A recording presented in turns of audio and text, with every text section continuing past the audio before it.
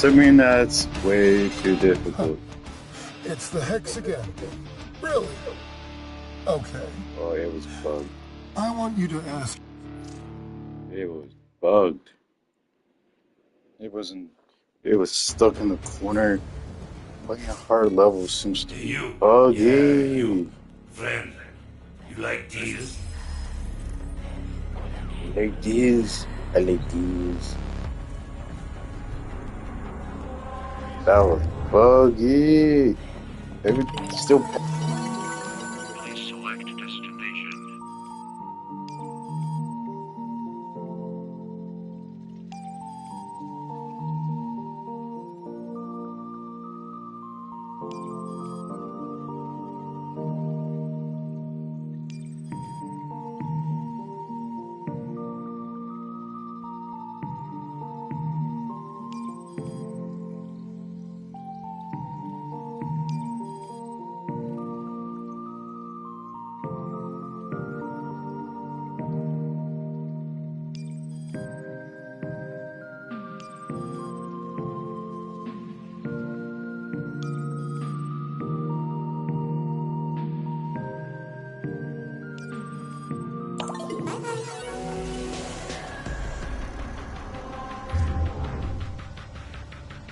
That was way.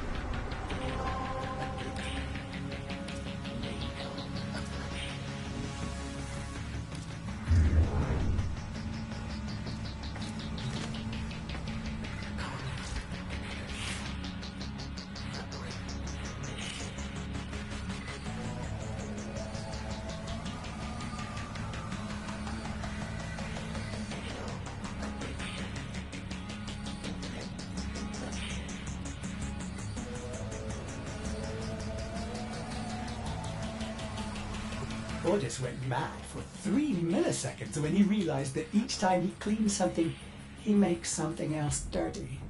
Ah! There I go again.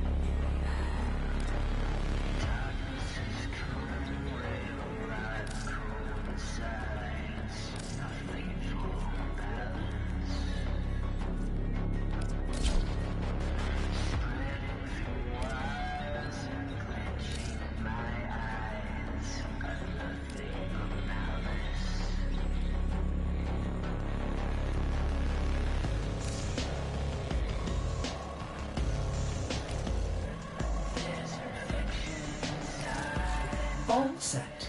Service your weapons myself.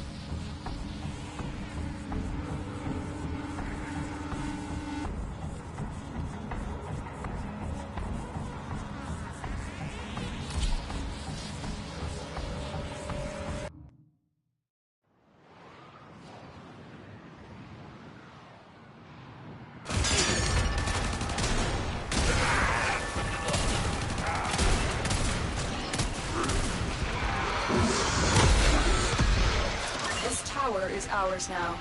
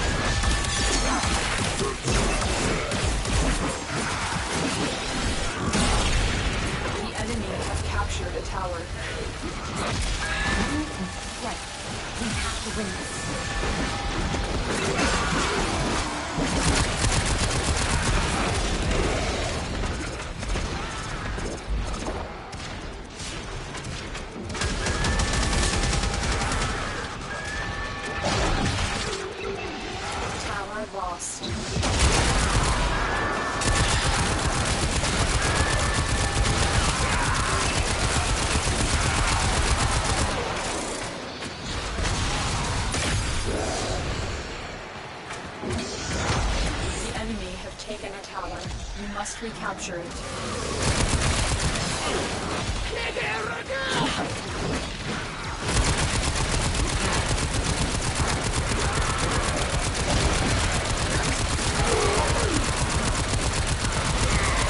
We have lost control of the tower.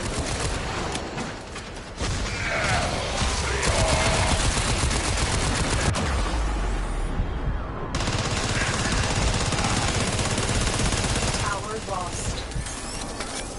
That was a close one. The enemy have taken a tower. You must recapture it.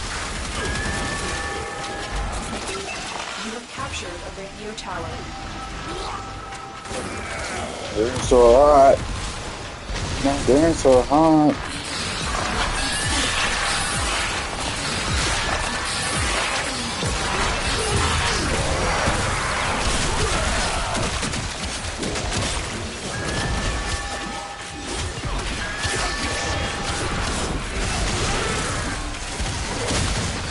Observation hard on 75.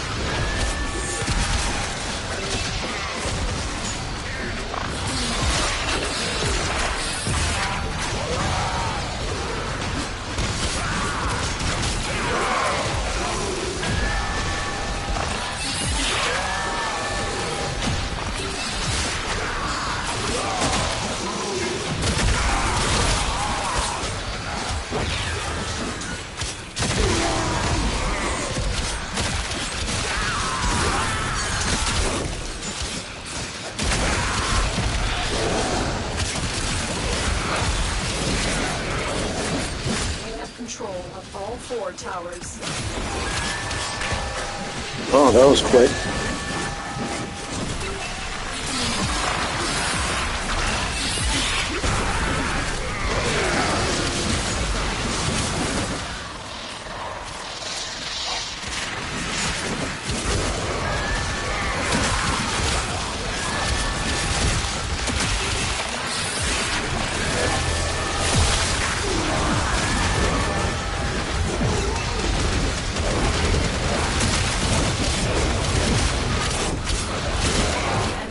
Captured a tower.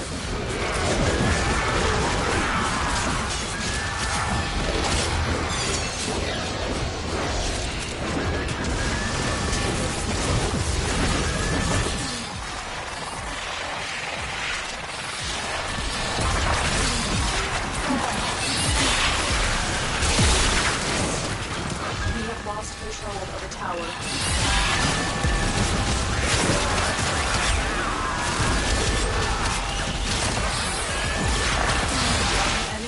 Captured a tower.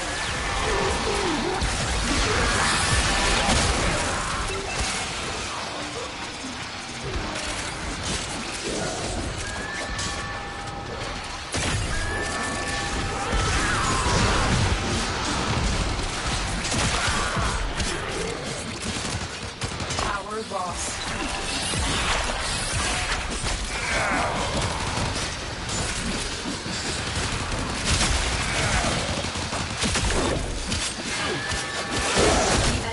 Dominating. You must capture a tower, and quickly. The enemy have decoded the message. You have failed in your mission. Yeah.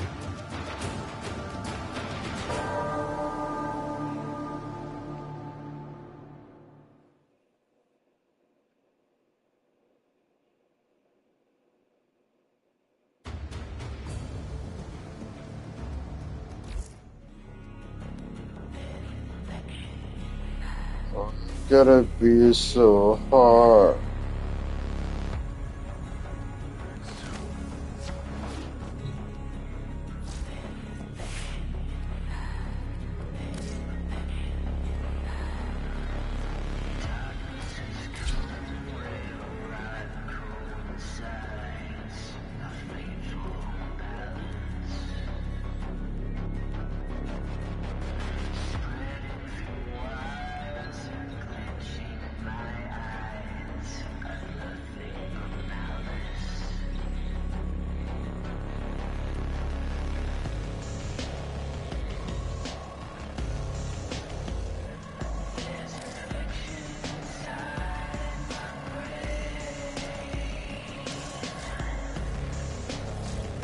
Oh.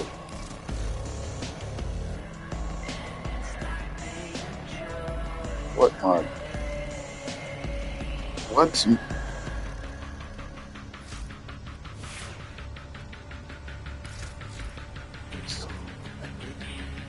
Negative.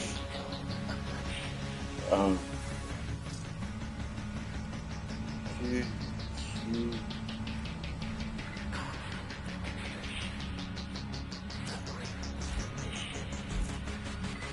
Is your mod collection in order? No, I am not equipped to feel envy.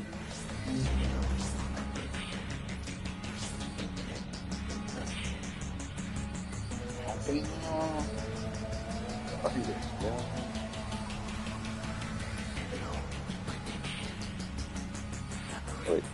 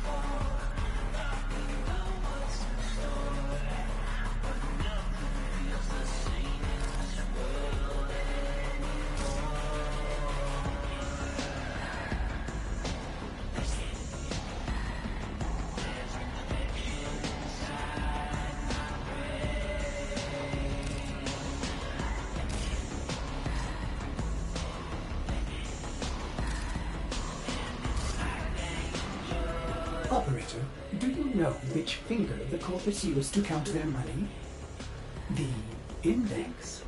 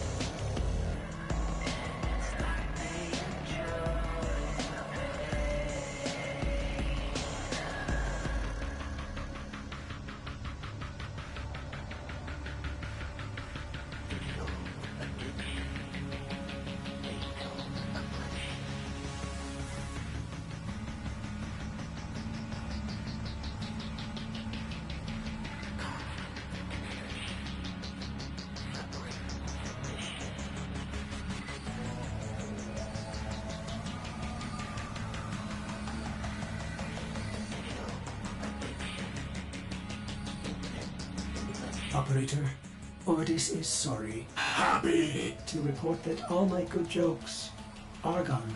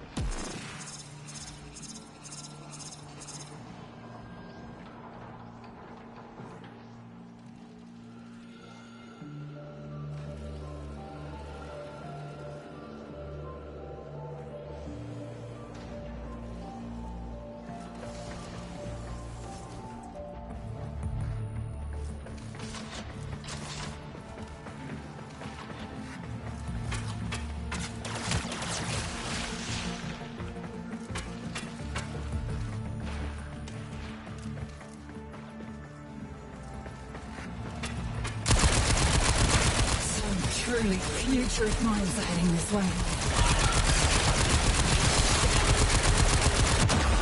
Help me. Oh, this is not... Life support on the way.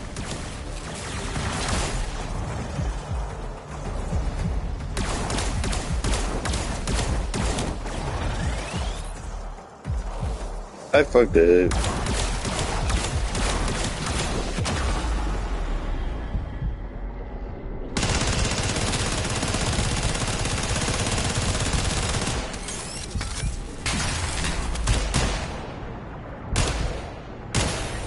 I've delivered a life support capsule to the area. Watch out.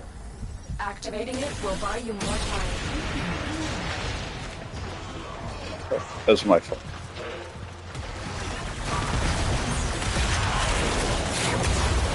There, dealt with.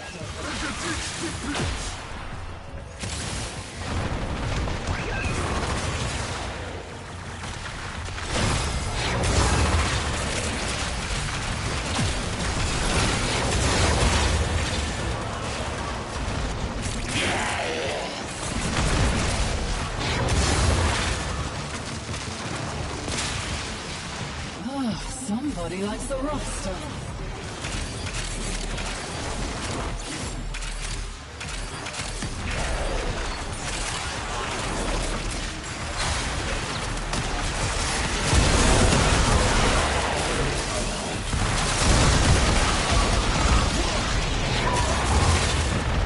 Get ready for a capsule.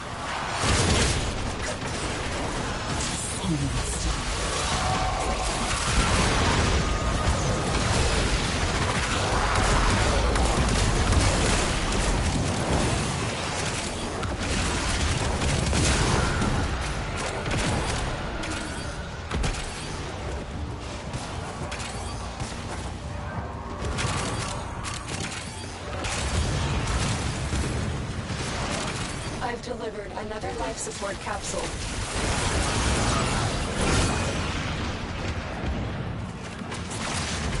Certainly, by all means, let's fight.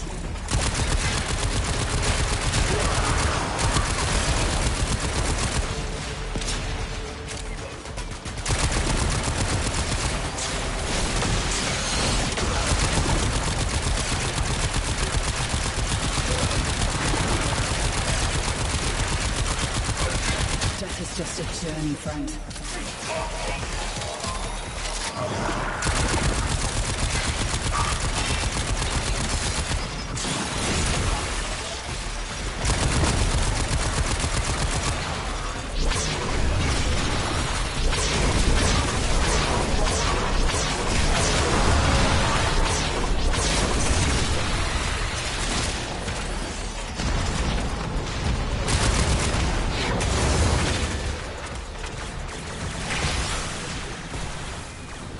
You turn them against one another. That's the groove. You are free when I meditate. Breathe.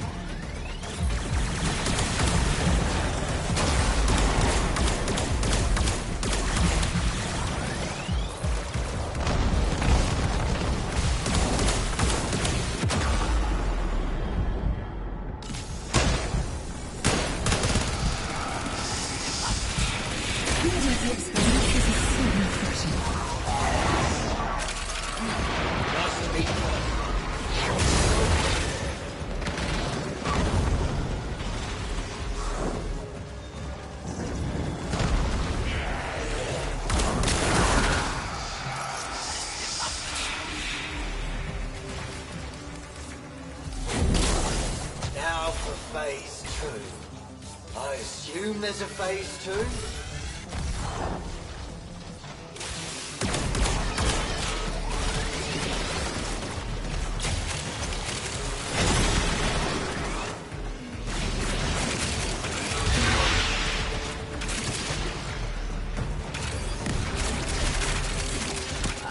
Aggression.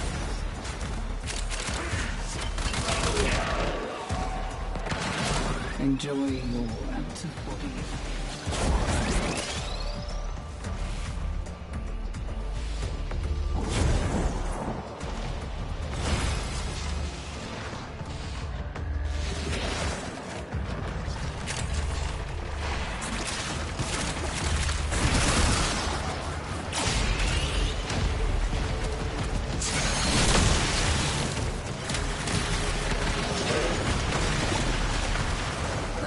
dealt with.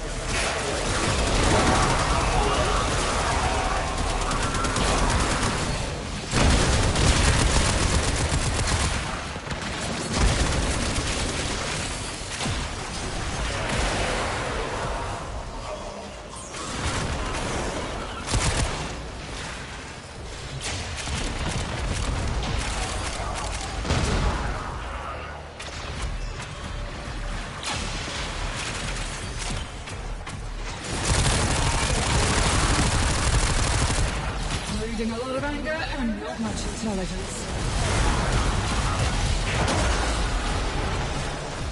Bypass has lowered security barriers, slowing our operatives. Try to stay out of trouble.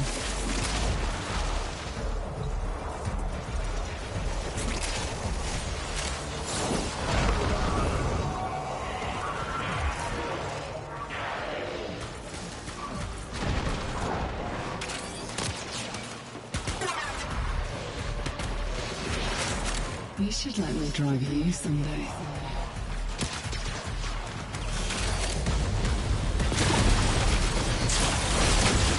Wise Parvos, the low thief shall never know the cool caress of your crown.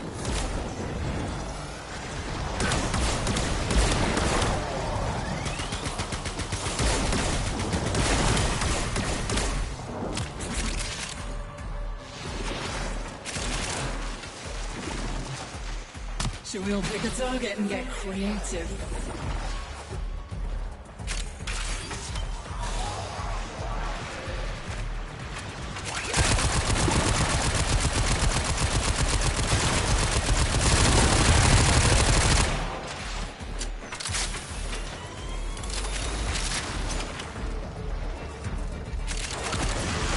Fly free, spirit.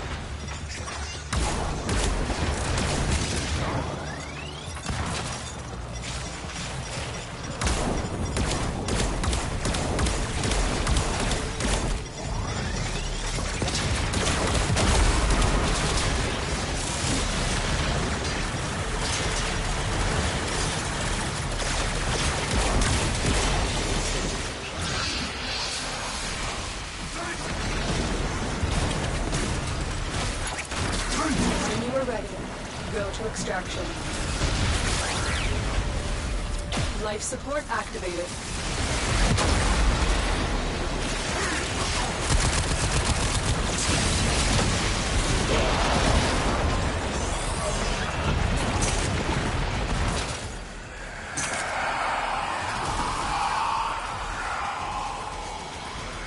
Shall we then?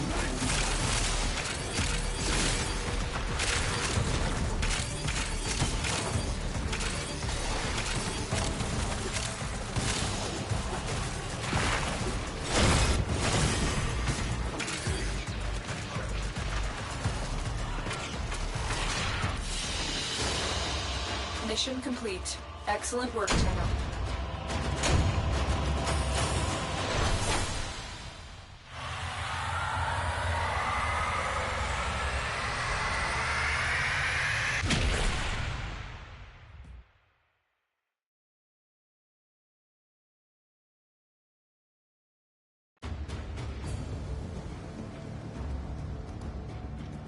Navigation has been updated with new invasions. Chaos is spreading.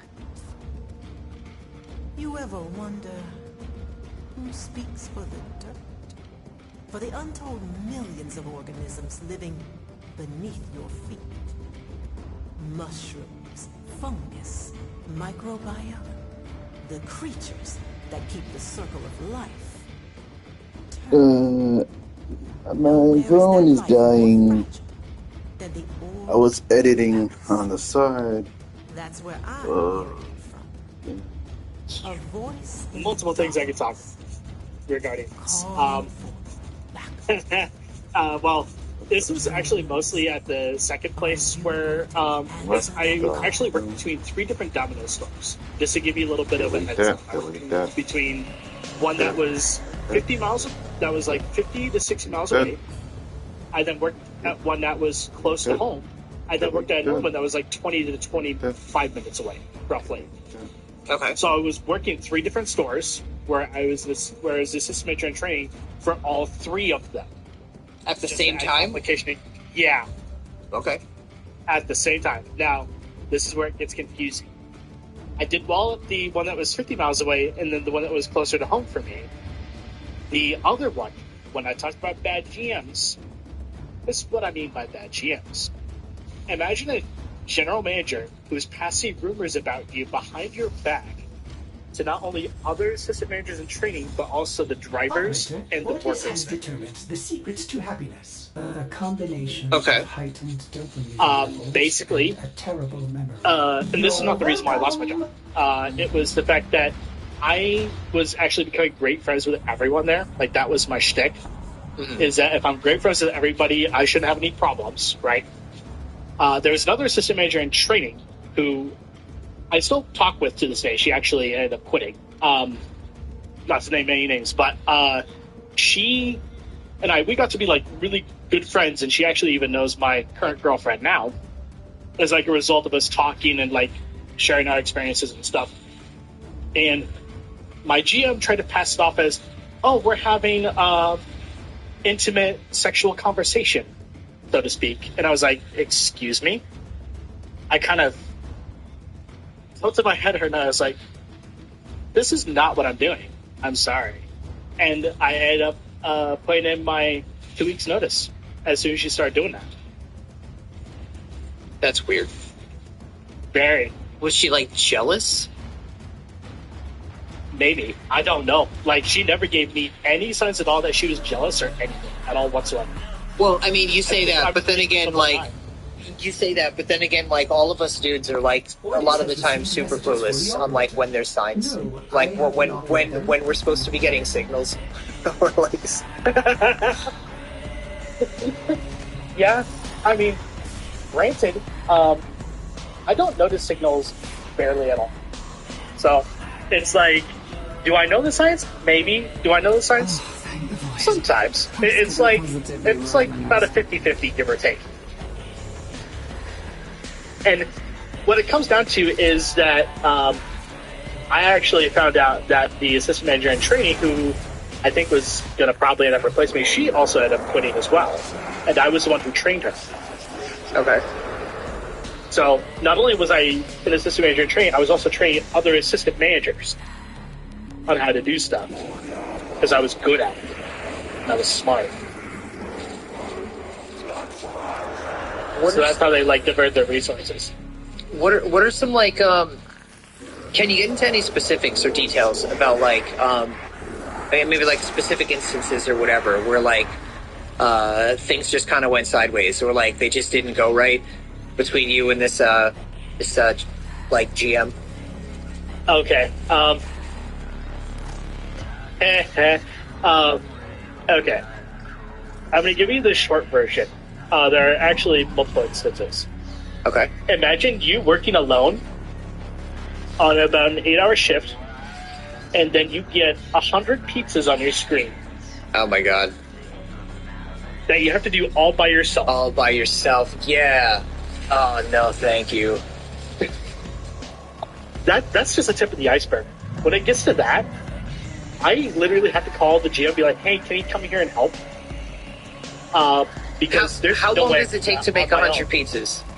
Or how long does it take to make a single pizza? It takes me, well, it depends on the pizza, for one. Pizzas can vary anywhere from like 30 seconds to like a minute and a half. 30 seconds. I want to make it clear, like, you're in a Domino's. It's a lot more, like, that's corporate. I worked at a mom and pop. We had to make pizzas from scratch. So, like, right. Pizza, like, 15 to maybe 18 minutes it takes to make a pizza. The majority of the work is prepping the pie and getting it in the oven, you know, and then you can start another pizza. But just from like start to finish, it's about 18 minutes, you know, for like a mom and pop pie. Right. When I'm talking Domino's, it's like 10 minutes, but you get the pizza in there in between 30 seconds to a minute and a half. Mm-hmm. And then it's 10 minutes, give or take, in the oven, maybe 9. Yeah. I don't know if you saw this. I don't know if you saw this thing that exists. I don't know what it's called, but I've seen it. There's like some kind of oven that like can heat up pizza, and I think like 45 seconds or something ridiculously short, like a ridiculously short window. Maybe it's even less time than that. Maybe it's a little bit more, but it's certainly whatever it was. It's like I don't even know how it's doing it. It's just like you put the pizza into the thing. And it just totally... Are you talking about the one with, like, the rotary plate? Because I've seen those, too. I'm not sure. I only saw it once. It's just coming to mind right now that, like, there's a thing that exists where people are able to, like, cook a pizza in, like, either seconds or, like, under 2 minutes. Oh, yeah, no, I've seen that. That one, that is dangerous, by the way. If you don't position that pizza right, you don't have a well-mealed up, paddle for your for taking the pizza in and out. Right. Toast. Yeah, I would imagine. Also, I'd also imagine it's probably expensive. But I mean, that's just wild for businesses to be able to like pump out pizzas that fast. You know, like it's like a step in the right direction to basically having a drive-through with pizza. You know, and I mean, like maybe that sounds like dumb because I used to go to a Taco Bell / Pizza Hut drive-through, so I could order pizza via drive-through, but I don't know, like those things had to have already been like pre-made and they just get microwaved or so. Like I don't know what they were doing to it, but I didn't at the time. I didn't care. I have a corporate secret about Pizza Hut, by the way. Well, you said it's a secret. Are you going to get in trouble for sharing it? No, because I don't work for Pizza Hut. Okay. All right. This is that. I'm not completely in all frozen. Okay. You know what? Even hearing that, I don't care. I don't know why I love Pizza Hut. I love Pizza Hut's pizza. To be honest, this isn't sponsored. I wish it was. But no, it's better than Domino's. Yeah. Well, I mean, I think they all have their pluses and minuses between like I guess all the major corporation pizzerias, like between Pizza Hut, Little Caesars, Domino's, Papa John's. Like, I think they all have their pluses and minuses. There was certainly like when I was... Please select destination.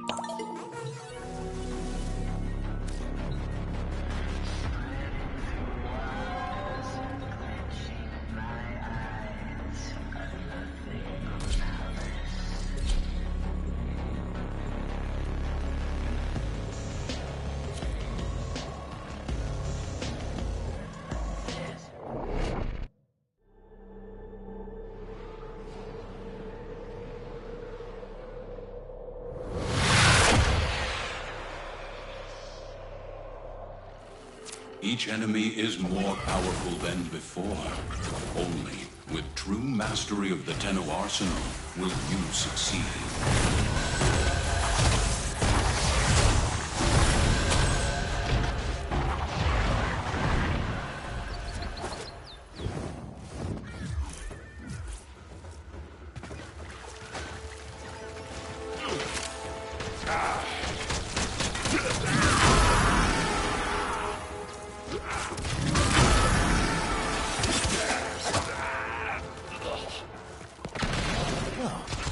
Off on a jolly, are we?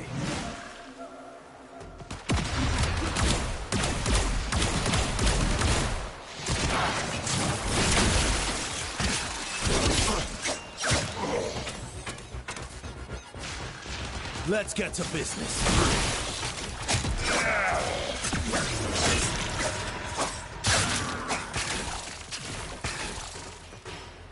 Jaffa, moving on.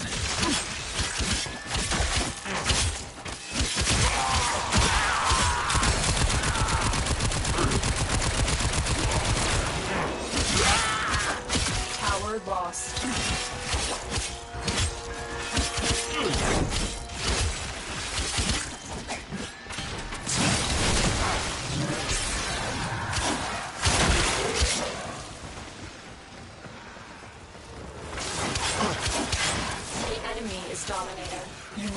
capture a tower, and quickly.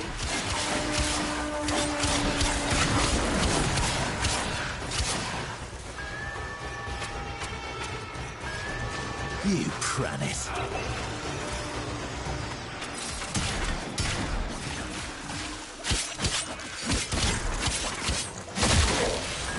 Your pizza is screwing it up. There's not supposed to be. It's simple. It's just there's crust, there's cheese, there's pineapple, there's ham. It's called a Hawaiian pie. There is no red sauce. You should not look at a pineapple on pizza and see any red sauce there at all. Have I had it with red sauce? Yes. Tower online. Did I hate it? No. I'll just say, like, I didn't hate it, but regular, like, Hawaiian pizza without the sauce is definitely better. I was gonna say, have you ever tried with barbecue? Tears before bedtime. Pineapple and barbecue? I don't think so. I'm telling you, if you get that on a piece of cruddy dough, oh my god, is it a banger. Like, don't try it. Don't not completely try it. Also, put jalapenos on any sort of Hawaiian pizza. I swear to God. I mean it. It changes the... I've had jalapenos on pizza before, yeah. So good. We have lost So control good. of a It's a really tower. underrated topic, in my opinion. You had mentioned that you learned your pizza making experience from a guy in Detroit with lots of years of experience. I'm kind of under the impression that this is like, how do I word it? It was a mom and pop shop just like this. Okay, great. It's like, yeah, it's just the way that I feel like this is prefaced sounds like there was some kind of magic behind this, like you were secrets of the trade or something like that. Like, all right, tell me about this. Stop them. Basically, I was trained, and I won't name a name, but I was trained by a guy whose father actually ran their own pizzeria in Detroit, and he brought it to a small town in Idaho, and then he taught me everything, all of his secrets, everything on how to make multiple, if not quadruple batches of dough from scratch, as well as how to operate and fully clean an oven, as well as This is just like a including stream I'm listening to. and my own cheese mixture. Okay. What do you mean cheese mixture? What do you mean by that? I know nothing about pizza myself. They don't typically use the straight mozzarella as the deep dish. That's just stream. I know nothing about pizza except pineapple on pizza, pepperoni, cheese, mushroom. The enemy have captured a tower. That's all I had anchovies once.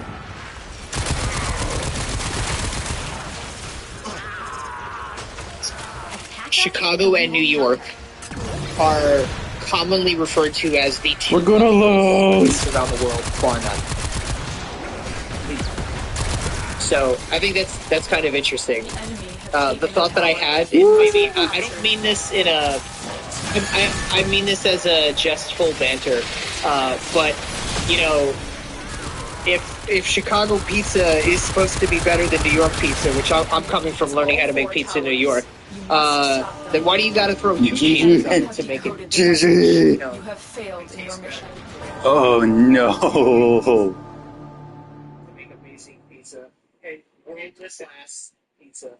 Oh boy! I know the New York slice flies. I haven't seen the Detroit pizza in style flop as much as the New York style. I bet you, bar none, that you'll see that. I have never had Detroit pizza or Chicago pizza in Chicago. I want to. I want to see how they prepare. Real talk. I'm gonna add to this. My local chain uses provolone and really sweet sauce. So sweet and salty, just works with it. Get some bacon instead of ham. In that case, is crazy.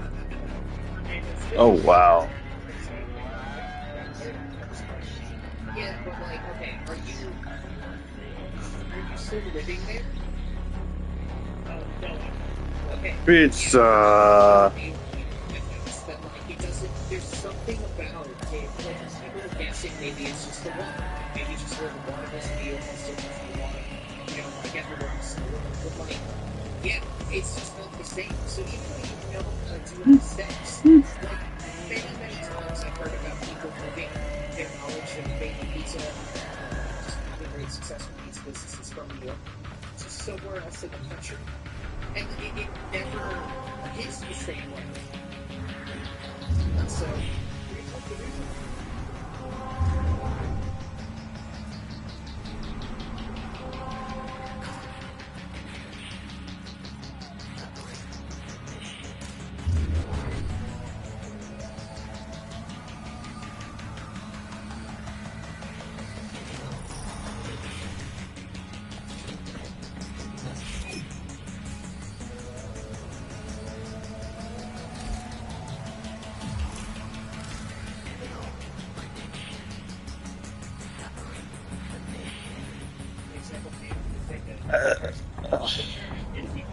Hello.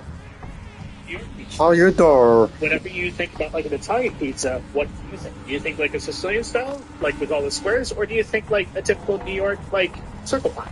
You know, no offense to Italy, I hear it's great, but there was a time where I heard that their pizzas like don't look anything like our pizzas. I think I saw a picture of it, and from that point forward, I was like, why is there salad on here? And I didn't care. I just stopped. I stopped caring about Italy pizza. I was like, no, we're winning.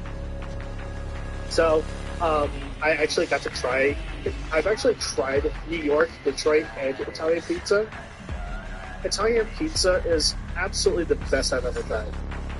Oh, really? Now, what do you think created that? Like, what causes it? I just use controller. It's the dough. Okay, it's straight up the dough and how it's made. It's a completely different process. So it's not even the sauce, because I hear I've literally like watched enough videos on the internet that I've seen people from Italy come to the United States and then complain about how terrible the sauce is here. Oh yeah, yeah, it's that too, but it's more so the dough. Okay. Because in Italy, guess what they have? They have literal sourdough starters that make their focaccia and their sourdough breads. What do you say, little sourdough starters? What is that? Is it like a machine? It's a technique. No. So sourdough starters are made from scratch. Basically, you take. It's basically like letting yeast kind of like get its own like viscosity before you put it into the flour and its own mixture, so that way that it puffs up the dough more. And it really gives it. Basically, have you ever seen like a? Oh gosh, have you ever seen like a good focaccia? I wouldn't know the difference between a good and a bad. So just by looking at it. Yeah, so a good focaccia will be twice the size of a normal focaccia bread because of how puffy it is and how spongy it is. You know what I'm thinking? And when you say that, I'm thinking, focaccia, bitch! Like Dave Chappelle.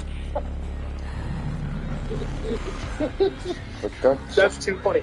But in reality, when they use that focaccia bread for their pizzas, I'm telling you, that thing crisps up like you wouldn't believe. Okay. And they use the sourdough starter. That's so simple. That's what it's saying. I got tired of the pizza and he left.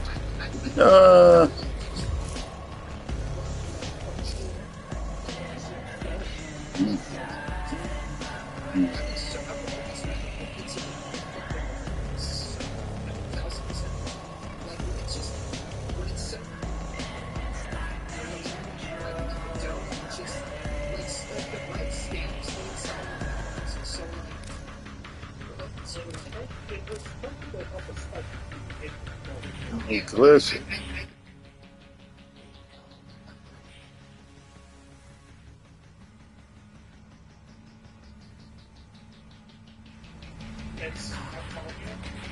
Jesus Christ. The lifts.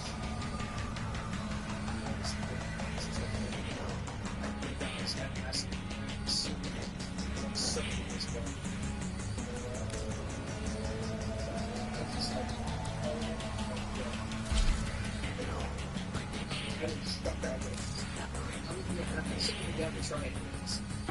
Like, absolutely. Trying to sort of, like, anywhere else. If you're like, oh, this part of it's got this, it's banging. Where's... Yeah. Oh. I think once it's yeah, this is silly and stuff.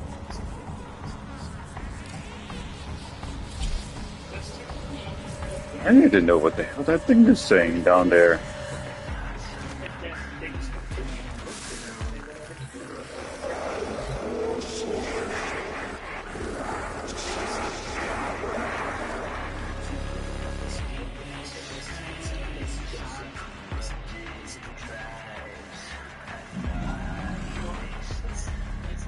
Whoa.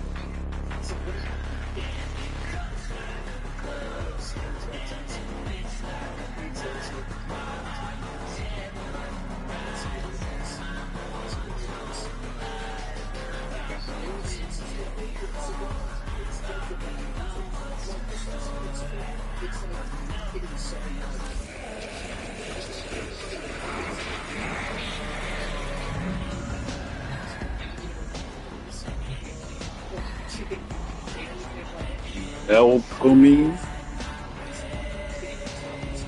What's a melpomene?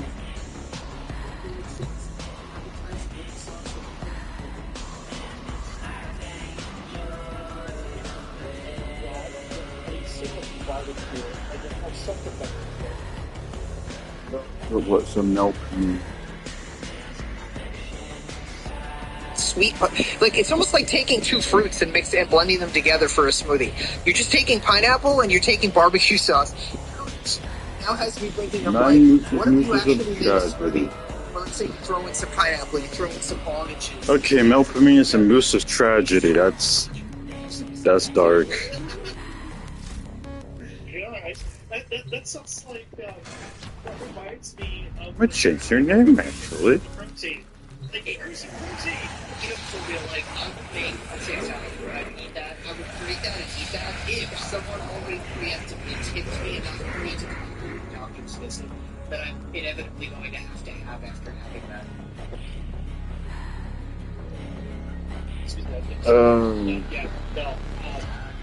God, you pay me enough to do that. Dude, that's a 0 out of 10 experience. Never again. Tell me, please, even that makes me shiver. What in specifics, like, tell me about this experience learning from this guy in Detroit that, like, had all this years of experience. I'm sure the ropes and pizza making and whatnot. Like, what have you gone on there? Like, tell me about him, your experience. What have you gone on to do with all of this knowledge? I've gone on to learn a lot more about cooking pizza and also learning different recipes and branching myself out a little bit too in terms of like learning to cook at home. But what I learned from him is that he could literally get a pizza there, most complicated pizza like a combo. He could get it done in like a minute and get it in the oven. I've never seen a guy move that fast ever. And he taught me how to do everything hands-on from scratch. And he even also stepped in and helped me when we got busy. Like, he wasn't just a guy who just sat around. He literally was like, hey, I'm going to help you out with this when we're busy. Because we got busy. Like, busy. And this is at Domino's? No. This is the month pop. Yeah, this is at the mom and pop. Like, we got really busy. Sometimes I'd have, like, 20 tickets on the wall. And I was by myself. Yeah, that sucks. That's so much pressure. It just feels like, I don't know, like I've had that before. You just feel like collapsing. like I give up. Like it's just such a give up moment. Like, and it's not like that, you like, and it's not for people that don't understand that. It's not because you can't do it. Like, you know you could do it. It's because you know that more than half these people's pizzas is going to be late, and you're just going to get bitched at by this many people. Yep, that's exactly it. Like, that's where the giving up comes in. It's not that you can't do it. It's that you're guaranteed to get bitched at. And the thing that I used to do, and don't ever do this whenever you're working like 12-hour shifts with 11 jobs, it will ruin your It was really your body to do for a long period of time. But I used to live on three 12-ounce, or no, 3 20s, Racy Red Bulls a day, and cigarettes whenever I could. I do not recommend it while I was working this job. And, because I was pulling 12-hour shifts. And yeah, you're going to have to crash from the engines. That's the reason why I had the 3, so I'd space them out. Dude, did you ever think that maybe... Did you ever think that, like, your cigarette smoking, like, because it smells gonna wind up on your fingers, then you're kneading the dough. You know, so then the smell kind of, like, winds up in the pizza. You're, like, giving people, like, microscopic chunks of nicotine hits in your slices of pizza. You don't wash your hands thoroughly. Which is what we were supposed to, and that's what I did. See, I always make sure that everything is, like, clean before I make anything. Yeah. Like, that's my objective. I'm the same way. Even at home, like, for myself, like, I'm the same way. Yeah. Oh my god. Like, it's hard enough when you're the only one there, but imagine it when you've got a bar full of people.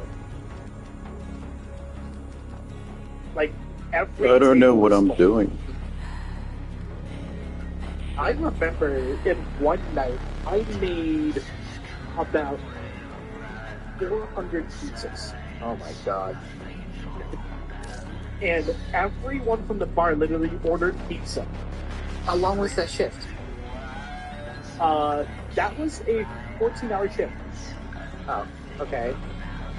And you made 400 pizzas in total that day, so... Oh, probably more than that. Because we had a lot of to-go orders as well as people in the bar. That sounds so non-stop. You're averaging more than 28, you're like a little over 28 pizzas an hour. Yeah. Mm-hmm. Yeah. That was an interesting time. And basically the pizza place didn't open until noon. As soon as I opened at noon and I got everything together, 10 tickets were on my lap. Surprise. Surprise, bitch. It's bad as when I now kind of like circling a little bit back to the previous topic when I was talking about working at Domino's. It's almost as bad when your Domino's doesn't open until like 10 o'clock in the morning, and then you see not just the one, not two, but 3 timed orders with like 15 pieces on them each. And then you see another, like, 20 bomb come in just as those other ones are popping. Yeah. That's why you have to prepare. And that is... Ugh. I shiver when I think about it, because it's just like... It is so hard to catch up. And I can't tell you how many times as an assistant manager where I had to be pulled off the line to go answer the phone because I was the only one there. You know, tell me, I'm sorry, your pizza's going to be late. There's nothing I can do. I'm the only one here. And then I would get so many people complaining, be like, you know, hey, why don't you get more people there? You know, I'm like, that's not my job. I don't know that. That's for the gym to decide. Right. I'm just the guy who's here to try to make the pizza. That's it. I remember working at the mom and pop that I worked at, and it was like it was more than 10 years I worked there, but in the beginning, I remember that like in the beginning would order like 100 pies in the morning, and it would be like for lunchtime. So we have to, you know, get there hours in advance, start making all these pizzas, and then, you know, like I'd have to deliver them to the schools. And when I first started working there, it was like we would make them all. They'd all sit on the oven as they're, you know, like as we're, because the ovens that we had to make these could only hold 6 pizzas at a time. We had two big ovens. So we were only able to make 12 pizzas. Only 12 pizzas could be cooking at a time. So we would do that. Then they would come out. That's not even. They'd stay warm. They'd be fine. Like that's not the thing. But then we would deliver like 100 pizzas all at once. You know, for like the order. And I remember like maybe midway, like maybe 5 or 6 years into working there, they got the bright idea to start like telling these schools that like, hey, what if we like break it up in sections? So it's like we'll deliver them as fast as we can, but you're going to get like 50 out of the 100 pizzas, when you deliver them. Then the driver will go back, pick up the other 50 and bring them back, and whatever. And that just seemed to be a much better experience, because I feel like doing it that way means the first pizzas that came out of the oven don't have as much time to just sit on top of the oven waiting before they're getting eaten. Just overall, it felt like it just made more sense. It was a smarter thing to do. But I just kind of find it kind of funny how it, I don't know how long they've been doing that ever, but when I was working there, it was like 5 or 6 years before they started, asking people if, hey, is it cool if we break this up and send it to you in, 2 different deliveries? Yeah, see, at Domino's, we don't have an oven that big. We can only fit 2 pies per the rack. Oof. So imagine us having to have all 3 ovens on at once. We're putting them, neck and neck and neck in between each other when people rush the ovens. Time for a break. Yeah, that's when it gets tough. Yeah, but I can imagine your ovens are probably saving a lot of room that way, so... Yeah. I suppose there's, pluses and minuses to it. The ovens that we were using, they were freaking big ovens, and they were gas. So, the oven itself had, a lower section underneath the slab that the pizzas would cook on, and it would just be, there were basically 2 doors per oven. The top is where the pizza would go in, and then the bottom is, if you open that, it's just, I don't know, pipes with holes in it that fire's shooting out of to, warm the slab above. Yeah, see, at Domino's, they don't do that. They put them literally on a rack that rolls through, which is why if you ever see, a pizza that gets underdone, it probably was because of one of 2 things. Probably either the pizza got pushed in front of another one, or the pizza's pushed the other one out. So there's no bed. Yeah, I mean, I do see the benefit to being on a rolling, like a roller, because it keeps the consistency. There's one thing that I do like about corporate pizzas, it's that they typically seem to always be the same every time I order them. Yeah, there are definitely times where sometimes they're a little more burned or whatever, but most of the time, I feel like there's a higher likelihood that I'm going to get what I expect to be getting out of a corporate pizza than a mom and pop. Mom and pops are and that's the other thing too, with the ovens that I'm talking about, that hold 6 pizzas at a time, for whatever reason, the ovens never heat evenly across the entire oven. There were specific places in that oven, I remember, okay, if you want to, speed cook a pizza, put it in that side of the oven. If you want to, let it simmer a little bit, maybe cook a little slower, put it on that side of the oven. And it's not like there were adjustments that we were, screwing with underneath the thing to make one side of the oven hotter than the other. It's just somehow that's just what the ovens did. Yeah, I would think that probably has to do with, the pipes underneath the oven, though, more or less most of the time, because different parts of the gas that they use in the pipes or whatever, sometimes they just don't heat up parts of the pipes as evenly as you would think. They heat up the slab. Yeah. And the only reason why I know that is because I also worked in front of a wood fire plant too, which has basically the same concept but it's the same exact problem. The heating is inconsistent as all hell on a wood fire oven, but wood fire ovens are great. Love them. I've seen people rave about having outside backyard barbecue ovens for pizza ovens, but they're kind of for your backyard. Why does it look like that? Ceramic ovens. Yeah, they're ceramic. And are those supposed to speed heat the pizza, cook it a lot faster? No, the pizzas they get done in maybe 5-6 minutes. Okay, well, yeah, it's definitely faster than throwing it in there for 10 to 15. Right. Which is what I was dealing with my ovens. Oh God. Oh, I'm so sorry. Yeah, but I mean, at the same time though, it's still how you're saying that you had 400 pizzas that you had to cook, but they're done in 2 minutes or whatever. the fact that I had to wait, even just like a second or two, it like, I don't know, I don't know how to explain it. I guess I'll put it this way: it's like you're messing up your flow state because you got.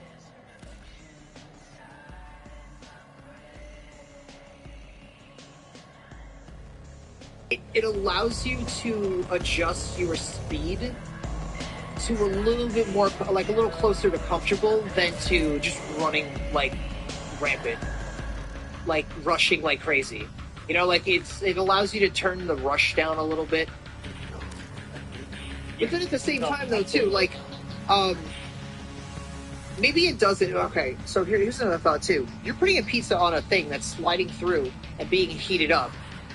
Whereas with the ovens I was working with, even though they were taking longer, they had to be monitored. Like, you had to watch them because some side, like, you don't want to burn half a pizza, because that happens too. Like, sometimes half the pizza burns and the other half doesn't really catch up.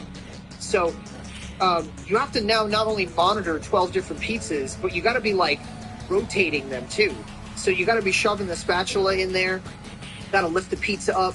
You gotta twist, like spin it a little bit, and then put it back in the spot so the other side starts cooking evenly. Like, there was just more DJing involved, in a sense, to like making a pizza. Which, in a sense, like, I guess overall, it's not sunshine roasts either. What? In corporate, it's not sunshine roasts either. The reason why you kind of like see those big like bubbles in your guys' pizza crust too, sometimes, especially if you work at Domino's, is that when they roll across the thing, they have to maintain a specific size, otherwise we don't send it down. Uh-huh. And so if a bubble gets like too big, we have to take a poker in there, like reach it inside the oven and just tap it down. Because like de-air it. Yeah, basically, yeah. And that can get sketchy. Yeah, I've had to deal. There's so many times that like a bubble happens on a pizza, and you're like, it's like you're talking about it from a point of view of like your dough is fluffy, but like when I was making pizzas at the mom and pop, it was like if we would pop a bubble, it could actually rip a hole in the pizza. Like the bubbles sometimes happen where there's not enough dough and it's like flat, and now that you're popping the bubble, the cheese isn't helping cement it all together, so when you shove the spatula under the pie to pull the pie out, you now rip a hole in the pizza, and then that pizza's dead. Like, we can't sell that. I've had that happen a couple of times too. Because sometimes people just don't make the dough correctly, and then just get sit in one spot. It just happens when I go to try to take off the... I hate the fun on this. It stinks. And it's just nightmare fuel when that happens. We've been talking about pizza for a while. It's how much a lot to pizza. It's a lot to pizza. We love. Yeah, we love pizza. But it's not just we love pizza. It's just like, you know, there is so much that goes on in pizza. Like, there's just multitudes of things we can talk about. Mm-hmm. Like, that's just how it goes. Yeah, I wanted to jump topics. You had mentioned that you have some experiences, I guess, talking at an autism conference, or talking at autism conferences. Yeah, I've been to a couple. Okay. First time I attended, because, I'll preface this, obviously, is that I do have autism. It is the higher functioning category. So I'll preface that first, so that way they kind of get like an idea. Is it silly to think that, like, the way that we talk about autism with, like, it's high functioning or not, it's like, it's almost like, well, my autism's better than your autism. Well, I mean, you can put it that way, sure, but that's not technically how it is, because it operates on a spectrum. Because it goes all the way from, like, 1 to, like, 5, if memory serves, because they've been changing that category for years now. And I haven't actually kept up with it, but I just know that if it's Asperger's, you're like right in the middle. And if you're like high functioning, that means you're mostly to the point of like being able to function like a normal human being. That's kind of where I'm at. Okay. Now, whenever I hear spectrum, I mean, I'm saying this completely for comedic purposes, but it's also slightly true. Like, when I hear spectrum, I think of like how, oh yeah, the mantis shrimp can see in different spectrums of light than we can. It has like it can see extra light colors that like we don't even know exist because we're not on that spectrum. So I just, when you're like talking about different spectrums of autism, it's like, yeah, some people just have the ability to see shades of colors that we don't even know exist. I mean, at that point, we just call it chromatic vision. There you go. And how would you even be able to prove that? Like, you know what I mean? Like, let's say maybe there are people that can, but how would you even prove that? Synesthesia. It's backwards. Because there's some people that can only see like certain colors because of how their eyes are structured. Right, but like, I mean, I guess the point that I'm making is like, I can't see out anybody else's eyes but my own, and vice versa. So like, we all can only see out of our own eyes. So it's like, when I see the color blue, how do I know for sure that other people are seeing the same shade of blue? You know what I mean? Like, how do I know they're seeing it the same way? Because if you think about it like this, like, and maybe, like, I'm sure that, like, there are people that know better than I do. This is why we're talking about it. This is why we're having the conversation. But, like, let's say I have blue eyes. Somebody else I know has brown eyes. How do we know that it's not like putting sunglasses on, where it's like, you know, there are yellow tints and orange tints and like dark tints of sunglasses, and even though you're still looking at this, even though everyone's still looking at the same color, the tint that you're like looking through the glasses. I mean, maybe this completely doesn't apply. Maybe this doesn't apply to how our eyesight works at all. I'm just curious about like, but how do you really know? Like, even without sunglasses on, you take someone with blue eyes, someone with brown eyes, someone with green eyes, you put the same color in front of them. How do we know for certain that the way that they're seeing that same color isn't slightly different? Well, okay, I'll put it this way, and this came from a little bit of not just like medical like teaching experience, but also a little bit of anatomy experience. And I know that this is not like 100% true, but it's like 80% there. But it has to do with like the optic nerve and how those optic nerves then send your information to your brain, which then perceive your color. Basically, that's how that goes. And it's going to vary from person to person. Like, that's all it is. That's literally all it is. And everyone is going to be so different. That example. So you're saying the color does vary? I'll start with that. Yes, it does. It does. Yeah, it does. Okay. And I'll circle it back too, because a lot of people. Okay, why does it show normal here, but below this is stupid shadow thing that looks. Ugh.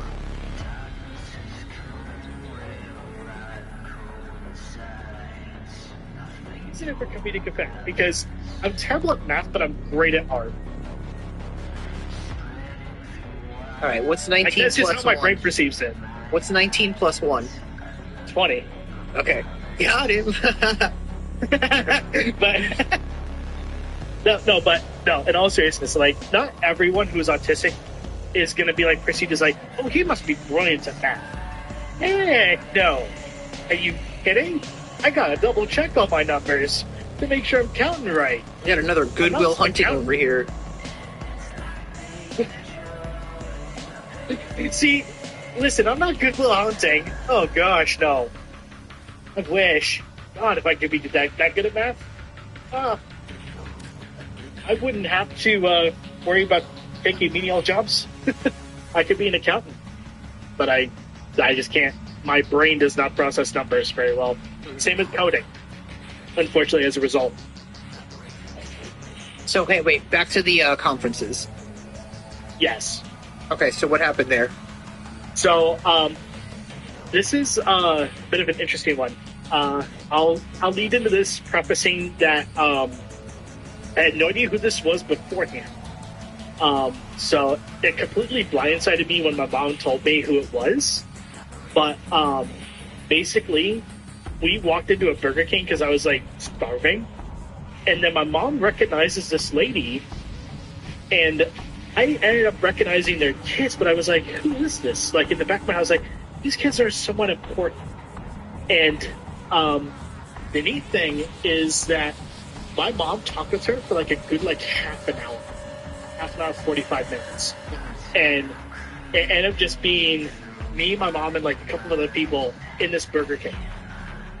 And it turns out that I was making sure Melinda Gates' kids were safe in the jungle gym. Okay, like a bouncer. So, yeah, in a way. Because I was older at the time, I was like 10 or 11 at the time. And their kids were like, maybe like, I want to say they're like 8 and 9. And when my mom told me this, my jaw literally dropped to the floor. Is that a window effect? Because Bill Gates, for me, was someone who I don't like that. at the time. And that's kind of like my connection to their family, because they actually ended up attending the same conference that we did and the same conference that I spoke at. And it was, to say that it was an experience was interesting, because the thing that I learned is that it doesn't matter what kind of walk of life that someone comes from. What matters is that you treat them with the same intention that you would treat anyone else. Right. And that's the bottom line you have to be at, no matter where you are at, no matter where you are from. Yeah, unless they give you reason to believe otherwise. But telling exactly what I do. Like, everybody is on an even playing field with me unless they give me a reason to believe otherwise. But that's on them. That is totally on them. Yeah, and that depends on, and also the way you come off with other people can also really basically change their entire perspective of you as well. Yeah. And what that comes down to is like, hey, come off as straightforward as you possibly can, but also not as aggressive as you can be, because different people are going to react differently to how you act. Like, that's just a general given. Mm-hmm. And your body language is what matters, more so. Because everyone will sense body language, they will never sense your intention with words. And that is so important, not just in normal conversation in life, but it's also important in any sort of situation. Doesn't matter if you're working, doesn't matter if you're working retail, doesn't matter if you're working anywhere. So I know that it's been studied, and it is fact, that body language is the highest form of communication. It makes up for more than 50% of communication, like, hands down. Then there's the tonality, like your vocal inflections when you talk, makes up 38%, and then like 7% or less of all communication is the actual words that you use. So you are right, where body language does, mean more in communicating than anything else. However, though, the statement of, I forget exactly the way you just worded it, but it was like something like the tone in which they're talking isn't enough information. Sometimes for me it is. I don't want to say all the time, and I don't want to say most of the time, but sometimes for me it is. Like, sometimes I can tell if someone's full of shit. And then, when I say that, I mean, like, this is, like, I can't even see their body language, just through, like, let's say Discord or something. Right, yeah, and it's hard when you don't see a person physically to, like, understand their inflection, to understand, like, how they're actually, like, talking to you, but what it comes down to is that the intent behind it is, like, the full truth, nothing but the truth, swear to God, hope to die, you put your hand on the Bible, sort of thing, like you're in a courtroom. Right. But what it comes down to is when we don't have physical contact, guess what then happens? We then have to change our tone, we have to change our inflection, we have to change how we then speak to others to become more neutral. And I think that's really, like, made us really change our perceptions of people, not just based upon how they speak, but also based upon who they are as a person. And then it skews the whole view, which is just untrue in a whole bunch of different ways. Example being, let's say, for example, I was to get up and give a speech, you'd be like, who the hell is this guy? But at the end of the day, if I'm saying the right stuff, people will then be like, oh, okay, this makes sense. Because they're seeing me for the body language. Because that's how it goes. Mm-hmm. Whereas if I'm just talking and you don't, like, hear the inflections in my voice, or, like, the things that I'm doing to maintain a conversation, it's like, how the heck are you going to be able to perceive what a person is saying? Right. And that's the hard part. And that's especially now with this whole digital age that we have. and it's just just doing stuff. crazy time trying to go through it. Yeah, I'm like worried that AI is going to get to a point where like you can't tell whether it's a person or AI or not. Because at the moment, like I can still kind of tell. I can tell when I click on a YouTube video and it's clearly an AI reading the video, and it's just like I'm not necessarily a fan of. I suppose when I say I'm not a fan of it, it depends on what the topic is. If it's just like a nature video, I can handle it. If it's like a history video, I can handle it. But if I'm trying to learn something, you know, medical or whatever, don't put an AI in front of me. Like, I want a person. You know what I mean? Like, this is some serious shit here. Don't be putting AI in front of like serious like issues or whatever. Yeah, no, absolutely. I 100% agree with you. If you got like an actual doctor or like an actual like teacher who's like showing you like, okay, these are the things we're going to cover. This is exactly the things we're going to cover in these sections each bit by bit by bit. That is what we call structure. When you have structure, that's how it works. It just works flawlessly if you got an actual person. With an AI, you cannot do that. Yeah. I will speak to lengths on how you cannot do that with an AI, because an AI doesn't have the voice inflection that it needs. There's no trust. You know, like when I watch a person, I'm looking at like when I watch a person, let's say for a medical video, like I'm seeing their body language, like we talked about, hearing their, you know, voice inflections and the words that they're saying, and I'm like, my brain is assessing how truthful do I think they're being. But when it's an AI, I can't do that. There's no signals that my brain gets to pick up as to whether this is like true or whether it's just one of those YouTube videos that's meant to get people to click on it so it makes money. And immediately it comes up even if it's a nature video and I don't care about the truth of it, I'm just there to be entertained. Like, that's different. It's not a serious situation where it matters whether it's truthful or not to me. You know, I just want, just entertain me. But like, medical advice? No, the truth matters. You know, like, the truth does. You can list your sources all you like, but if those sources are then rebutted and then used elsewhere, and an actual person's like speaking about it, then it's like, okay, who do I trust here? I'm obviously going to trust the person who's actually teaching the stuff rather than someone who's an AI voice who's just spitting out things from another source. It's like, how do I go about doing things and teaching people the right things? That's what it comes down to. And gosh, is it hard, especially nowadays. Like, people could replicate my voice and I'd be like, no, that's not happening. I don't want that. Period. Like, that's my stance against it. Yeah. Yeah, like, if it's important, you can't be AIing people if it's important. But, like, okay, wait, let's get back into, so, the Melinda Gates thing. You initially brought it up as juicy. So then, it is slightly juicy, but the only reason being it is because I then recognized her when I was doing my talk, which was like a 10-minute speech at the autism conference. She was in the front row, and Bill Gates was also there too. Okay. And hey, Bill, you owe me money on your shit controllers. Actually, I will rebuttal that. PlayStation owes me more money than Bill Gates does. There you go. I'm just specifically angry at the controllers. I'm angry about a lot of other things that Microsoft does, but this isn't meant to be like a hate on Microsoft thing, even though I could do this for freaking hours. It's unfortunate how terrible they are with customers. Like, yeah, the customer support's just not great, unfortunately. They used to be better. They used to be. Okay, but anyway, go on. Anyway, and Bill didn't really speak to me because, you know, obviously him being him, he doesn't really like socialize with people and stuff. But after the conference and after I stepped away, she actually came up to me and she thanked me for actually taking care of her kids at the Burger King because she didn't thank me earlier for it.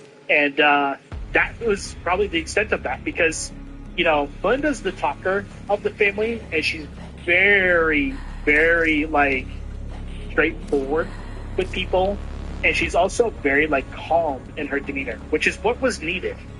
at that time, especially for Bill, because if you look at the dynamics of their relationship, she was the one who really like helped him figure out what he wanted in life.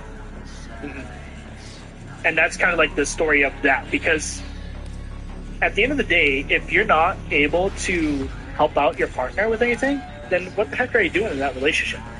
Yeah. Like it's a give and a take.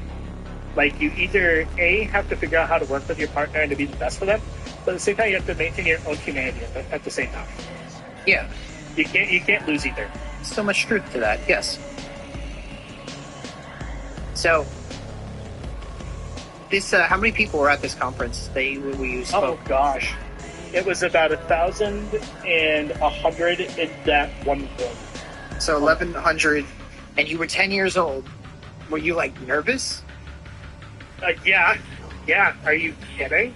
Like, imagine being told that you're going to speak at the Autism Research Institute conference because of how developed you are as an autistic individual. Like, that shocked me when I was told that. And I was like, well, how am I going to go about this? You know, my mom helped me, obviously, but I was just, like, in complete, utter shock that I was doing this. And to say that I was nervous would be the understatement of the century. Because at that time, I had no idea how to, like, actually, like, approach something. At that time, you had no idea how short people's attention spans were and how they'd forget about it 5 minutes later. So if you screwed up, it wouldn't actually be the end of the world. Right. And, you know, because you can't really monitor a crowd like that. See, this was back in, like, the 2000s where attention spans were actually good back then. Oh, that's a good point, yeah. So think about it this way. This is like in 06, 07, if I'm thinking about it in, like, the decades-ish. But, I think as far as... About it. Oh, no, go ahead. Yeah, I'm sorry to cut you up. I think as far as attention spans goes, it's not that we, like... I don't think we learned how to absorb information faster or, like, you know, be distracted faster. I think that was always within us. It's just the opportunity just started coming along more often. Like, you know, now that there's TikTok and short form content and just rapid fire in your face, like, hey, you know, on to the next thing kind of content. I think we were always capable of absorbing it that fast. It just wasn't that common back in the day. So there wasn't really any room for people to, like, you know what I mean? I guess what I'm saying is I don't think we morphed into this way of being. I think we were there for us to be able to facilitate this. You get what I'm saying? I really do. And if I think about it, like, over the decades that we've actually, like, gone through and how we've absorbed information, it's really absolutely astronomically changed if I think about it. For example, people used to go to, like, conferences and sit in a room for hours and hours on end. Whereas now, people can sit at home and still get the same kind of, like, ish experience of that same conference. It's almost like we've completely gone from a setting in which we can actually absorb the information and see that person physically with all their body movements, with all their inflections and everything. Whereas now we can just sit in the comfort of our own homes and do the same thing and then miss out on the experience of that conference without having to go to that conference. There's also the energy of the crowd too. Like that, like, you know, watching, let's say, a concert at home versus being at the concert, it's completely different. Oh, it absolutely is. It's a night and day difference. Because what it comes down to is that we've always had the ability to absorb information, like, at lightning speed. You know, to the point at which, like, we ended up slowing down because our technology wasn't there to the point at which we could actually process information that fast. So we actually ended up processing it slower, but then over time that's then gone up and up and up in speed, which is why we now have AI who are able to make, like, short stories of Reddit and then become viral. Because what it comes down to is that people also don't have the same writing capabilities that they used to anymore either. And that's actually gone down with time, whereas instead of going up because of the amount of information we tried to get into, I believe that actually contributes to that in a way. And I hate to say that, but that's the truth. Yeah. I feel like I learn a lot faster nowadays. But at the same time, I'm also having to be very picky and choosy as to, like, who I'm learning from. So, like, I'll look for, like, let's say I'm learning something and I want to watch a conference or I want to watch, like, an educational video. I'll look for someone that, like is an expert in the field and isn't intending to make quick content. Like, they're really going to dive deep into it. But then I'll shoot that video up to, like, 2 times speed. You know, so, like, I'll look for the experts with experience, you know, that are trying to paint the full picture. And then on my own, I'll just listen to it faster. Like, I've gotten to that point where it's like, I just am constantly binging things at 2 times speed. What I actually end up figuring out is that I actually like watching TED Talks at 2x speed. Yeah. Because depending on the TED Talk, if it's information that I want to know, or something that is, like, good for me to, like, see, there's usually an expert in that field who's been doing this research for years. And then I put that on at, like, 1.5 and I just, like, watch it. And that's something that I recommend everyone do, especially if you're feeling like that you are unable to process information. And in fact, a tip that I used to do whenever I got super stressed, put on a TED Talk, then put it at 0.75 speed. You will instantly just become enamored and relaxed. Yeah. All at the same time. I've heard people do this with, like, TV shows, but I can't do it with a TV show. I feel it ruins the show. Like, I don't want to watch a show or a movie at 2 times speed, you know? Right. Not in a million years. Yeah, but, like, a lesson, a class, or something I'm learning, yeah, that I could totally 2 times speed. And, you know, the thing that I said about, like, slowing down time allows your brain to then process that information as well, if you need it. Mm-hmm. Which is invaluable, especially if we perceive things.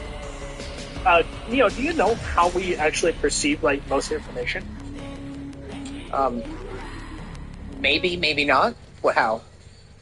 Well, I mean, you say what you think it is first. How we perceive information. I would imagine we're perceiving information from our own perspective. And our perspectives are, like, crafted from our own unique path in this life. Like you could have, let's say, twins that are hand in hand, side by side through all of life. Like, for some reason, they always have to be holding hands side by side. They always have to see the same things, walk the same path, or whatever. But the slight difference in, like, because they can't occupy the same body, so they're next to each other, and that slight difference in one's a little bit over here, one's a little bit over there, even though they're in the same room and they're standing right next to each other, maybe shoulder to shoulder, the fact that on a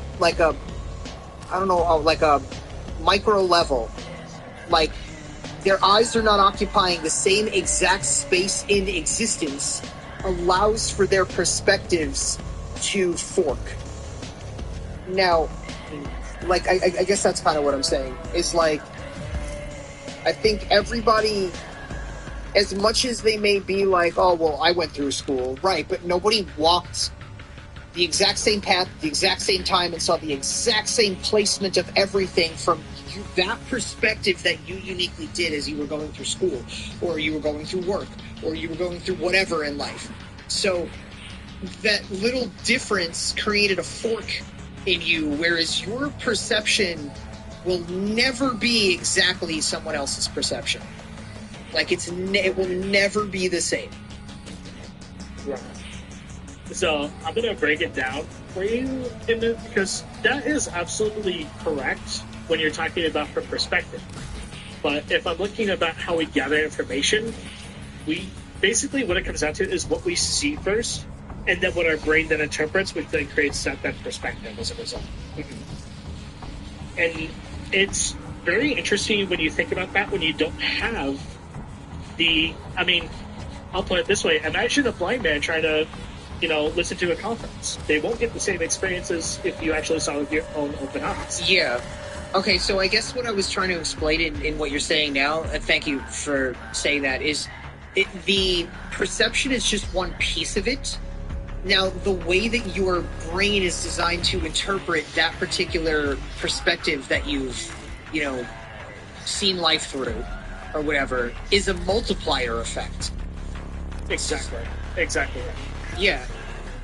And it will always be fueled by, what you've experienced, not just throughout your life, but what you've experienced outside of that life. As an example, like me moving or like me having done a whole bunch of things in life, which I've done. It just then comes down to what that perspective then is on how you see things, how you perceive things, how your brain will then interpret all of those things, which then leads into high functioning. what your perspective on what it is. Mm-hmm. And that's the big, complicated, long and short of it. But at the end of the day, we all learn at different speeds and different paces. Yeah. Yeah, I was talking to somebody the other day about, I was recommending they watch something to learn from. And I was telling them, I do it at 2 times speed or whatever. And they were like, oh, well, I'm going to watch it normally. And I was like, yeah, you do you. You totally do it your way. I'm not trying to tell you that you have to watch it 2 times speed. You do you, you know you better than anybody else. So whatever works, that's what you do. I'm going to say it like this, different strokes for different folks when it comes to learning patterns. For me, I'm a visual and hands-on learner. Mm-hmm. So learning via videos, I have to watch them at least 3 or 4 times. Right. I think most of us are, actually, visual and hands-on. That's why I got good. Now, circling back to the previous thing that we talked about, this is why I got so good at pizza, is because I had hands-on training. Yeah. But that's the reason why I got good at it. That's why I got good at it. Yeah, I mean, I worked at pizzeria for years before I even started learning how to make them, and I can...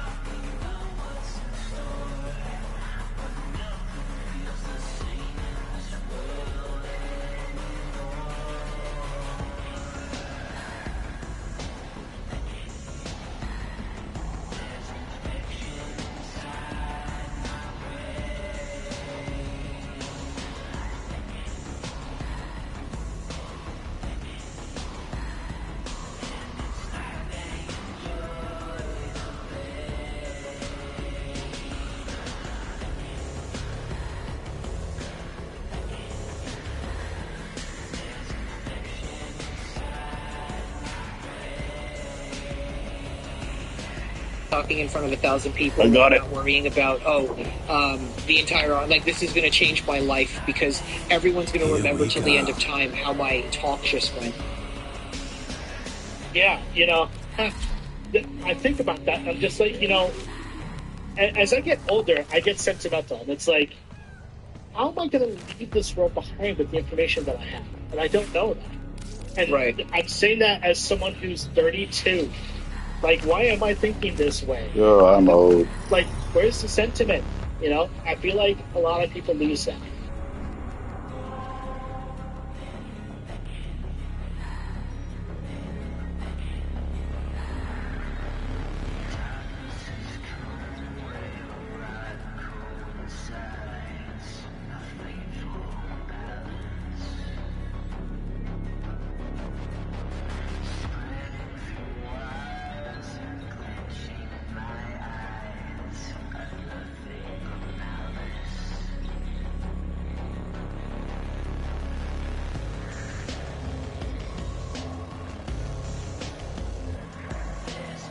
More for me.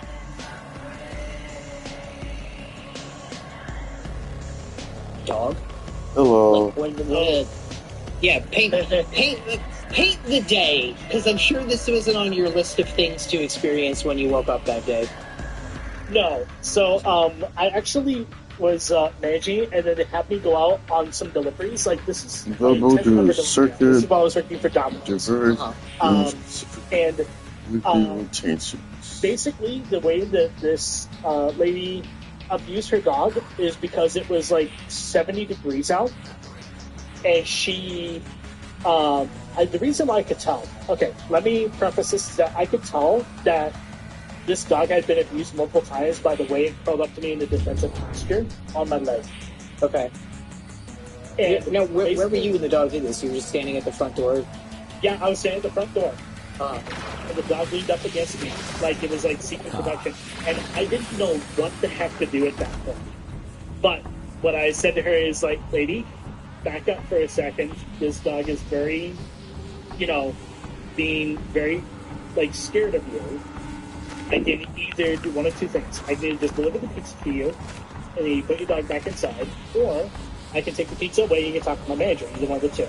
She decided she wanted her pizza, but then what she did... Oh, no. I'm missing the story. Is that once she took the pizza from me, she grabbed her dog and put it inside of a hot car. What? Yeah. And I almost reported the address. I didn't. Because I didn't know what to do, as it was only like my 10th ever delivery at the time. Okay. And I talked with the GM at the time about that. Super nice guy. And he said at that point, I wouldn't have minded if you were late coming back, just call me about the situation. Yeah. So here's where I'm trying to figure this out. Is like, I don't feel like the dog, like when she put the dog in the hot car, that's evidence. Like, okay, there's a problem. That's a problem. That's clearly a problem. That's evidence. But just having a dog curl up on you when you get to a house, like, there's no prior context to why that could have been what the dog did. So, I don't know. The reason why I could tell that it had been abused was how it curled up. It curled up with its belly towards me.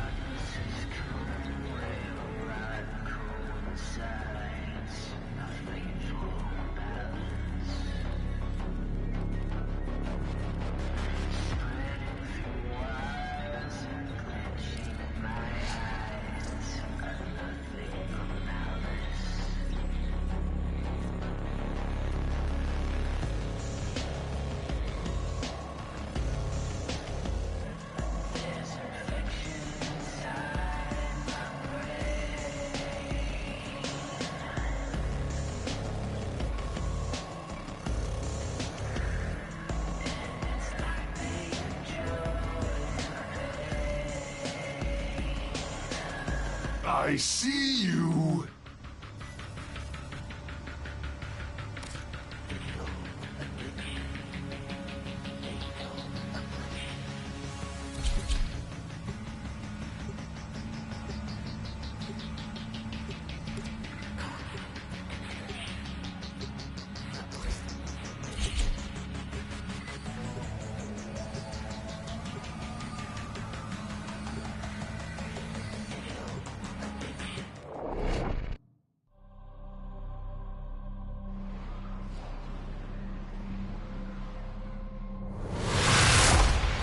But you're happy. So, I don't know. That's why with this particular situation, it's like, I don't know. I'd have to be there. You'd have to be there to experience it. But from the perspective of what I saw, is that not only did the dog come out kind of like very like shy, it also kind of like bolted towards me in like a protective manner, seeking help. That's the part that got me. And I could tell immediately that something was wrong. I was like, and the lady, you know, she attempted to pull the dog off me. And I was like, step away from me. First off, take your pizza. Keep moving. Because you're not allowed to approach the driver unless you actually grab the pizza. Like, that's rules, you know. And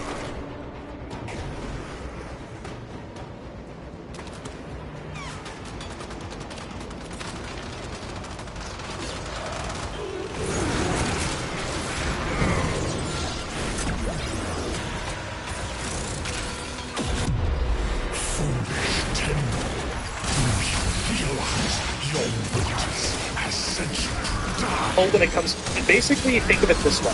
Think of like a cat or a dog's body language. That's what it comes down to. And dogs have very telltale signs of body language. What? And you know, because I've worked with golden retrievers, dachshunds, German shepherds, all sorts. And all of them, if they're happy to see you, all of them are going to have a different sort of body language of how they're going to approach you. Right. And that's what it comes down to. That's the reason why I knew, you know, why I wish now, looking back at it as a regret, that I should have reported the study for animal abuse. You fight for I should have. I fight for So I'm imagining that, like, that I have. I'm imagining you walk up to this house, the dog comes to the door, and the dog's wearing a shirt that says "bad bitch," and then the woman shows up and she's wearing a shirt that says "badder Did you bitch," not have the sense to flee? and it's like that's how you knew. It's the woman's fault. Pretty. I mean, at that point, it's like, yeah, probably, but she wasn't wearing anything like that. And you also said she, okay, so, like, you interacted with this woman. What was her response to her being like, what do you mean back up and you're not going to give me my pizza yet? Like, how did that all go down?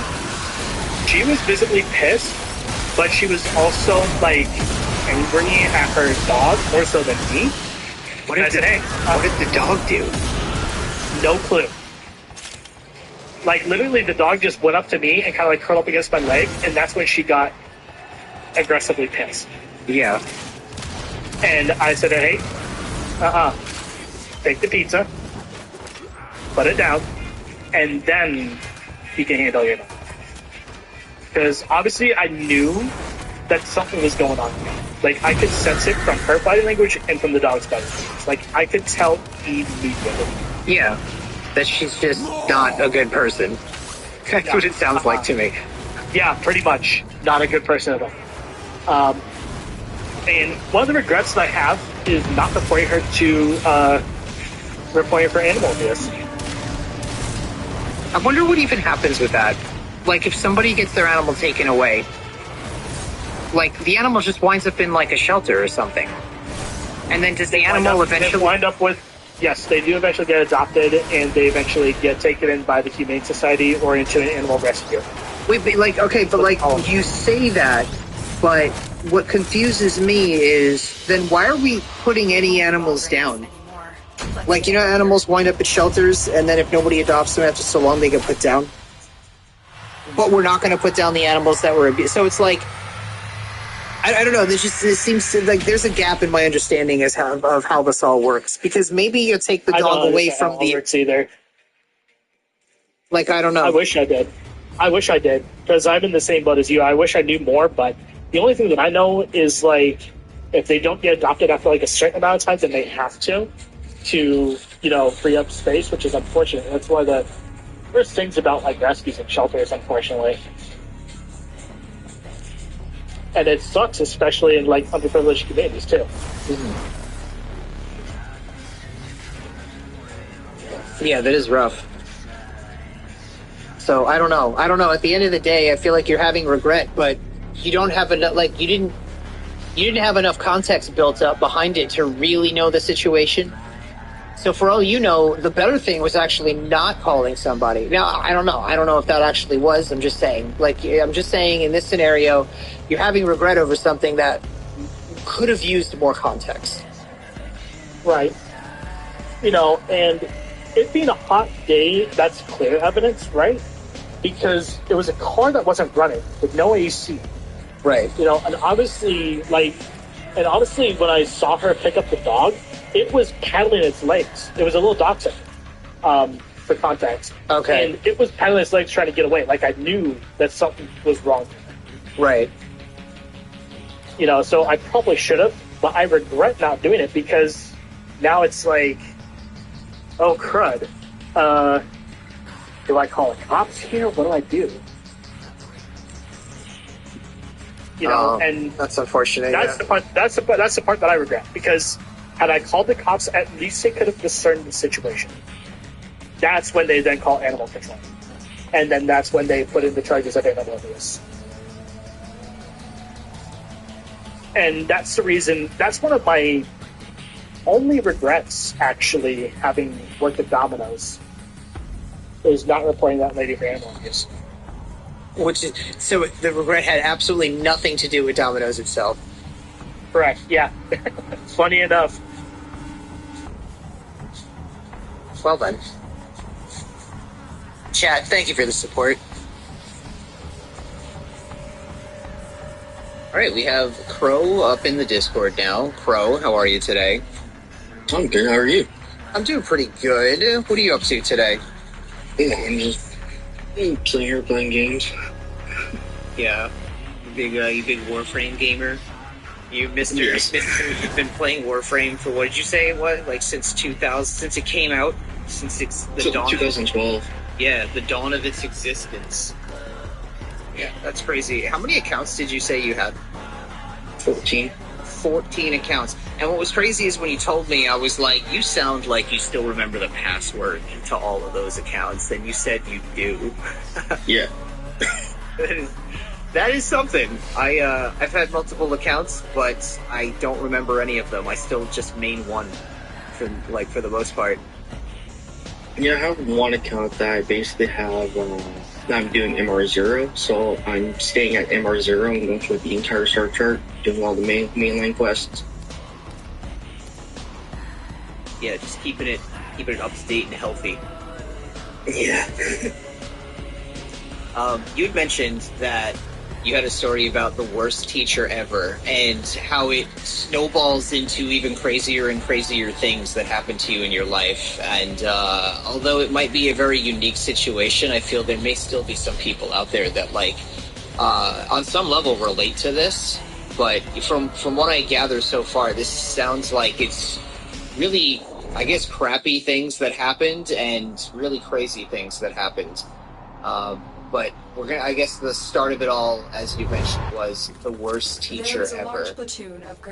Yeah, it was the worst time of grade school and the worst teacher, because since grade 3, this teacher has been deciding to change what grade she teaches, and it was kept going up.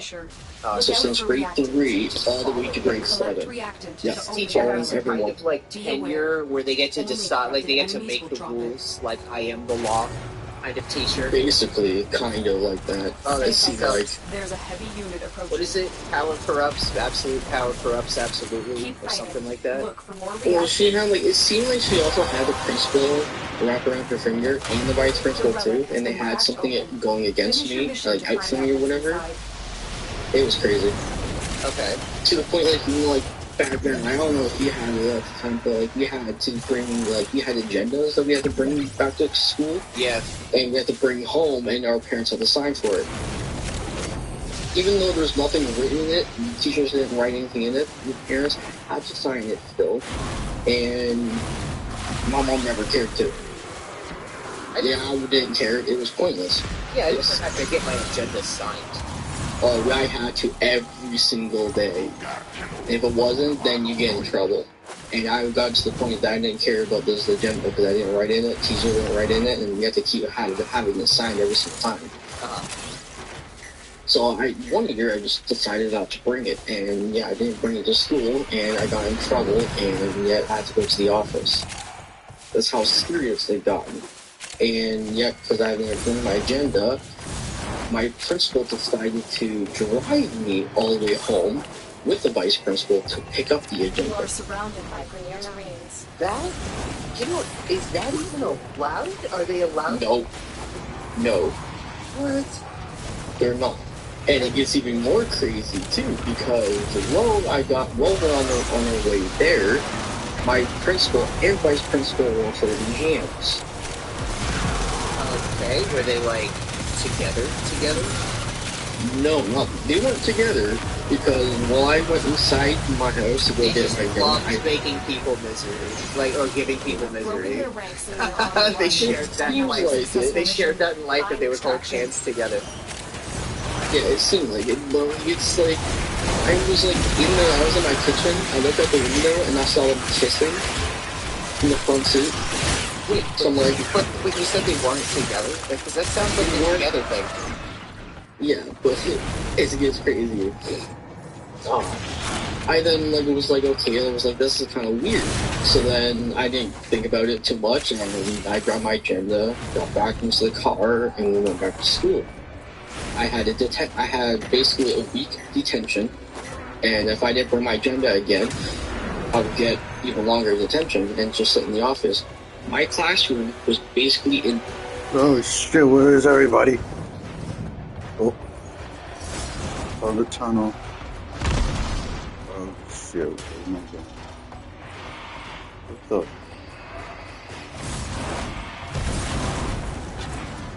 Don't shoot at me! I'm coming! Oh, that's not any of that.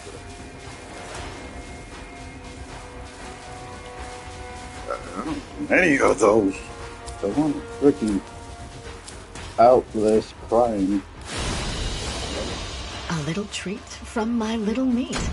Thank you, A little treat from my little meat. That's some nice stuff.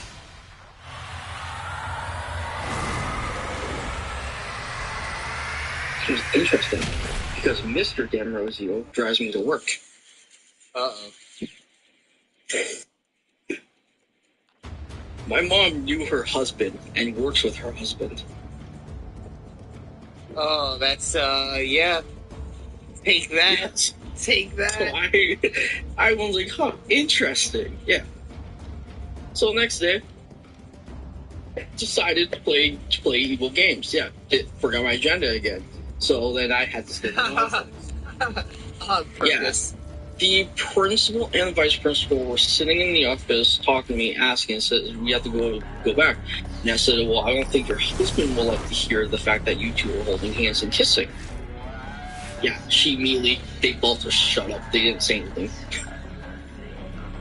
Yeah, I don't think your husband would appreciate my detention. Yeah, so I don't think your husband would appreciate the fact that I'm not getting straight A's without having to show up for the rest of the year.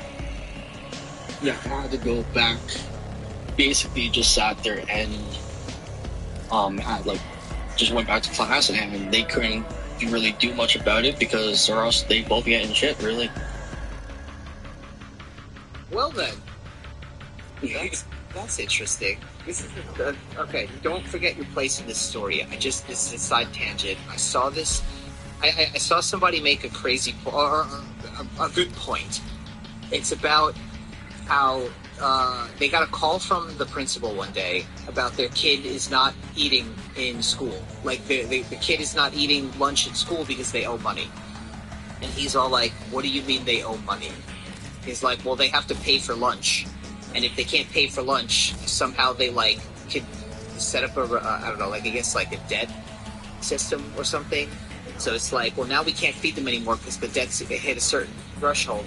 And they're, like, now they can't eat until, you know, like, they settle their debt.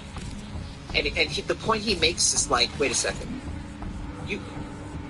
They are required to be there.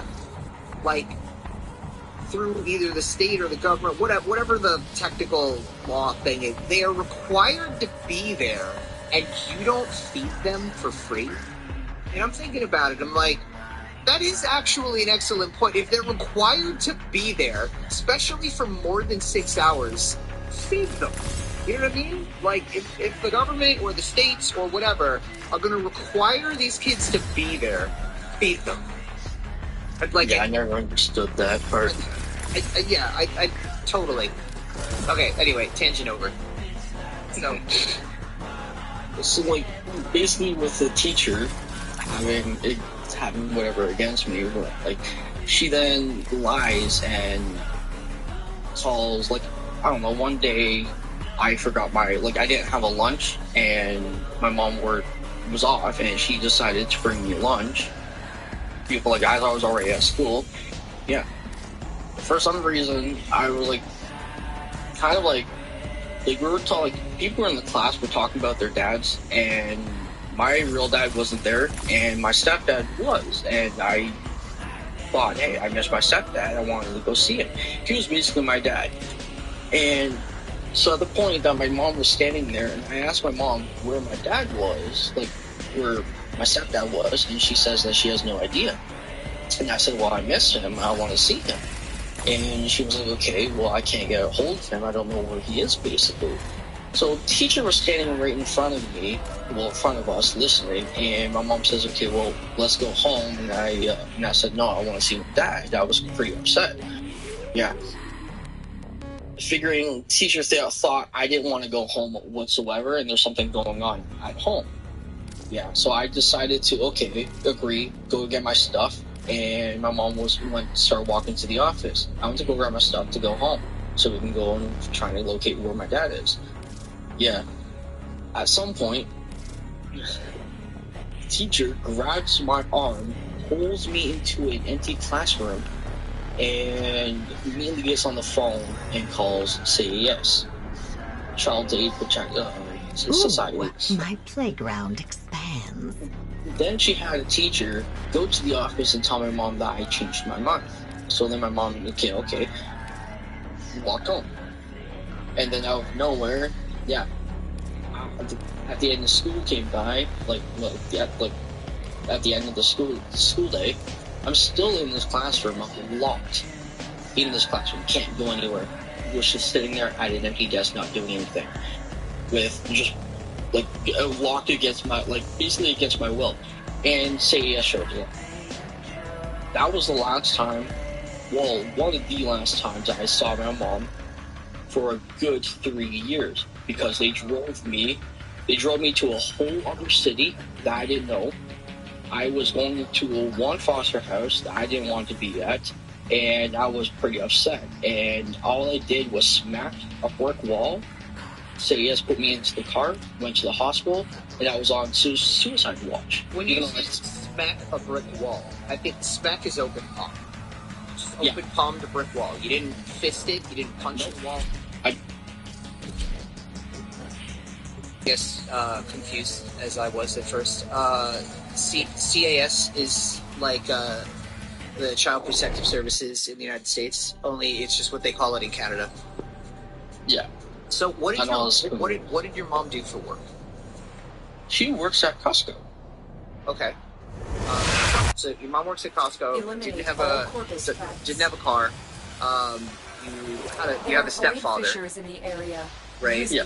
Okay, or at least at the time, stepfather, and he lived at the house with you and your mom. For a good part of it, yes, but afterwards they weren't together, but they were still living together, and he ended up, like, stuff happened, and he ended up splitting, we all ended up splitting ways, but I was still going over to see him, but there was a chunk of, like, a good 3 years that I didn't talk to him, didn't see him.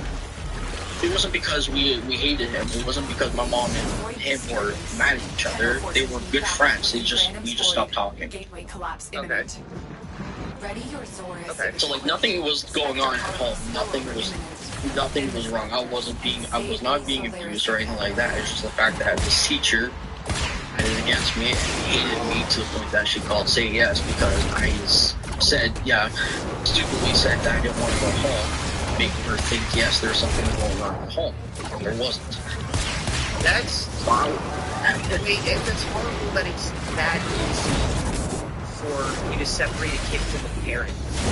Like, you know what I mean? Like, really is. Like there's so much woke BS that's like happening where it's like these idiots. And just look, first of all, with human beings, everybody has the ability to like exaggerate wildly in their mind, and it's kind of part of a survival mechanism. Like, you know how they say like 99% that makes you fear will never happen.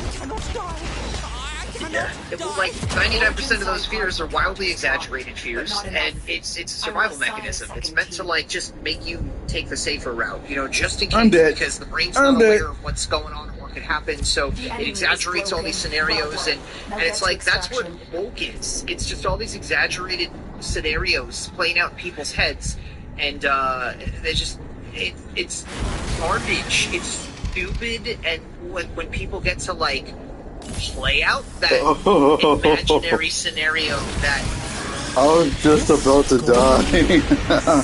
Vengeance! Oh, she. That was like a few seconds and I would have been dead. I would have been dead with love. You have collected enough reactant to open your relic. I like the number relic now. I need to stay by you all next time instead of going to that portal.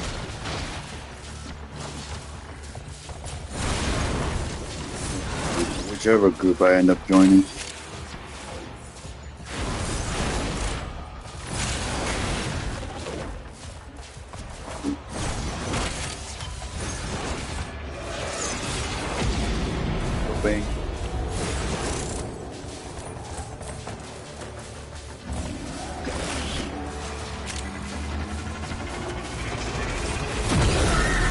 I'm not coming.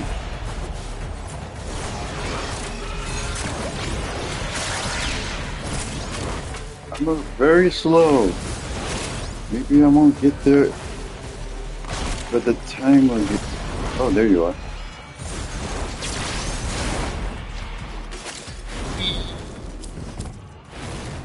Ah, still no Atlas stuff? Crap. Crud. Mud. Pepper.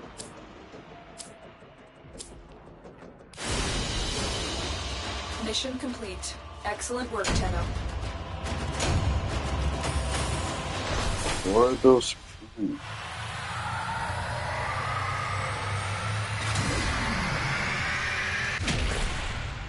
they just, you know, whatever. But like, so far it doesn't sound like you were. I don't know the right word here. It doesn't sound like you were that crazy as a kid. Well, later on, like, it kind of seemed like I was, but I was doing this because of the teacher.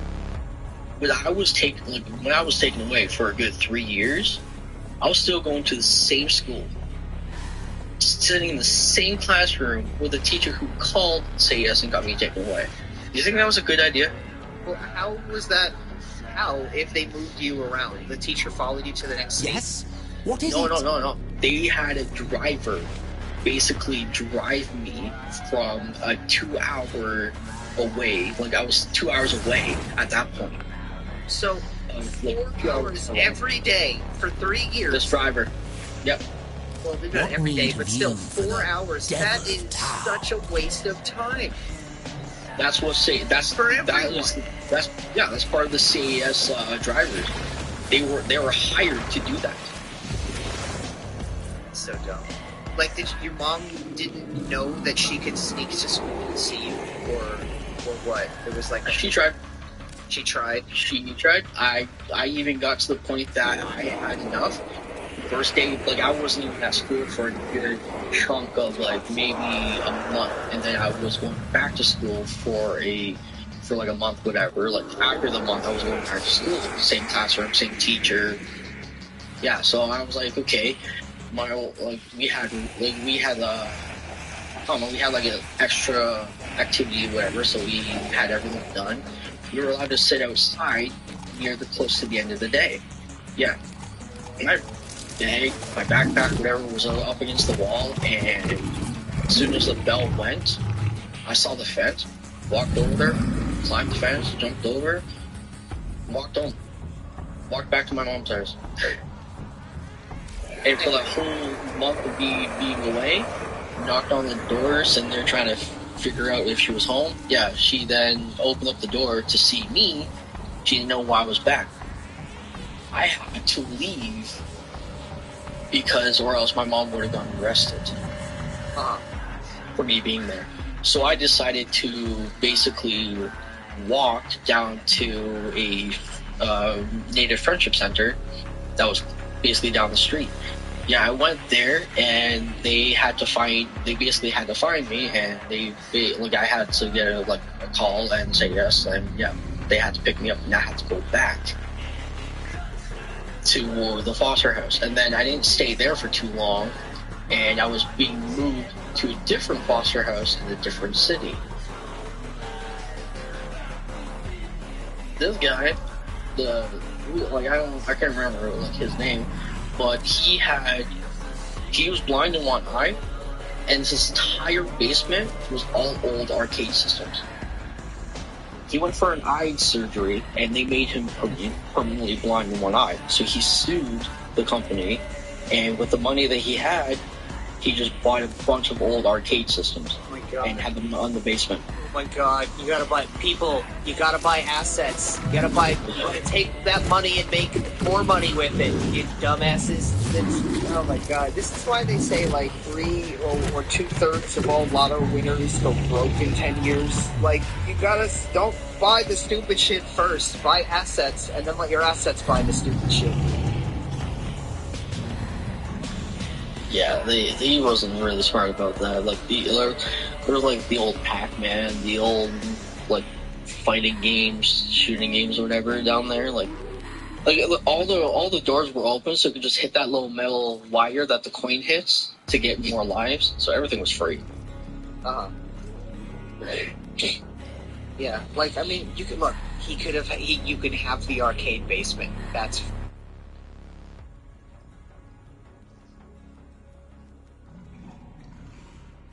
There's the smarter ways, and it sucks. They don't teach people this. I never got taught this growing up. I didn't learn this until I was an adult. But no, you take the money and you turn it into something that makes more money, and then you go buy stupid shit. He decide. I saw this one guy talking about how he's like, oh, he's like, yeah, I wanted a really nice car or whatever, but I had to come up with I had to create an asset to make money to afford the car. And he's like, it's not as hard as you think. Talked about all these different ways that you could do it. And it's when I say not hard, I don't mean there isn't work involved. You gotta work and build something. Make a product or just, you gotta sell something. But he's like, it's not hard to do it. You can write a book. Whatever. Just do the thing first, and then put the thing out there so it makes money. Anyway, yeah. So, okay. I'm still a little hung up on the idea that you're being driven 2 hours every day to school now, and you still have the same teacher that ratted on you. I Same can't imagine. principal. I had to deal with the same principal, same vice principal, the same teacher. Yeah, so, I mean, that sounds like that changed the dynamic of your relationships. First day, yeah, basically the first day back, everyone knew, everyone knew what was going on. And I wasn't being nice at this point. I was, like, yeah, I was, like, not like the dick kid, whatever. I was...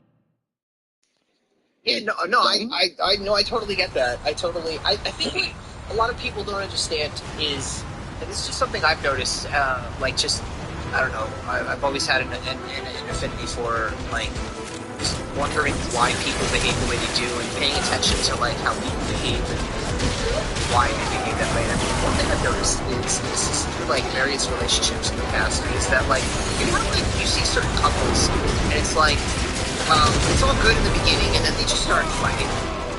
They're like, why are they fighting? You know, like, why? Like what is it about these two that they thought it would be a good idea to get together? And well, at first they weren't fighting, but now they are. Why? Why are they fighting? You know, kind of thing. And, you know, people always want to look at the couple and go, oh, well, it's this person's fault, or it's that. They want to point to one of the two people and say that it's that person's fault.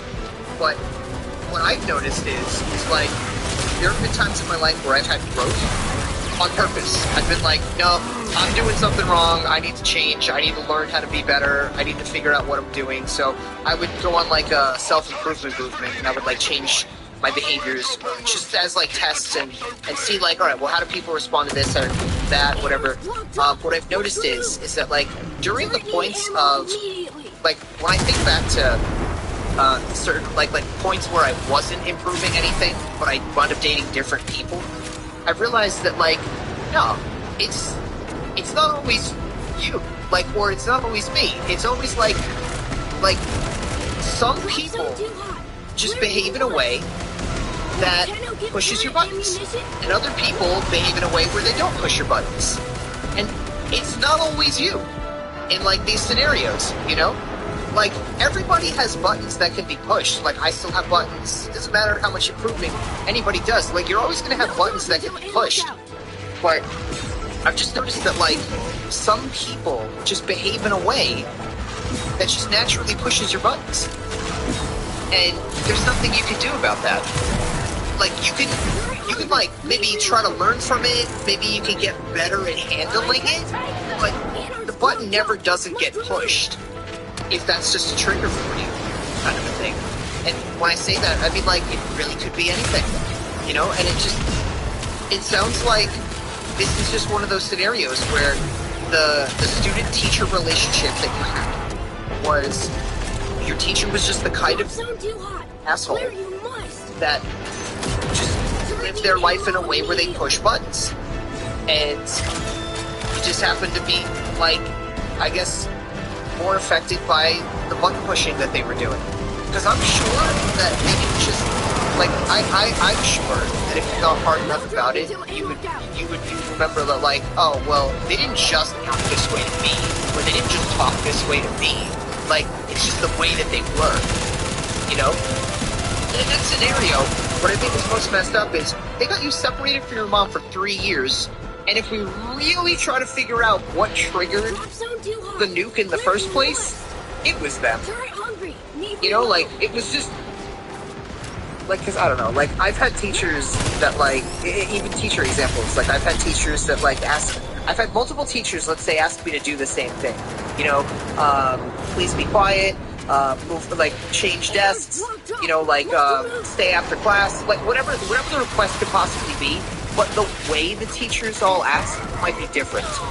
And if somebody is asking in a specific way, it's like instigating a reaction. It's like it could totally be instigating a reaction. Tenno give turret ammunition? Do you get what I'm saying? That it's not always just because people are fighting, it's not always okay to say that oh well that person's the one that exploded, so it's their fault. Because exploding is bad, and getting your energy up really high and being really angry and pissed off, that's bad. So the person that gets pissed off, it's their fault first. Nah, fam. Don't be be smarter than that. Make the rest of humanity proud and show that you're smarter than that. It's not always the person that gets set off first. It's not always their fault. It could be the person, there could be somebody around just pushing buttons. I had a vice president who would do this, and it kind of didn't like it about him. He thought it was funny. But he's the kind of person that would I guess I'm going to make a bad example because don't do this. But the example would be you want to see a crowd of people fight.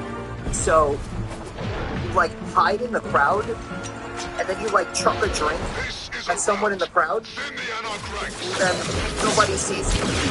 And then maybe if somebody does, you'd be it was that guy, you just point to someone else or whatever. He starts shit just to see shit go down. You know what I mean? I don't know. Yeah. There are people that just enjoy that, and God, they could be removed from this planet. That is just irritating to watch. No offense to my vice president at the time. He was a great dude. It's something that I know, he do it to the extreme of, people fighting physically. He would just say things just to see people's reactions. He would just start shit in that kind of a way. And it's yeah, I knew a couple of people that did that.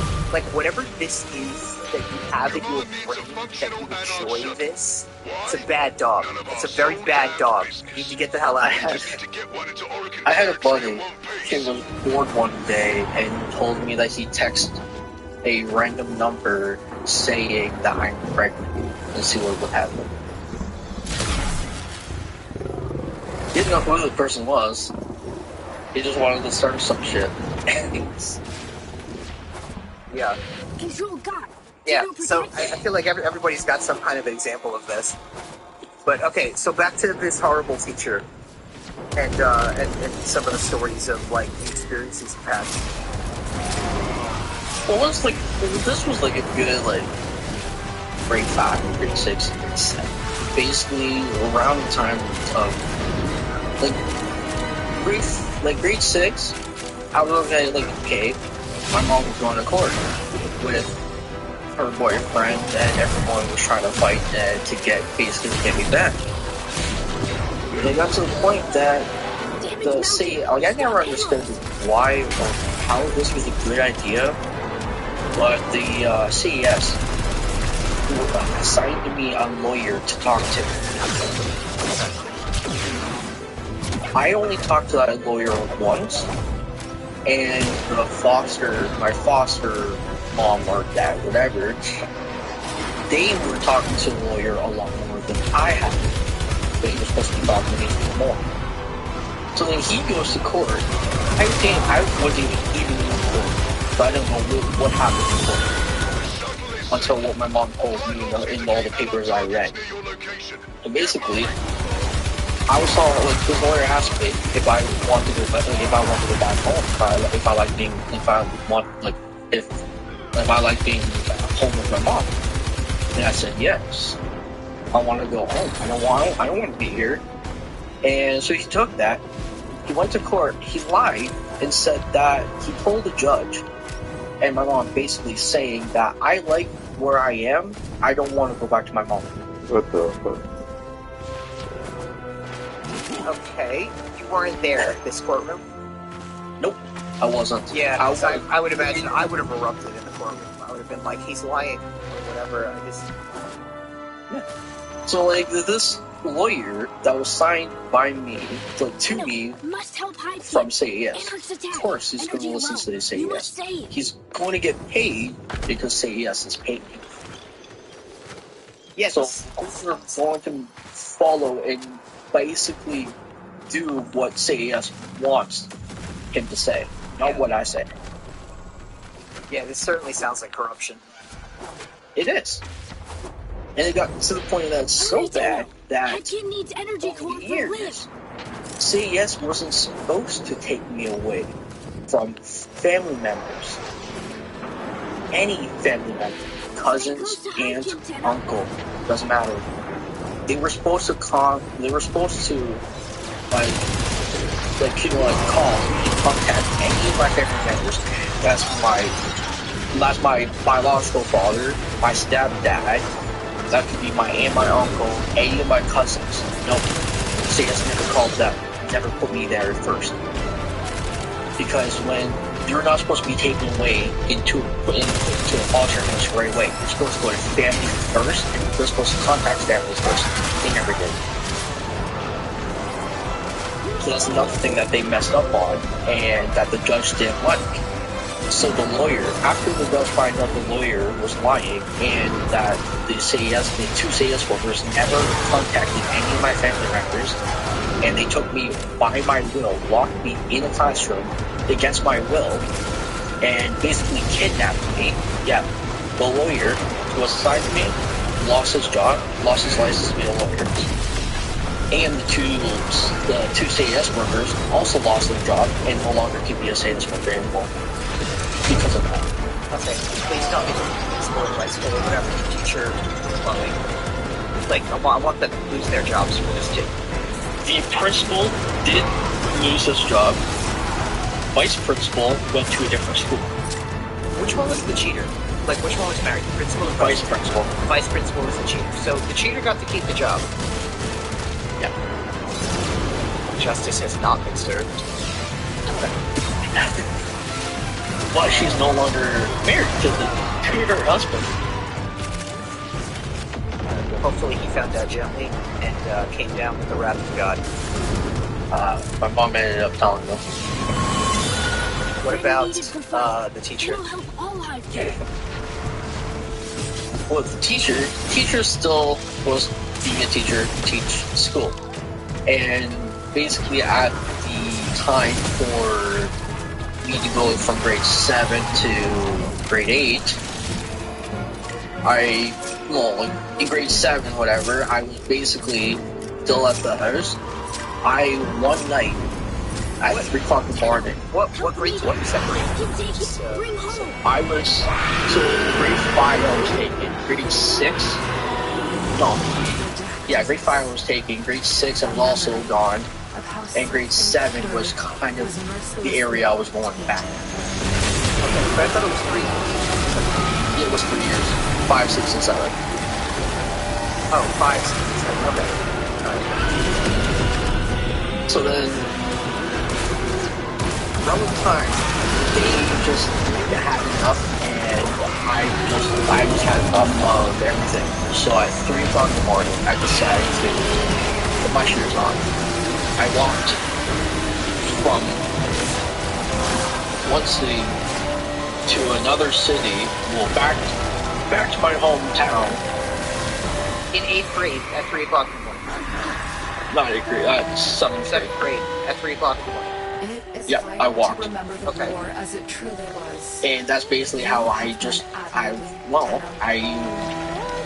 when I was like walking there, yeah, of course it's going to be a long time. And I just liked the fact that, yeah, it took me a while to walk there. And after that, I loved walking around and exploring. So then I finally got back to my hometown, and that's when they basically was, okay, let's bring him, like if he's not going to be doing this, put him back with his family. So then I was living at my cousin's. And then after a good month, I went back to my mom's house, and CAS was completely just gone. What, like the whole company or whatever you call it? No, like the two CAS workers, they were fired at that time. Okay. So like they had to do a new worker, new case. They thought that, hey, this isn't really fair, and they just basically closed the case. And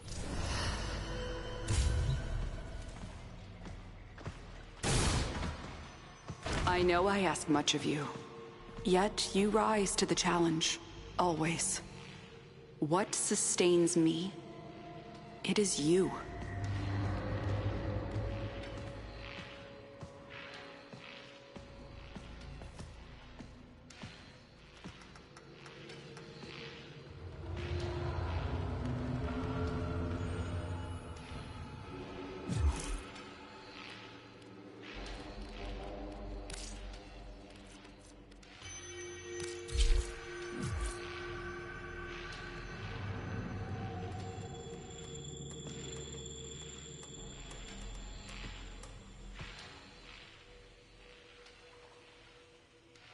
Using the Dark Refractory was only ever intended as a last resort.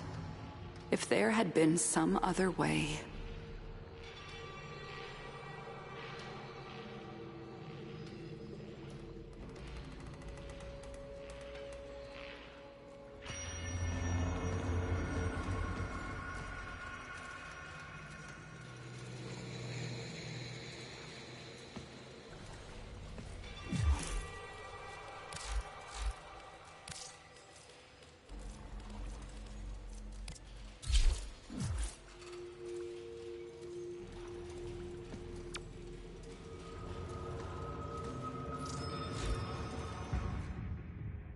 I never intended any of this. I have only ever sought to protect my children.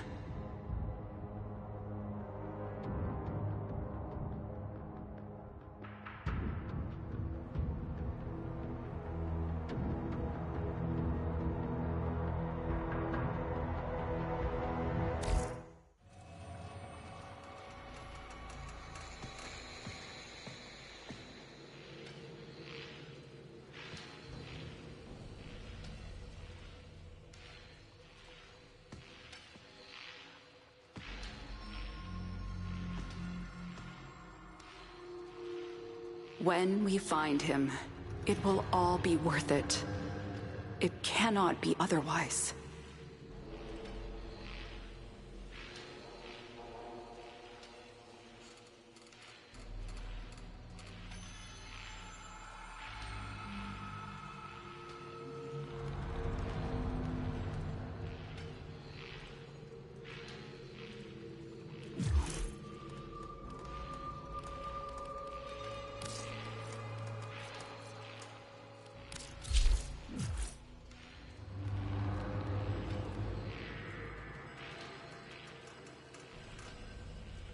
My father shattered the solar rail, and the veil erupted in its wake. Whether by accident or design, I cannot know.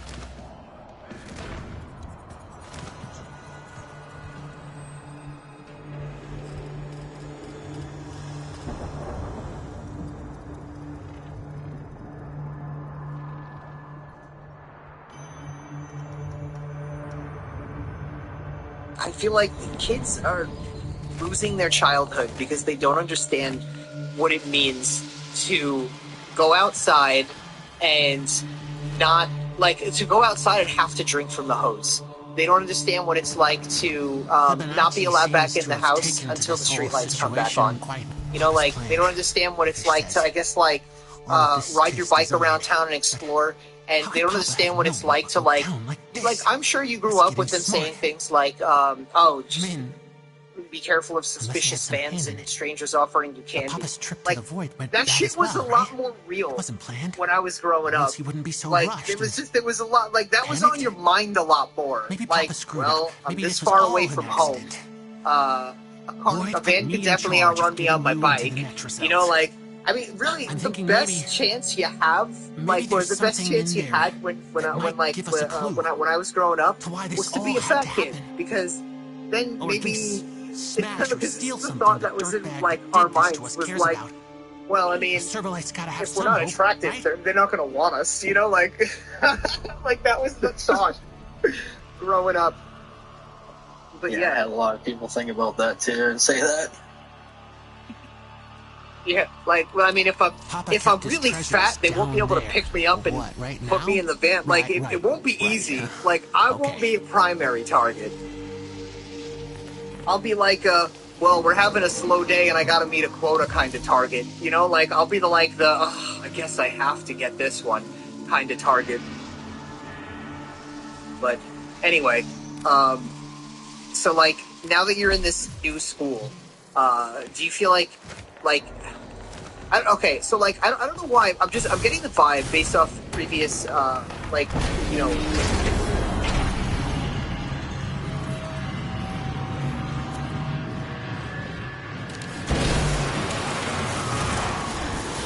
I had a lot of friends hang out with. But in, like, you know how, like, each, like, at the time, like, there was, like, the popular kids, and there was, like, the kids that are quiet, don't want to talk, don't want to be around or anything. Right. And then you got the gothic-looking kids, emo kids, whatever. I was a wild card.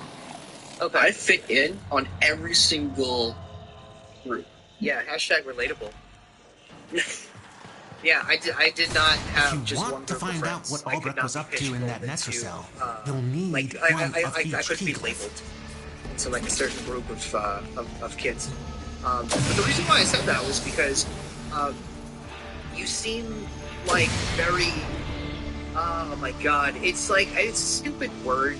Like, or no, I mean, the way that I'm going to explain it, and it's my fault because I can't think of a better explanation, but it's like the way they describe stigmas, where they're like, stigmas are very to themselves. Use that terminal. So I've never seen this before. But they're not afraid and they're willing to explore. And it's, I just kind of got that vibe with your willingness to explore, like walking around town.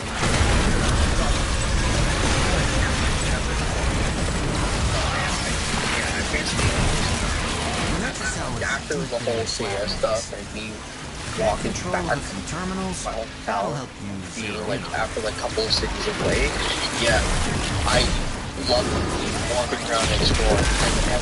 But in high school, basically just sat there and decided one day, hey, I met a friend online, and yeah, me and her were talking quite a bit. We began to like each other, and we wanted to hang out, meet up. Okay, so then she couldn't get where I was, and I didn't have a ride there, so I decided, you know what, I walked back to my hometown one day.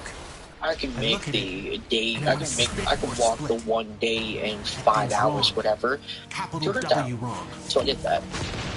In the middle of winter. So I walked in Canada. Yeah. That's a different winter. So you know Toronto. I have to walk past Toronto. On like walking past like Highway 400 and all that stuff. And on the side, but there's like a trail. There's a trail.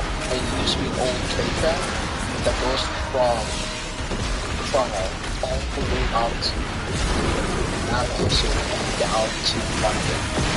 Of course, I made what? Tall? I'm only like 5'7", 5'8". Yeah, I'm like thinking of like adults. So you're doing all this walking by yourself. It's like, I don't know, maybe it's just again because of the mindset I grew up with, where it's like, you know, beware of all these whatever things. Okay. Come on. While I was walking to the town, stayed there, surprised me, even though I was walking. So me and my mom were hanging out, and then I couldn't stand the night, didn't know what to do. So I ended up just staying the entire month down in this city that I don't know. Basically sleeping outside. If you know anything. I had money. Okay. I went to the first 2 parties, I went for 24 hours. Okay. So I just sit there and have a drink, whatever, eat food, and then go back. And there was also a McDonald's in there that was 24 hours too. So yeah, I walked around for the entire month, and then I don't know why, but someone saw me on security camera. So I was like, okay, this hockey or whatever. I was just walking by, and they saw me there. They were kind of worried because there was a bench there, so I sat there for a bit. Yeah.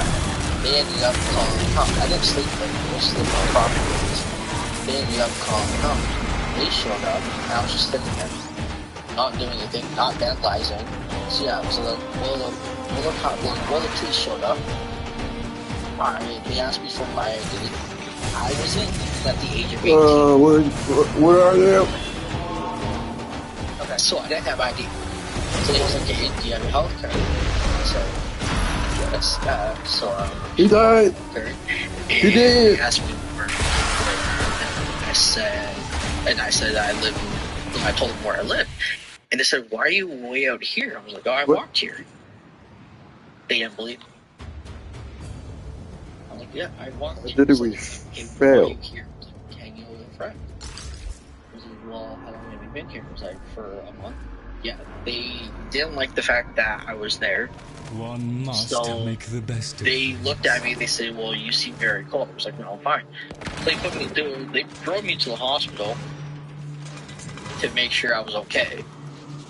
And then they decided to, the hospital goes, okay, well, do you have a ride home or whatever? I'm like, no, I don't live here. I live in a complete different city. So then I decided that, okay, yeah, I want to go home. Yeah, so the hospital paid for a taxi. This taxi driver drove me from one city to another city. He didn't know that I was going to a complete other city. So he called his wife and said, well, I'm going to be driving for a 4-hour drive out. What's it like? And yeah, that costed $300 for the hospital. Wait, I thought you were just talking about the taxi. Yeah, the taxi. Oh, the hospital me home. The hospital paid for the taxi is what you're saying. Yeah, the hospital said that they'll cover the fee and they'll pay. I'm like, okay. So I said I want to go home. So the taxi driver drove me back to my hometown, and he had to drive all the way back, which was another 4 hours. He was gone. He had to drive 8 hours.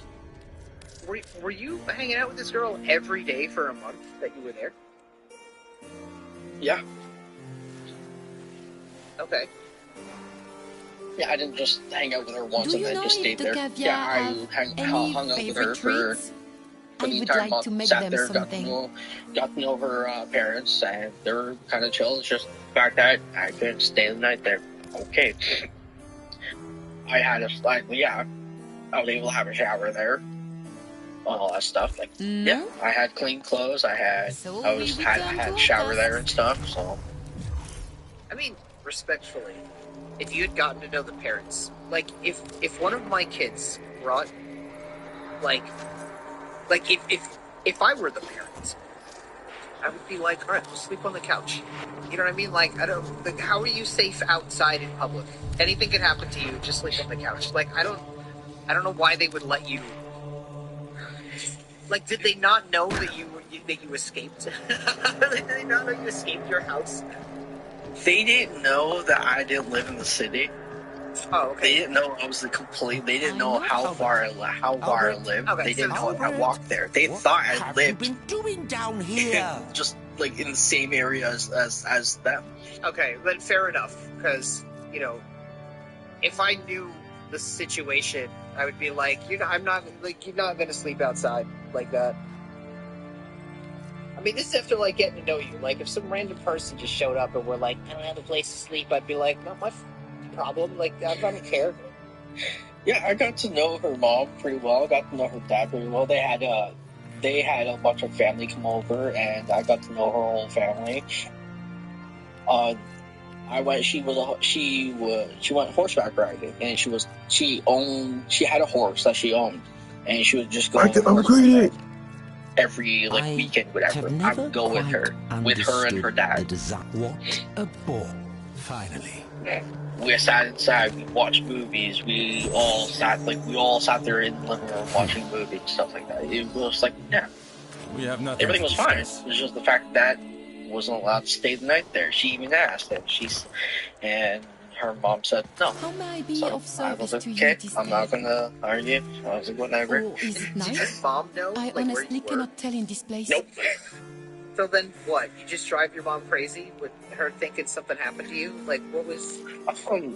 No, at the time, I was like living it at that time, my mom was always just basically like, I would see my mom like probably only maybe once a week, if not 2 times a month. Why though?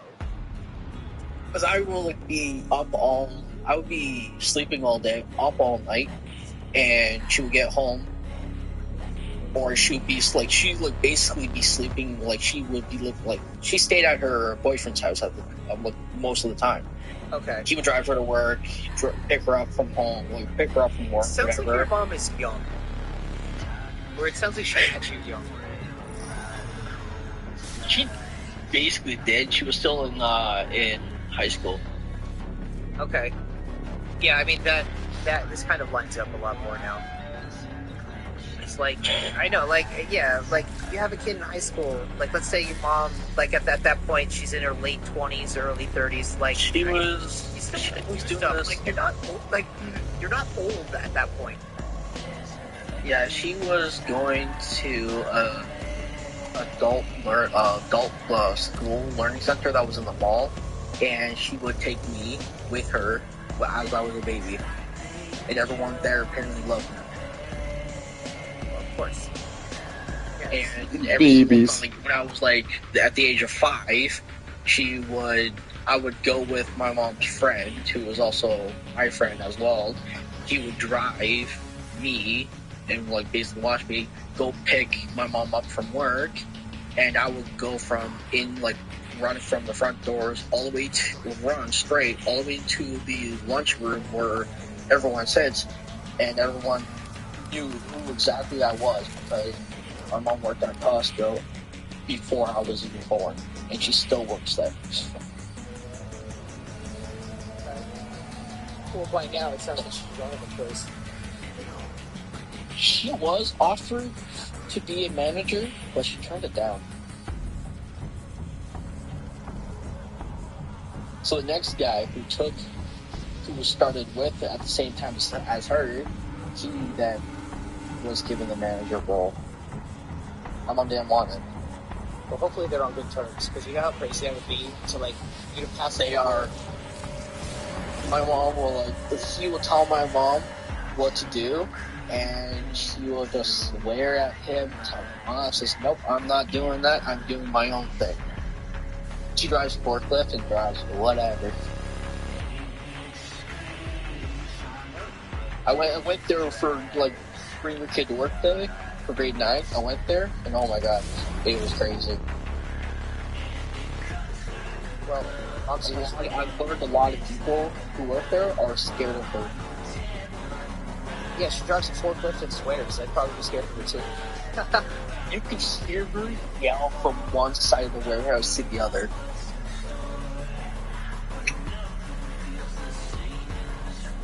A lot of people were intimidated. A lot of people were scared of her. What was it like making friends in the new school? And, what are some stupid things you got up to? Making new friends was pretty easy because I was in the same class as a childhood friend I had back growing up, and she also had one of her closest friends that I already knew before I went to the school, and my cousin was also in that class. So I was in basically that basically was fit into that side of like the whole popular, because they seemed to be the popular like group of people, and then there's the group that was also very quiet, shy, whatever. That fit right in them, whatever. Sat there, talked to them. My cousin would keep making fun of me because I would keep talking to them, and I didn't care. I didn't listen to my cousin when she told me not to talk to this one girl, but then I ended up talking to this one girl, and I ended up dating her for a bit. Yeah, my cousin was not happy with that. They hated her. Why? I have no idea why. I don't know. They never told me why. It's the button pushing thing. That girl just pushed your cousin's buttons. I have no idea what I did. But even after grade 8, yeah, basically, like, that was the kind of, like, just more, like, boring, nothing crazy happened at that time. But, after grade 8, I went to high school, grade 9. And, yeah, grade 9 was basically the end of the school year. Well, halfway through grade 9 was the end of the school year for high school for me at that time. Because the high school was right across the street from the grade school that I went to, the teacher I had to deal with for my entire life almost, who called Say Yes on me, was right across the street, right across the road from that school, from the high school I was going to. Halfway in grade 9, I had a spare. Didn't have a class, whatever, so I had a spare. So it was a resource. So I sat in resource.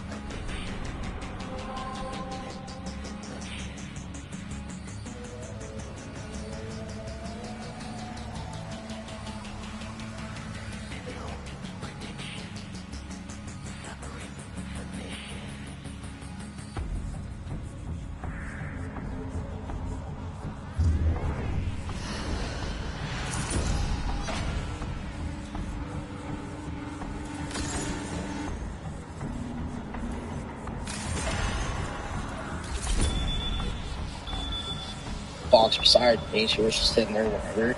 And I hear the resource teacher say, "Oh, we have a special guest coming from," I said the school name, and I'm like, God, no. Thinking, no, it can't be. All these years, it cannot be. And she told me,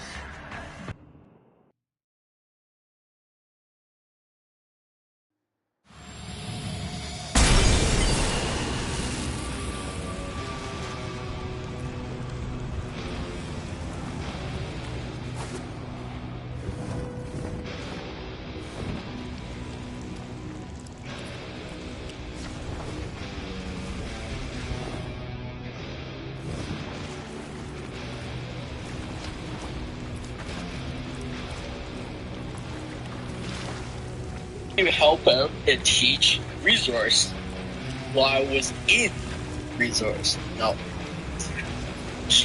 That girl that sat beside me, she told me to relax and told me don't.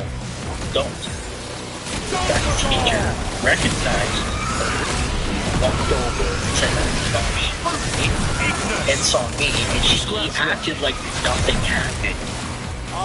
Saw me, recognized me, and said, "Bro, hi." I'm like, no. I stood up. I just said, get out of my face. I walked away. Walked out class. Our resource teacher was mad. She came out. She was like, "What are you doing?" I was like, "I am not staying in this building. I'm legally not allowed to be in this building with her there." Give us some of the things with corpse. Wait, shouldn't it be the other way around since she was wrong? She shouldn't be allowed to be near you. Yeah, she's not supposed to, but I just didn't want to deal with the whole argument of her saying whatever. I just took it, just got up, and just left. I didn't want to deal with it.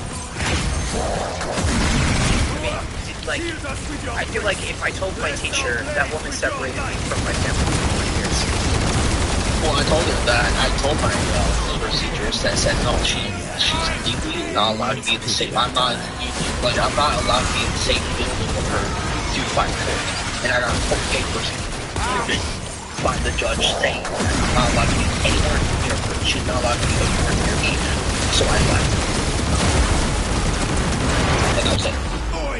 I left and I just went home, and my mom said, "Why are you home?" And I said the teacher's name was there.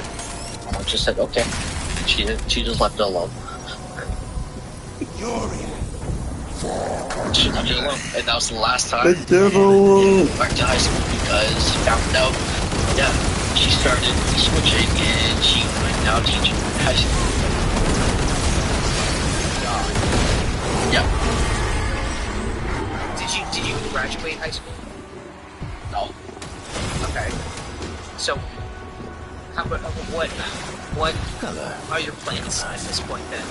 I basically went to the adult center because I refused to even go anywhere. So I basically have like my grade 11 and that's it. Okay. So you're not too far off from just getting your GED. I don't know if it's called the same thing in Canada. Yeah, I don't think so. I can't remember exactly what it's called. GED, I think. Yeah. Could be the same.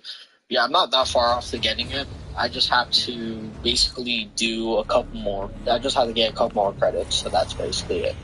What are like your interests or whatever? Like, what is anything that you, like, I guess either have a passion for or something that you could see that you'd be happy doing? You know, I'm happy doing what I'm doing right now. Just working from home, coding, and programming. Okay. Yeah, so that's basically what I've just been doing. I can easily, like, I was saying 2022, I was working at Costco. I could easily go back and work there again if I wanted to. Yeah, but I mean, wouldn't you have more potential with coding? Yeah. I mean, that's great too. That, like, okay, so no high school degree, but yet you taught yourself a skill that you can now, get paid from, and it's, a valuable skill. Like, coding is... Yeah, and basically because of my mom working at Costco for years, and Costco having a policy of they hiring family first. Basically went there, I was kind of, in a way, given a job. Just handed a job to me.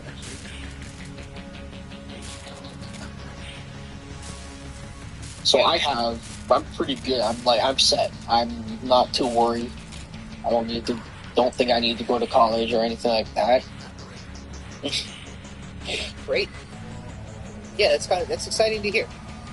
You had a really rough experience that you had to go through. Like, actually, you know what? The question that I had that I wanted to ask, I'll just ask it now. Do you remember a moment where, and this is based off of everything you've talked about up until this point, like, do you remember a moment where you felt like it changed you as a person? Where it's like, something in your brain clicked, and you just are different now. Like, now you're behaving differently. Because that kind of experience that you had sounds like that changes a person. Like, that experience that you had, like, that warps the brain. And I don't mean that in a good or a bad way. It's just in general. Like, that just changes a person. It changed quite a bit. That now that I'm realizing that a lot of people will go behind what the rules are and will go against the rules and do something that is not legal. Okay. So I learned every rule for CAS we're supposed to do. I've helped friends who have kids who have CAS called on them multiple times. And they've asked me to help because they know that I've been through and what I've been through and the stuff that my two CAS workers have gone through and did. So I went over to a friend's place and the CAS worker showed up and I was sitting there talking and they were trying, she wasn't like him or her weren't a bad parent. It was just the neighbor was just upset with them and mad because their kids were being loud, playing the backyard. So lies were going across a bit, and they saw one thing that it's kind of, I find it really dumb. They overstock on food big time to the point that their cupboard doors could not close. Okay. And tell me why that is a problem. That they overstocked up on food that their cupboard doors couldn't close. Yeah, that was a problem. CS was saying that both of the kids can't be there because the kitchen is not up to standard, and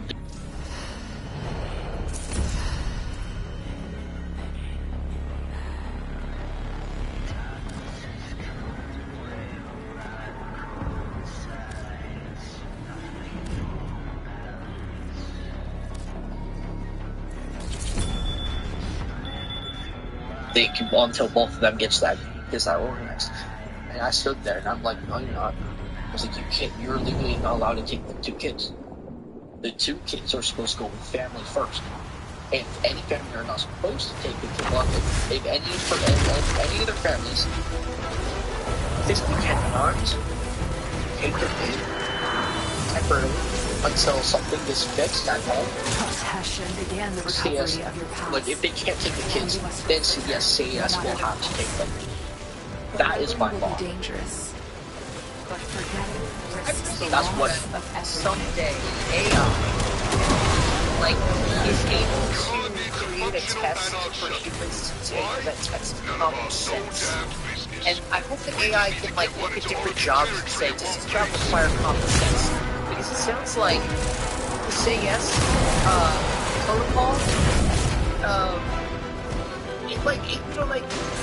it sounds like the protocol itself makes sense, but the people that are applying it have no common sense. Upper school can't close, these kids can't be here. Like, what? They were overstocked on food. There was no garbage. There was nothing wrong. They weren't being used or anything like that. They were about to take the cupboard doors couldn't close. The cupboard doors were like open a bit. Some cupboard doors weren't on because they didn't want to do what happened. Doors come open or whatever.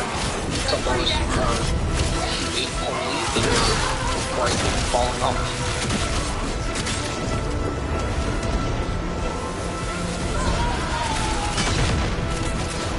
Like, they took them off, like, they were just took off the front doors.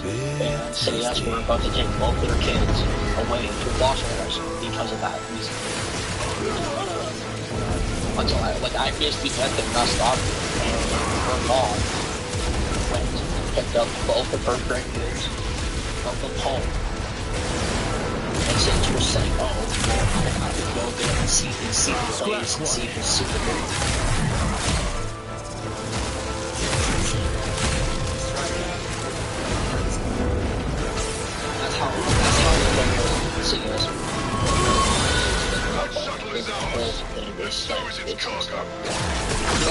I understand there are quite a bit of kids that are in need of help. Help them first, go to them. Don't take kids away from parents that parents the kids want them and all stuff. So Batman's not my favorite superhero, but I feel like I have justice. Like, if the system was better at teaching, like, people who they really are, and, you know, like, maybe what they would have been better at to further serve all the community, I feel like I should have been a judge. I should have been, like, it's just, somehow, I'm thinking about it, like, look at those judges that you see in, like, I don't know if you ever saw, like, TikToks or shorts, where it's, like, the judges talking about a case, and the case is always something ridiculous, and the judge is just, like, saying to the person that's on trial, like, yeah, dude, just, the system like, you gotta look out for the system. It's coming after you. Just be aware, like, I don't know, like, keep your head on a swivel, be aware, like, and the judge basically drops the cases because it's stupid in the first place. I don't even know if I feel like, I don't know how many, I don't know if it's like a, whatchamacallit, like a program that, like, as a judge, you have to hit. So you imagine being a judge and for like 10 years you drop every case. Like, I don't think that would really happen. Ever. I think if I were a judge, I probably would definitely have cases that would obviously someone is at fault here and they need to pay for what has been done. But there's just so much stupidity that happens that I feel like, yeah, I absolutely would be that judge that would be like, dude, just... This case is ridiculous. I'm throwing it out. Just... be careful next time, kind of a thing. Yeah, the whole system is just nice. It's just like I feel the system needs to be relooked at. Yeah, oh, it does. And rethought of. Absolutely. It certainly does. Like, there's still laws in place that, like, they don't make any sense. I don't know if I've said this or not, but there's one stupid law in some state in the United States. I don't remember what state specifically. Maybe somebody in chat. But in some state, you're not allowed to have ice cream in your back pocket on a Sunday. Like, it is illegal. You are breaking the law if you put an ice cream in your back pocket on a Sunday. Now you think, what is stupid? Why would that even be? Thank you for asking. I will tell you why that was a thing at one point in history. The reason why that became illegal to do is because when there were no cars and people were still going around with horses and carriages, people would try to steal other people's horses by luring the horse away with an ice cream in their back pocket. They would put ice cream in their back pocket to try to lure the horse away so the horse would follow them to, I guess, a point where they could then take the horse. Why would you want to put ice cream in back pocket tags? But that's why. That's why, so you can steal a horse. Which we're not worrying about anymore. So, why is that still something that could get you in trouble? Because it doesn't say, specifically, you can't put ice cream in your back pocket on a Sunday in order to steal a horse. It doesn't say that part. It just says, don't put ice cream in your back pocket on a Sunday. That's it. It stops there. It doesn't apply anymore. But it's still don't put your ice cream in your back pocket or you'll get arrested. You know that there's one law in Alaska. You're no longer, you're not allowed to bring your flamingo in a barbershop. I had a friend that lived in Alaska and told me that's one of the laws in Alaska. Like, you would have a flamingo and bring that into a barbershop. I would love to know the reasons for all of these ridiculous laws in the first place. I think at some point I'm going to look this up. Supply caches. Make them ours. Just all of them. All of them. We're under attack. Yeah, you used to look up old news articles online, and I found one very interesting. It happened, I don't know what year it was. All I read was that there was a kid fighting the dog on his apartment building, on the balcony. The ball went over the railing. The dog went after it. So they said it was a poodle. So the poodle fell off the balcony, landed on someone, killing that person. Well, that person got hit by a falling poodle. Someone steps out of the store, saw that happening, walks across the street to go help, gets hit by a car, dies. While as an older guy walks out, was standing there in front of the store, saw all that happen, had a heart attack. But it's gone dark. Find So the dog. The butterfly effect. That is an insane butterfly effect. So this kid played with this dog on the balcony. The kid's fine. Dog jumped over the railing to get the ball, went down, caused a big accident.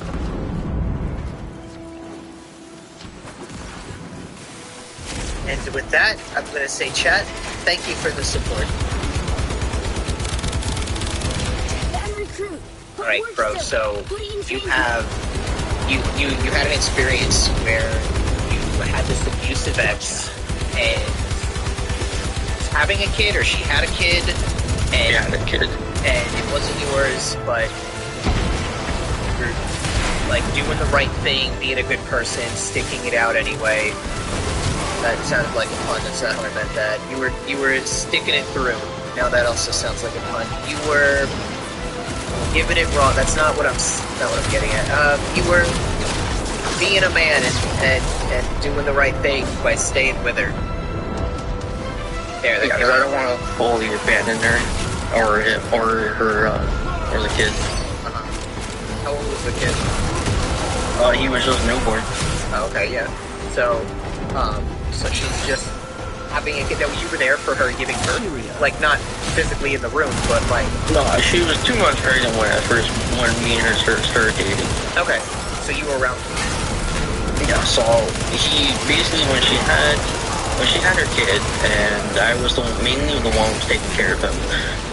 And I did everything, made him a bottle, changed him, played around with him and stuff, and she just didn't really want to do anything. And I understand, yeah, of course, postpartum and all that stuff, but this went on for like a good 4 or 5 years of not wanting to do a single thing. Like, I made him food and just did a bunch and did clean up the garbage and everything, and in 2019 is when we moved into a place on Highway, and we were told that we were going to have a place being full. The place was going to be fully finished. When I went to see the place, it had old windows, didn't have no doors, the kitchen wasn't fully done, and inside. There was no doors inside, but there was an outside. Yeah, there was no outside door. Okay. But there was no bedroom door, there was no bathroom door, there was like nothing. We only had the kitchen, there was no cupboards. Okay. So, I mean, I hope it was cheap. Well, it was $1,200 a month. For a place with no privacy. Places for privacy, like it or leave it. We went there to see the place, and that's the state it was in. And we were told that it would be done before we moved in. And when we left, I was like, we told them that we like the place and we'll take it. And when we went there to sign the lease, after a few weeks or whatever, we went back there to sign the lease. Things have been done. The new windows were put in.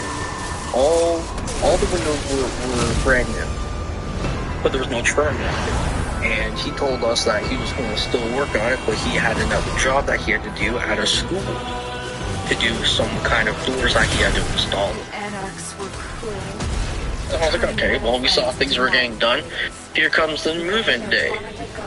We told them we have the truck ready. We moved in. Well, as soon as we went there, first box I walked in, nothing was done since the windows. And we couldn't go back. Well done, Tenno. I can't be imagining, like, the guys that are working on the house just install some windows, and then they stand back, all proud and everything, like, well, looks like our job here is done. So basically walked in, I'm like, I thought the place was done, and his wife was trying to go on some kind of excuse, whatever.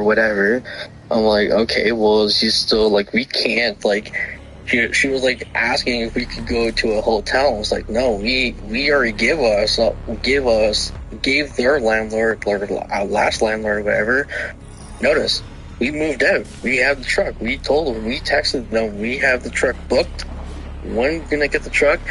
We told them that we have the truck all loaded up. We'll be there in a half hour. They text back saying, sounds good, see you when you get here. I don't know if it's Blue girls say she'd live in flour. I don't know if it's wrong what I'm gonna say, but I feel like statistically speaking, you see some kids moving into a new place, you're like a dumbass person for saying something along the lines of like, oh, you could just afford to get a new hotel. You could saying something along the lines of you could just afford anything. Now I'm sure there's a small minority of young people that maybe got lucky and got really good jobs. But, realistically, I feel like you're a dumbass person as an adult if you look at kids and go, oh, you could just afford to do all these things, right? You could afford a hotel. You could afford a new truck. You could afford to take a vacation. You could afford it. What are you on about? What world do you live in? How displaced from society have you become? That you just look at young people and be like, you got money. So, I don't know what she was thinking, but yeah, it was I looked at her and I was like, no, we can't go anywhere else. This was the place we were told was going to be done. They couldn't text us. They couldn't tell us that stuff was being delayed. They had our number. They could have called. They could have texted us. So we moved into the place, and he got home, and he was telling us that he can basically work around, so live there, not fully unpacked, because we were gonna we didn't have baseboards either. So he had to install baseboards around the entire house, and that has never been done for a whole year. Nothing since the windows. We lived there for a whole year, waiting for stuff to be done. I was paying rent to this dude, and I was like, you know what? I gave up. I withheld rent, didn't pay rent, lived there for another half a year rent free. Well, he tried to call a bunch of people. He called the police department, fire department, all that stuff. Wait, the police department to what? Evict you? Yeah, to try because we weren't paying rent. You know what? I don't know. It's obnoxious because the only way I could see this playing out is it going to court. But again, that's assuming you could afford to take it to court. You could afford a lawyer and the fees and everything. You know what I mean? It's such an evil scenario. Anyway, this is about. So let's get into this. What made this sex abusive? What happened? Explain all. Walk us through the story. Was she? I would imagine you didn't get.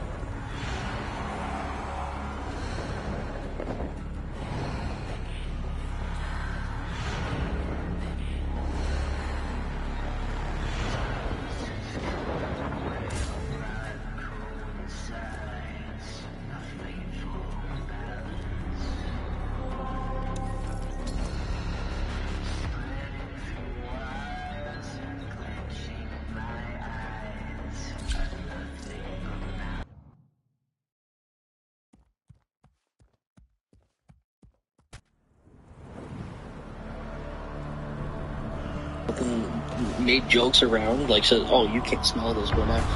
And then So she would rip ass all the time, and you'd never know. What? So she would rip ass all the time. Yeah, you'd never know. I wouldn't. Yeah, I won't even know if anyone does that.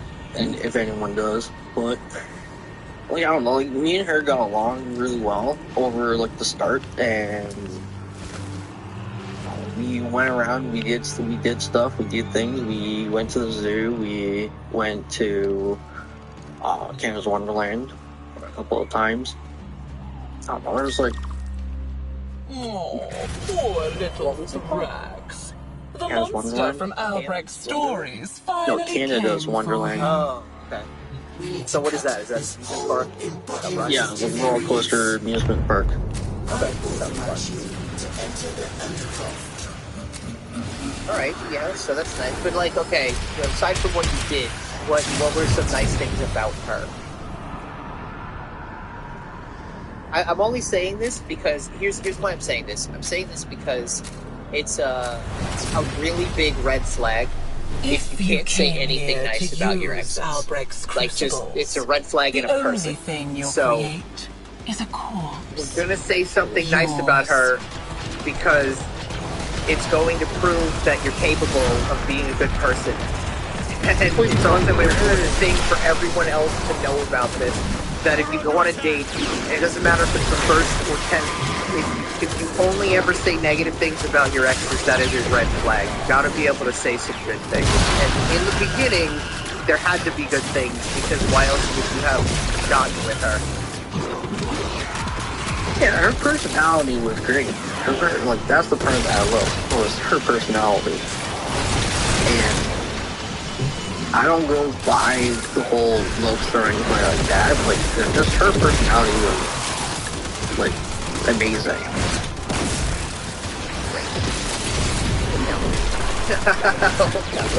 Like, there's, like, I don't know, there's really, like, not, like, nothing else much nice to say. It just...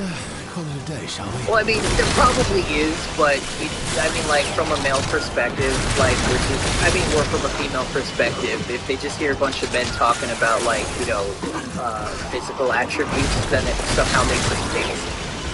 You know, so you nailed it with the personality. I can say, like, if people want to go by looks, she was gothic and emo-ish, like, she always, like, almost like it seems like almost every week she will dye her hair different colors. I wonder if in general that's a flag. I'm not sure. Like, I've had a lot of friends that were gothic, but I never dated them, so I don't know. But it's weird because, like, if you look for positive in people, you'll find it. Equally, if you look for negative in people, you'll find it. So if I sit here and I think about the gothic friends I had that I didn't date, if I'm looking for negative, I can find it, you know? But, like, I don't know. I feel like if I'm thinking about all the experience combined into, like, reading people, I don't suppose, maybe I answered my own question, I don't think gothic is a valid way to be like, oh, this is a good or a bad person. You know, like, I mean, not in general, but just for dating. Like, relationship-wise. Because, I mean, there are a lot of signs that a person has trauma, but just because a person has trauma doesn't mean their behaviors are, they're going to take that trauma out on you, or it's going to manifest against you. Like, for example, this is a common one that I grew up with, and it was self-harm, where people would, like, you'd see marks on their arms or wrists or whatever, and, but that doesn't always, like, that doesn't mean that if you dated that person, that they would take, that trauma would come out on you, you know, or it would just become a normal behavior. I mean, every once in a while, just human dynamic-wise, like, people snap. Every once in a while. And I don't mean snap, like, go over off the deep end. I mean, like, you know, maybe you're just pleasant to be around all the time, but then that one day, you just get moody.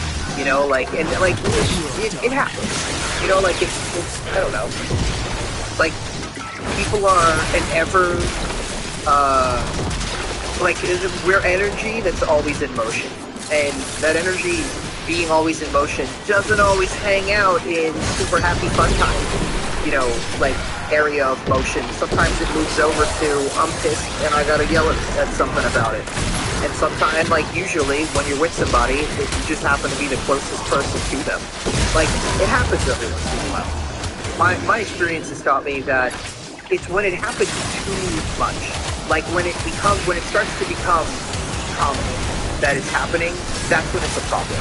But every once in a while, it's like it happens. You know what I mean? Like, man up, get over it. You know, like she starts yelling at you or whatever, but it's when it's constantly happening. That's when it's a problem. You know, that's the side where it was like I would be. At one point, like I would be sleeping, and out of nowhere, she would be like waking me up and yelling at me because her son did something. I'm like, okay.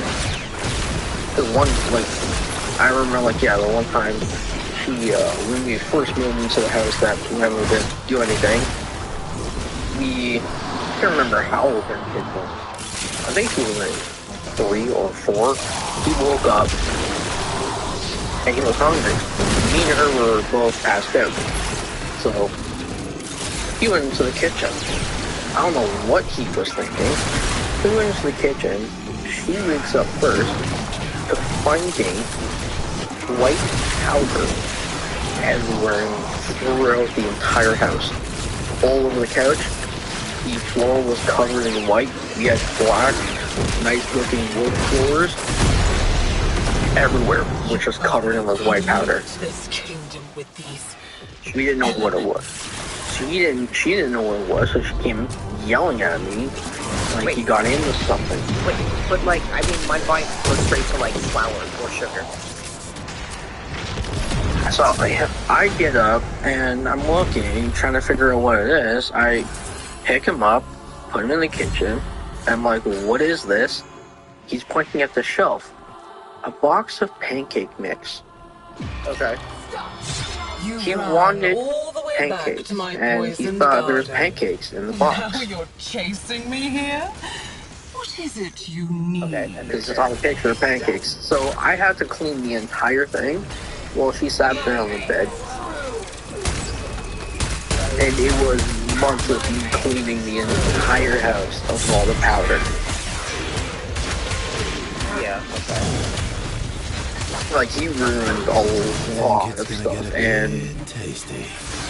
He was like she was pissed off with me, even though I wasn't the one who did it.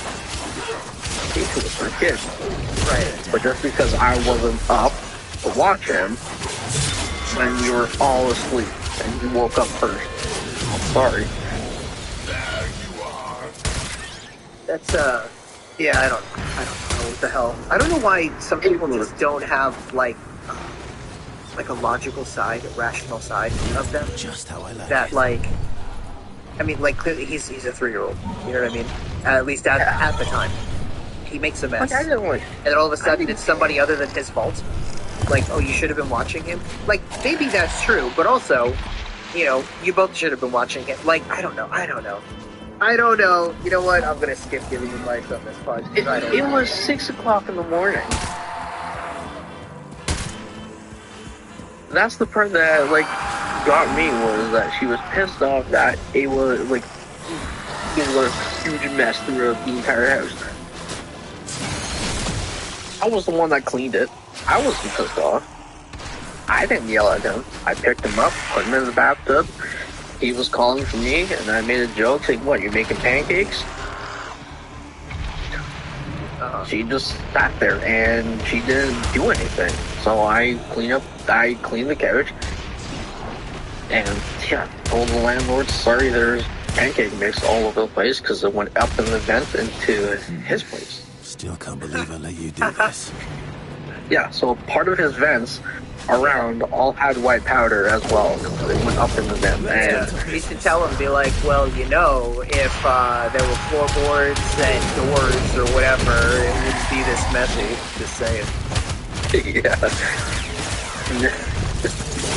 You know, maybe if we had a door, like, to kind of close him in his room, you know, that's the part that was hard. That was the part that was really hard. It was like, how do we know? How? Because when I was, there was a time that I was gone, and she knew I was gone. She put him down for a nap. Keep on taking. She barely fell asleep too. I was not even at home. And when I got home, I see him running around in the driveway with just a diaper. You live on a highway. Yeah, that's not even close to say. Off you go. Yeah, I was like, what? I like immediately got out, grabbed a hold of him, run him downstairs, and she's just passed out in the bed. I'm like, alright. Didn't yell at her, didn't say anything, didn't yell at her or anything, so I just sat there, put him in the room, he was playing, and I then installed a lock on the door which he couldn't touch or he couldn't reach.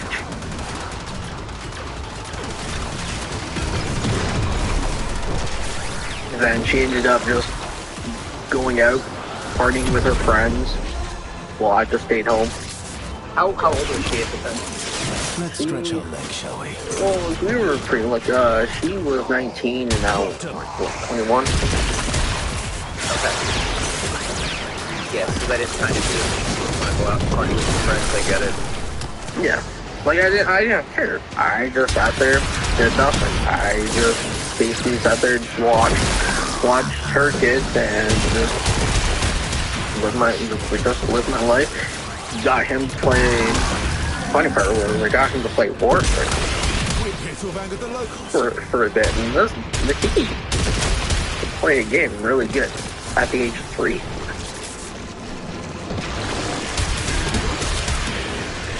So what about the what abusive things did she do? What are some things you vividly remember? About some of the abusive things that she did. Mental and physically abusive. I would sit there and yeah, she would get pissed off.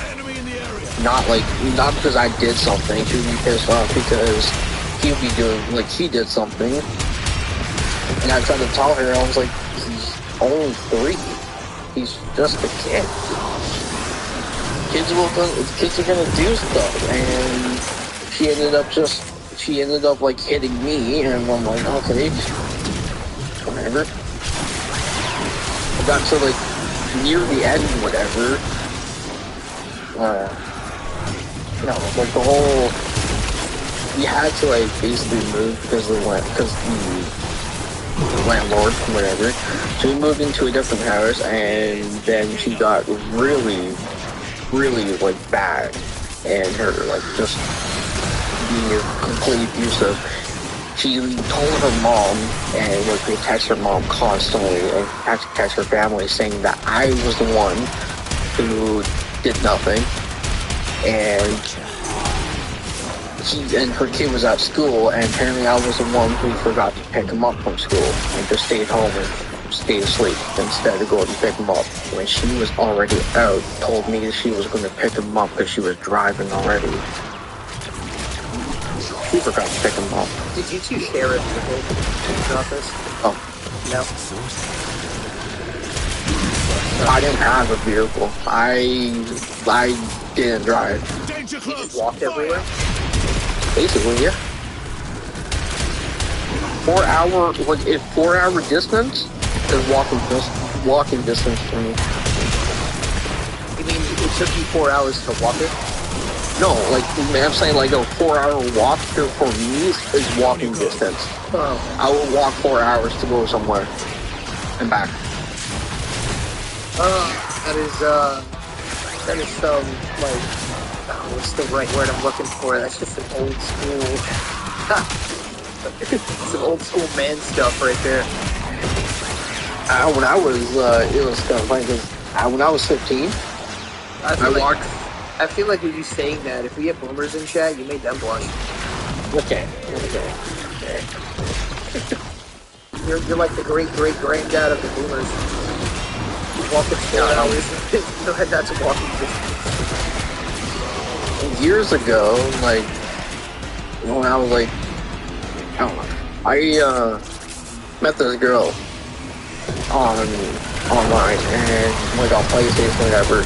Me and her talked for a good 2 years, and then I said, you know what? why didn't we just hang out in person or whatever? And she wanted that. She said, okay. I talked to her dad, talked to her mom. They knew about me.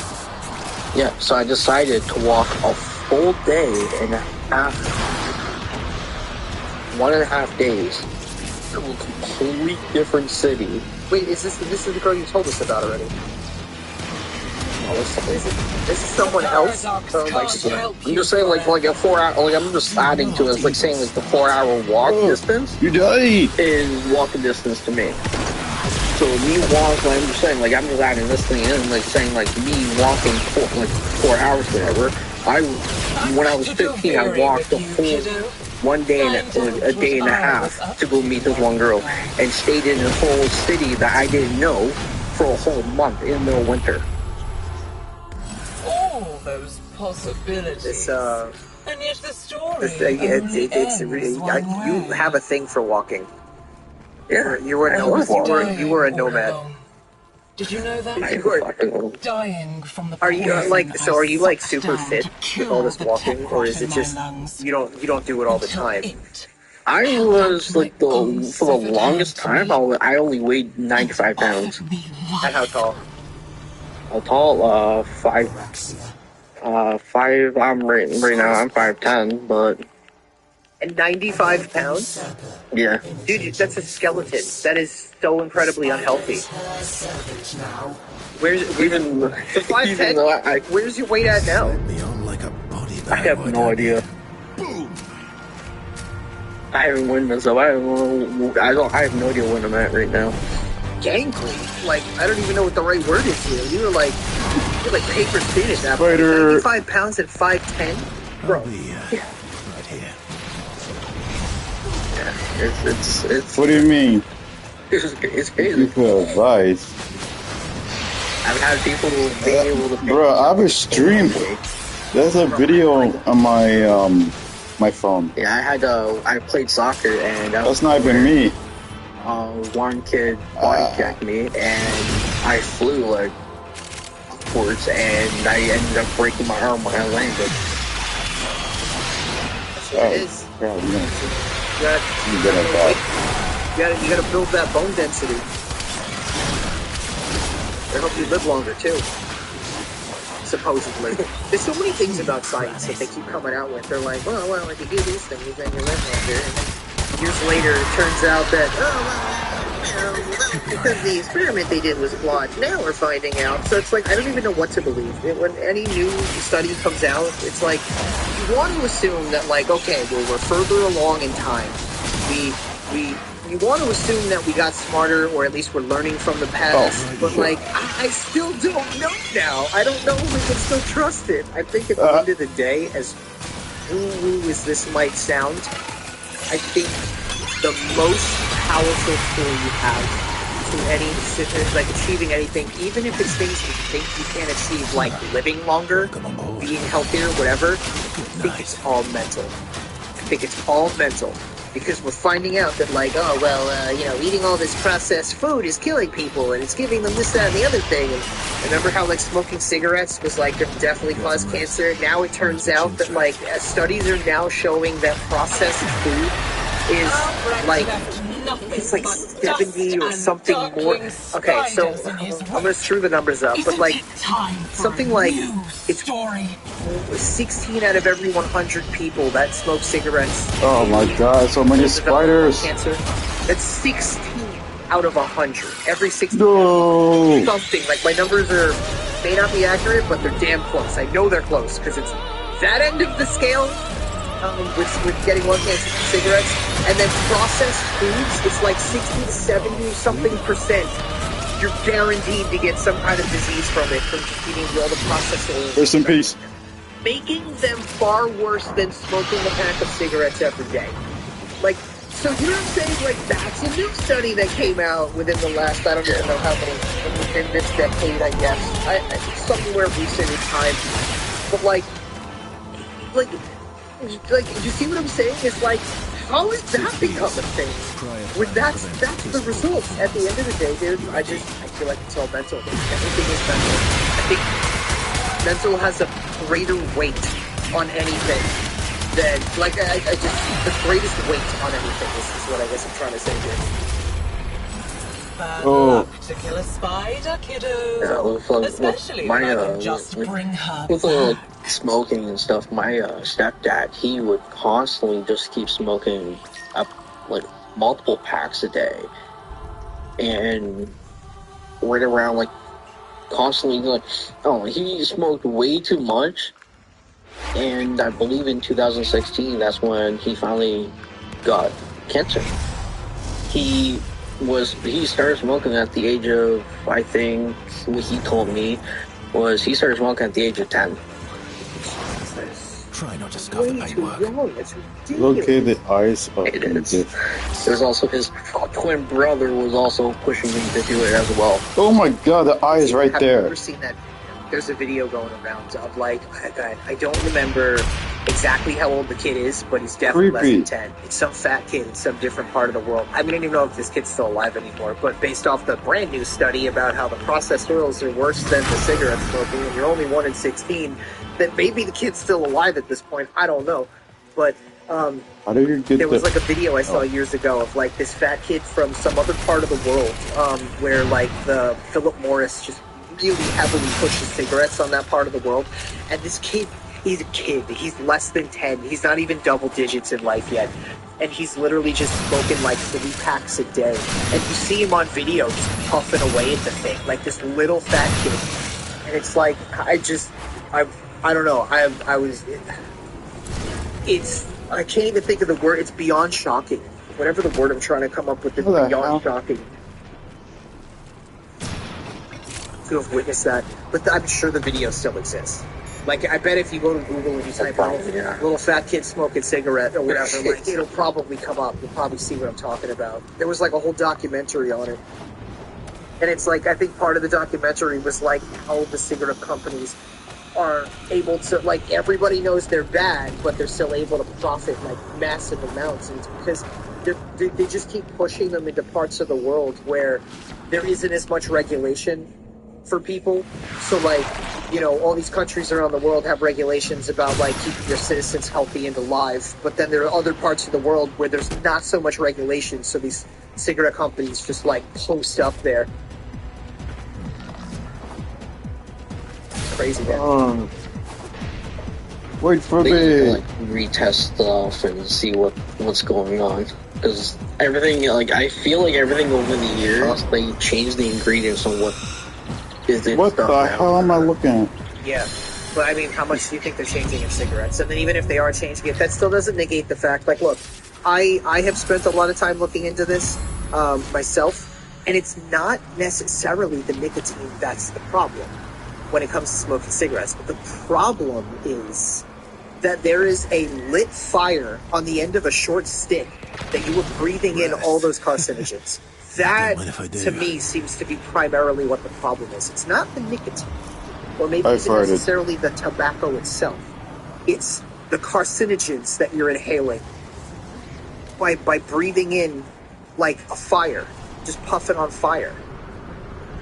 Yeah, so just basically just have a house fire and just breathing in the smoke. Yeah, like constant. And I mean, look at like, not to bring it up, I mean, like, I was affected by it. I'm sure there's other people that's still affected by it. But like, you look at like what happened to the people that helped out in 9/11 just from breathing in all the fumes from the buildings. You know, like all that. And this is going to be hard. There was, then there's the, I don't remember. It's been a long time since I've seen this movie. It's been out for a long time. But there's a movie called Thank You for Smoking. And it's basically about, or at least from what I remember it being about, it's about the tobacco companies and how they, I guess, have incredible voices that just will always argue it from they'll always argue a perspective. Indifference took over the cigarette's fault, or the cigarette isn't the problem, or like just like along those lines. And I think that movie, I'm glad I watched it years ago, because I've been carrying with me for all these years how even though somebody may be able to make an exceptional point, like, even though like if somebody may be able to argue something that, like, argue against something with such exceptional, like, grace or whatever, it still doesn't make them right. You know, like, it still doesn't make it correct. And, like, I don't know, I feel like that's the internet half the time. It's like, you have these conversations, people have all these hot takes and these short-sighted ways of looking at things, but they can say it by making a really good point about it, and it's just, you're just sitting there like, damn it, you suck as a person. It's taking up air. Like, why are you like this? I don't know. I don't know. Like, how were you able to convince yourself that that's correct? Like, I understand you were able to manipulate logic in a way where it sounds good. But it's still not. It's still not. Like, it doesn't work. I don't know. It's a new record. Yeah. You know what? There's so many things. This is also, now this is me trying to not sound tacky about it, because I'm not I wasn't trying to go there in the first place. I was just trying to point out how, like, wild it is that, like, you could have the same topic people are talking about and see it from two completely different angles. Like, 180 completely on how something is perceived. But the point I'm making, the point I want to get at now is that, like, it's kind of amazing that like, you could do that with anything. So there's an infinite number of possibilities that, like, people can be on the same page and then be completely 180'd about the same topic. And it's crazy because there's an infinite number of things to do that about. It's like, it doesn't matter how much you, like, a person may be like, let's play the example of you found your perfect person. I got you. Get along about everything, you agree on everything. If that's really true, then it's still just a matter of time, or a matter of time in conversations about any random thing before you find the thing that you do see total opposites of. Like, because it's just, like mathematically impossible for people to see exactly the same world. For now, but she'll I'm gonna end the sentence there, because that's where I feel it's most accurate. It is mathematically impossible for people to see exactly the same world. You could see very similar worlds, but yeah. So, I mean, it's another thing too. That's the reason why, like, if you think about when people get married, they're like to death do you part through sickness and in health. Like, that's why they point out the bad stuff. That's why they point out the polarities of it. It's like, okay, yeah, not just in health, but in sickness too. Not just through the good times, but through the bad times as well. Like, that's what they gotta, like, point those out because they know it's gonna happen. It's gonna happen. It's gonna happen. That's why that's gotta be a speech that they always say when people get married. It's like, we got one last reminder: things will not always be sunshine and rainbows. One last reminder: you gotta put up with that shit sometimes, even when it's not effortless. Like, it's this one last reminder. It's about being selfless. But then, back to having an abusive ex, which I also have had too, there's no reason to, how do I word this? Like, you do those things like the marriage thing, the staying with somebody, the fighting through the hard times or whatever, when it's worth it. I feel like when it's been too long, a person is making it not worth it. I don't feel like it's your fault anymore. You know what I mean? Like, because, like, what are we supposed to do? We're supposed to be like, all right, all the women around the world that get abused by their husbands, you should still stick that through. Like, no, you should leave. Like, that's unacceptable. You know what I'm saying? Like, it's like there's certain things, and it's not just physical, it could also be psychological too. There's like crazy shit things that women do all the time to men, and it's like there's a point where it's like it's not acceptable. It's not acceptable for you to put up with that. Like, that's really wrong. You should not. I put up with it for a while, and to the point that, man, she made a mistake. She did something, and yeah, I had no choice to leave. It's just there's certainly things physically and psychologically and emotionally. Like, it's a trifecta there. Physically, psychologically, and emotionally, there's all three different things that, like, people can do. That, like, there's a point where it's unacceptable. Like, yeah, put up with it for a while. Yeah, maybe go to couples therapy. Yeah, like, work it out, communicate, you know, like, make it work. Because, like, I don't know how to word this. Like, I think it's a delusional thought. And I'm only saying this because I'm aware of how different people are. I've played psychologist for my friends since, like, middle school. It's been so many years I've played, like, the mediator and like, really just grew up in a house where I genuinely do care about people, and I want to see them succeed, and I want to see them happy. And I really do believe at my core that if everybody else is happy, then it just, like, let's look at the world today. Like, everybody is, not everybody, but, like, too many people are miserable. Too many people buy into the bullshit propaganda they throw on the news stations. Too many people, like, are just upset and hurt by, like, just the world we live in today. And all that's doing is causing, like, a multiplier effect where they go out into public. Now they're a little bit more raging in traffic. Maybe they're a little less tolerant of people at the store waiting in the line. Like, there's all these stupid little things that manifest out that just, oh, your day's ruined and you ruin someone else's day, right? But if everybody were happy, if, like, everybody were taken care of or whatever, you'd be so much more tolerant of people that, like, every once in a while have a bad day. Like, somebody, if your life is great, everyone else's life around you is great, and you run into that one person who's having a shitty day, that's exactly how you're going to look at it. That person's having a shitty day. Gone But 4 when it hours happens now. every single day, over and over again, then somebody's having a shitty day, and you're like, oh, great, another one. Like, you're just not.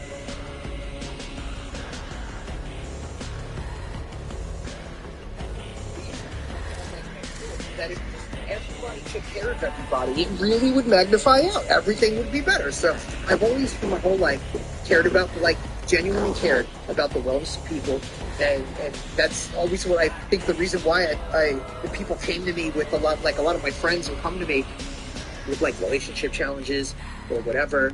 And I guess to kind of wrap it up is, like, the whole like, I guess, point of what I'm getting at is, like, it's like knowing how different everybody is. I know that there are a lot more things that could happen with couples that you have to fight for it. Like, you have to want it. You have to care. You have to put the effort in, like, to make it better. And, like, over time, shit happens less. You know, like, you can get to a point where you're with somebody, like, you know, after so long that you communicate either, how do I word this? If two people get together and they communicate super professionally, they probably don't feel like they have problems, because it really is all about communication, right? But if two people maybe struggle communicating, they're going to butt heads every once in a while. But they're also going to have to come back to the table and talk it out. Like, the communication never goes away. You have to do the communicating thing. So, like, I'm sure there's, like, really rare cases where two super...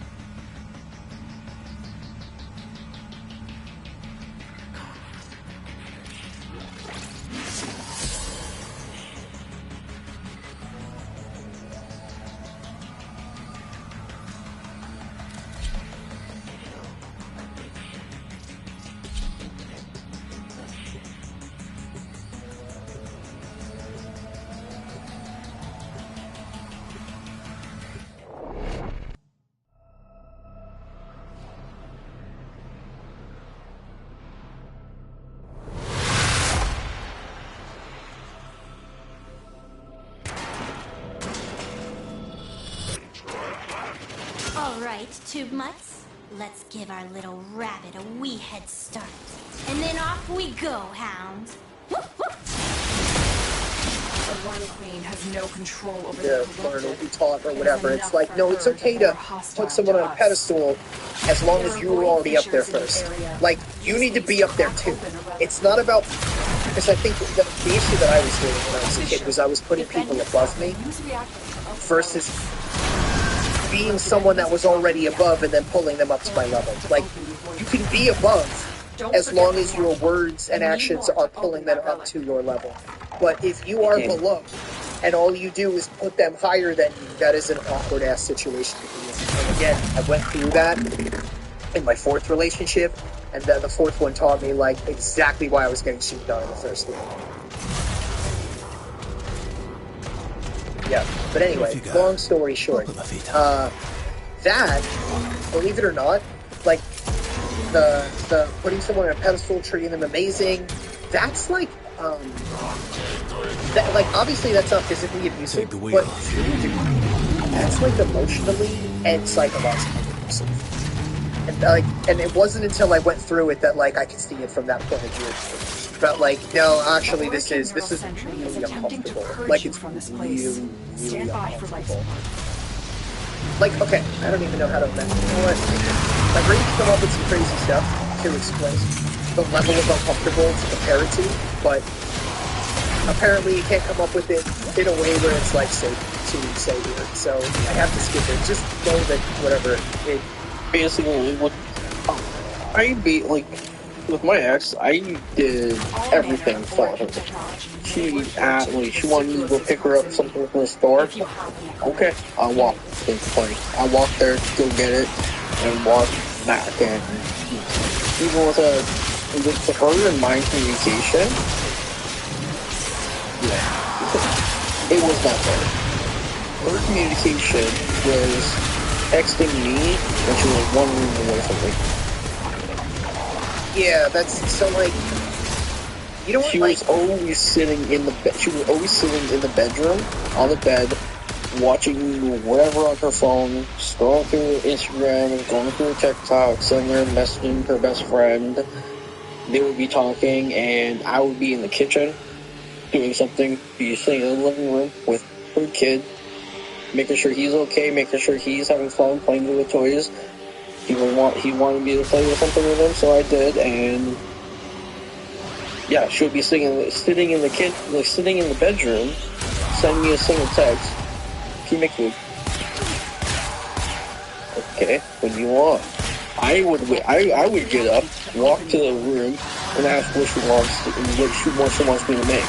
Yeah. So okay, I'm gonna throw a perspective out there. I'm not saying that like I know the dynamic between you two. I'm not saying, just from what I've heard, I'm just saying this sounds like a possibility. I'm not saying it is what it was or whatever, but it sounds like.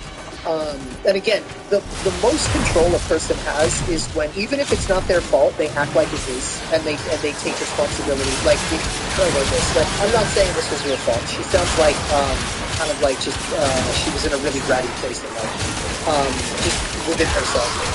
So I'm not saying it's your fault, but let's pretend it was. How could it be your fault? If we look at it from a perspective of every time she fought the order at you, you didn't argue back. You just said, "Okay, honey, that's a problem." Just like hands down, like that's a problem. It's every time she just was always like not respecting you and always telling you what to do. Now it's okay, like when you get married, that's kind of what it's like. It's like when not in a bad way, or it shouldn't be in a bad way. But when you get married, it's like, yeah, you know, you do things for the child all the time, but there is respect. There is respect behind it. If you're in a relationship with somebody and you're doing things for them all the time and there's no respect, that's a problem. And it was mainly all one side. I was doing everything. Yeah, she needed most. I had to go to the store. I would walk to the store and get smoke. Yeah. Get her smoke. Yeah, like, the problem is like, if she's not respecting you, and you're not putting your foot down, like, I don't know this, there's an important thing I learned in life, years ago. It's about setting boundaries. Like, these women all complain on the internet about how, like, oh, I can't find the right man or whatever, and it's like, none of them ever say the thing that they really need, because it's like, for example, like, I gain weight, I get fat. The thing I really need is to exercise, but I don't want to do that. So I'm gonna try every other thing in the book to avoid losing weight because I don't like exercising, right? It's not the thing I want to hear, but it's the thing that's gonna work. It's the thing I need, right? I need to diet and exercise. With like women, the thing they don't want to hear is they need to be told no. They need to be put in their place. So you'll never hear them say, the ones that complain on the internet about, like, oh, I can't find a good man, where are all the good men, or whatever, you'll never hear them say they want to be told no, and they want to be put in their place. But that's what they need. And you know what, like, I have every once in a while, I do see women say these sort of things, but those women, like, when I see those women say that, I see, like, literally what I see in them is, oh, you're actually already married, or you won't be single for long. Like, you get it. You know, like, you have the ability to rationalize, like, you're gonna get found soon if you're not already taken. Like, when I see the ones online say that, but it's really few and far between. Most of the time, they're just complaining about how they can't find the right guy.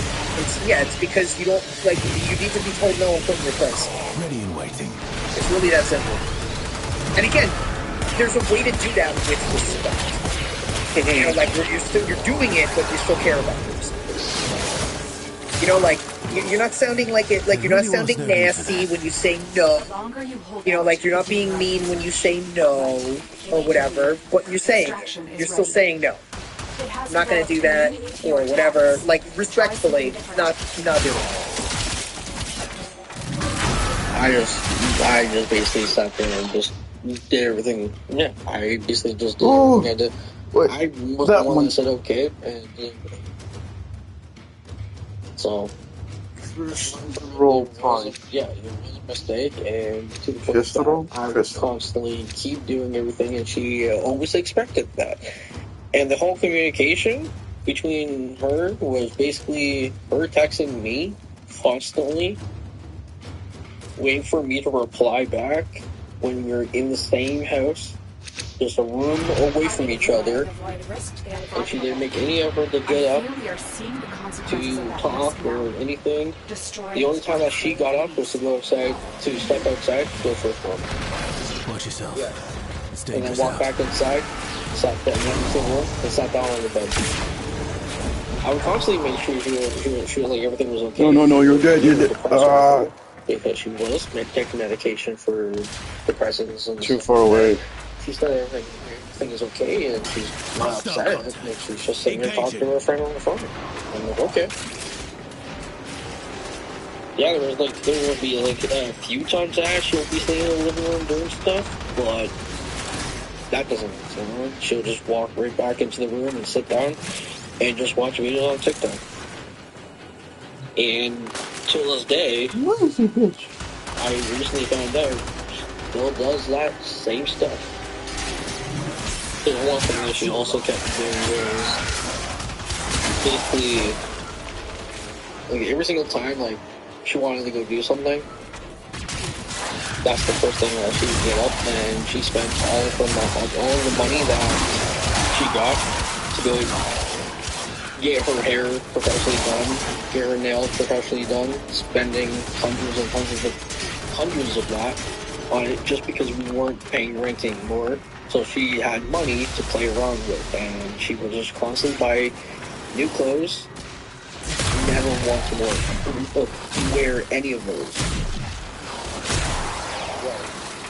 So I'm like, there's no need. And she knew I was allergic to dogs and cats, and she would constantly keep getting a dog, and when she couldn't handle it or deal with it, she returned it and got a new one.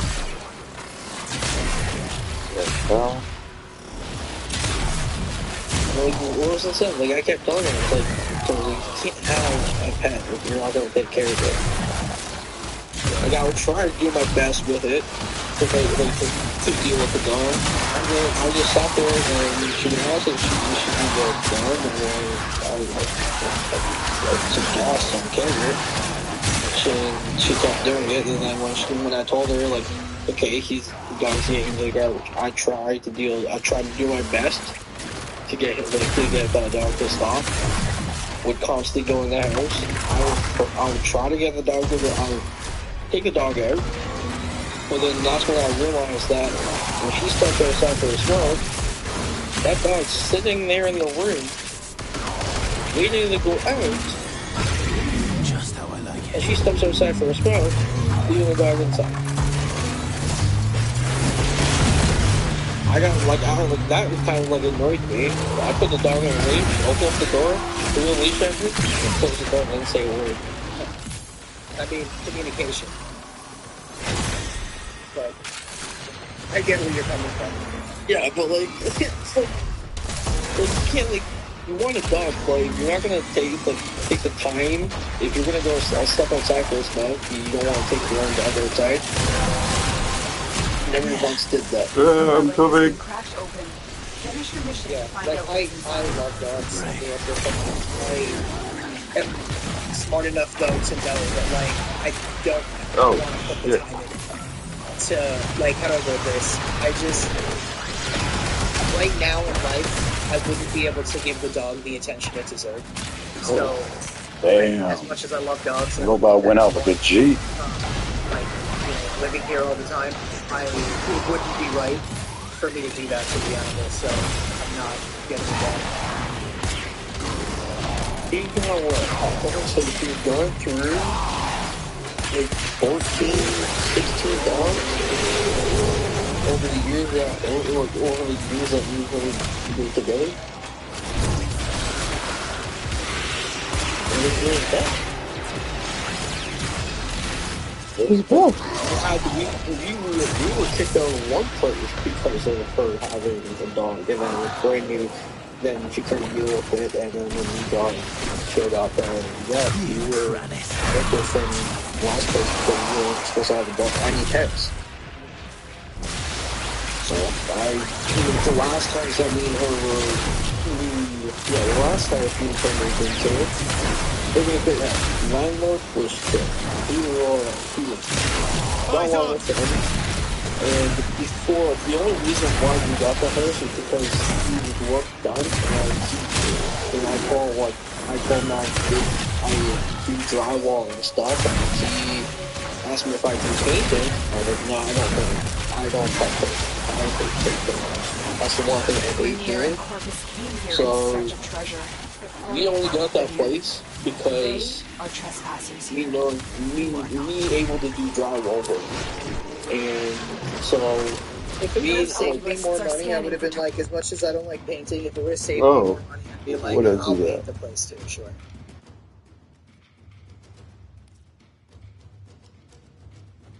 Oh, no place. You signed the lease. Places. I want to say like the first week, maybe the second week of us move in, we weren't fully unpacked yet.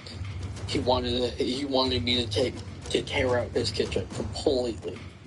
And I'm like, when do you want this done? Like, he asked me if I was able to do it. And I'm like, when do you want this done? He was like, tomorrow.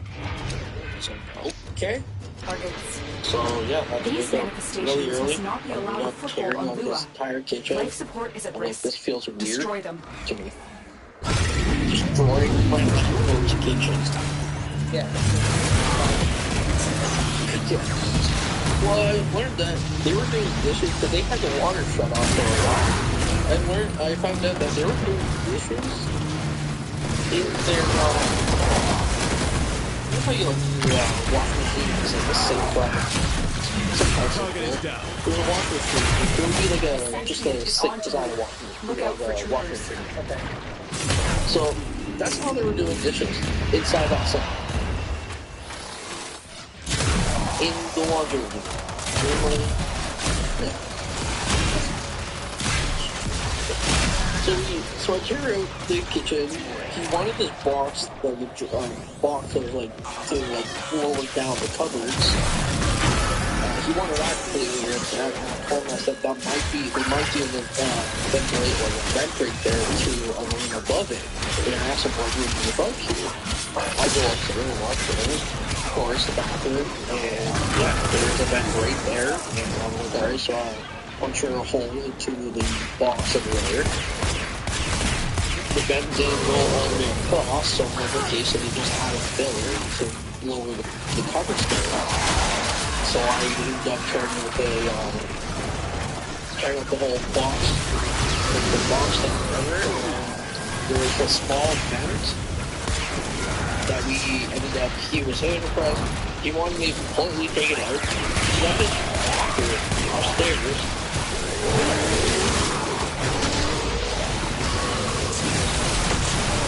Wanted me to take it out, so I did. So I did the whole drywall work, took off the backsplash, and they built them a whole brand new kitchen, all for free. And she basically, every single time I went downstairs, she would be mad that she had to do something, and she would get like she had to cook food. I'm like, I'm sorry that basically it wasn't technically me doing it all up. We basically got we paid half of the rent for like the whole first month of me doing it.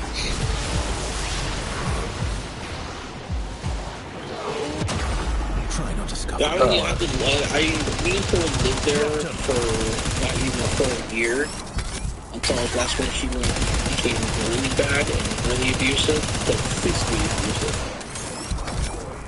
I found out that she was cheating.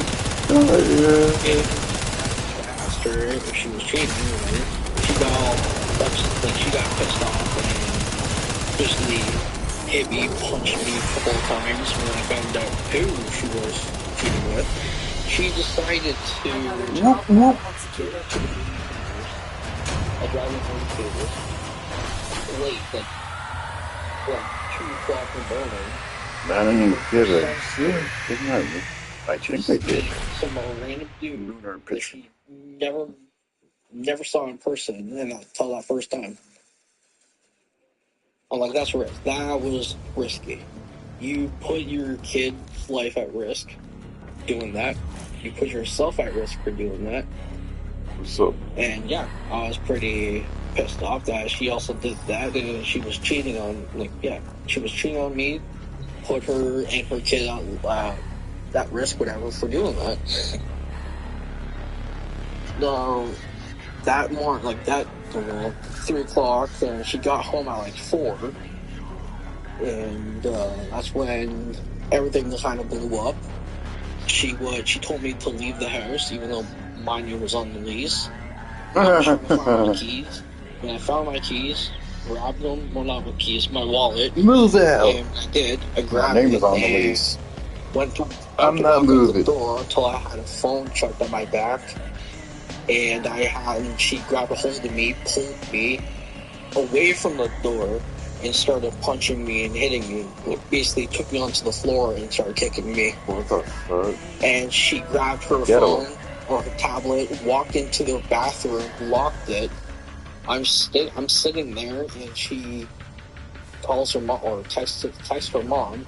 Her mom calls cops. Cops showed up, and they see me completely all bruised, blood coming down my face, and I told them. She attacked me. She ended up getting arrested. She told her mom to call the police. Her mom calls the police, and she gets arrested. I cannot. Oh my god. I'm one of those I didn't put a hand on it. I lived my life saying that I would never put a hand on a female, and I've told her that through our whole relationship, because she has been abused in past relationships. For herself, she's been hit and stuff. I told her, I said, I don't believe in that. I don't live by that. I will never do that. And she even texted me one day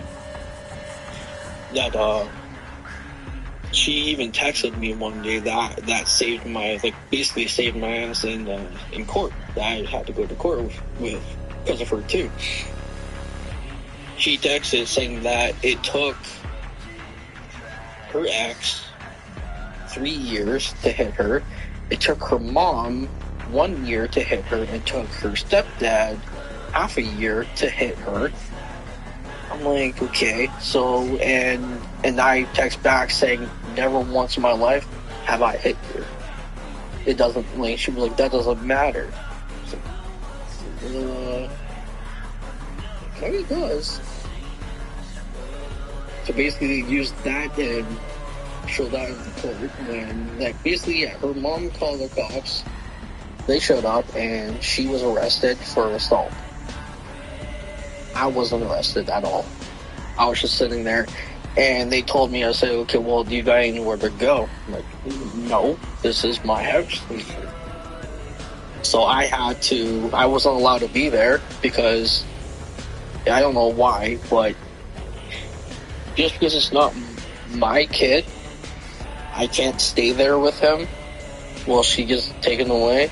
He had to be, she was arrested, but not taken away.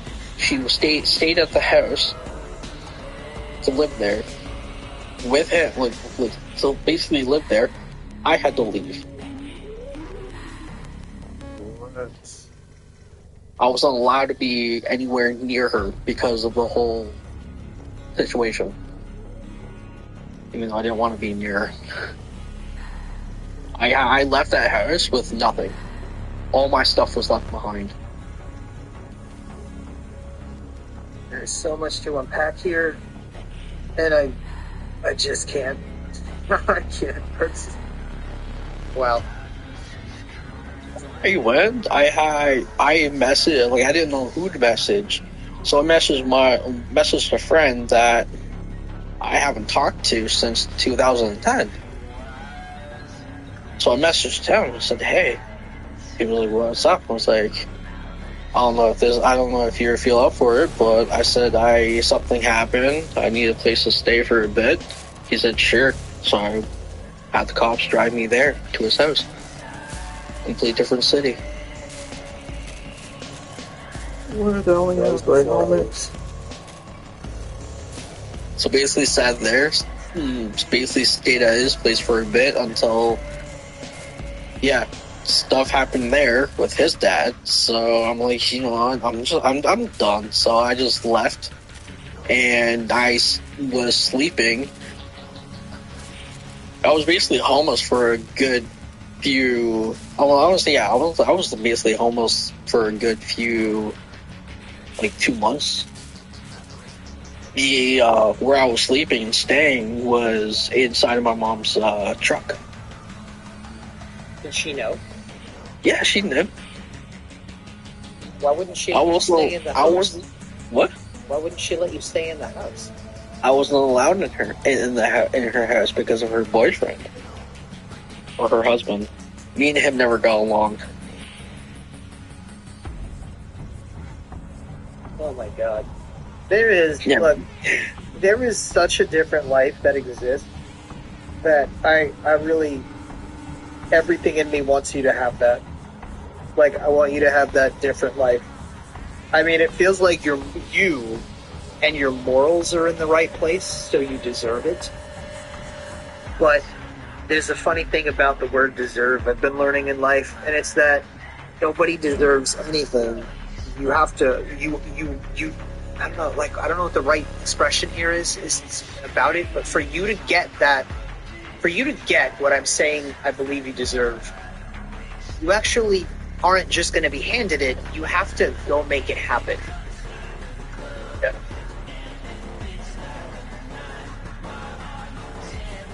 But it is within your reach.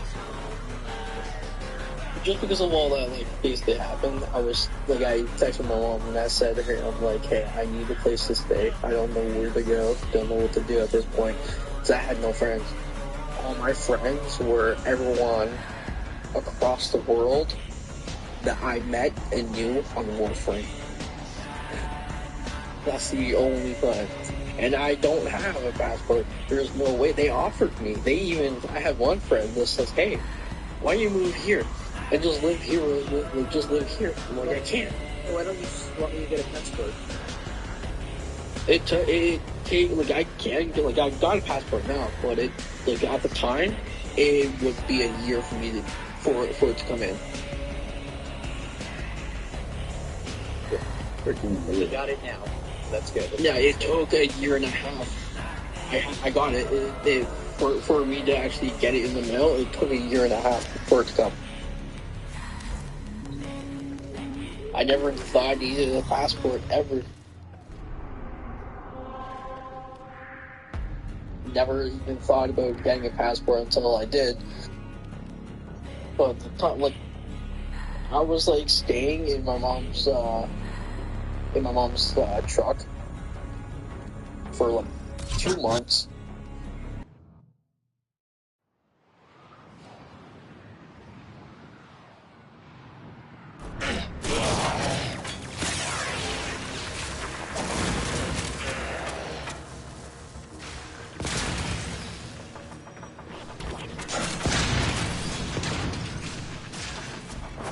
Blast. You're the Shadow Investor? You ingrate. You could have had everything. And now you seek to ruin your mentor's hard work? Leave it out. Your hard work? I didn't design Animo to be a weapon, and I would have never disabled its governor.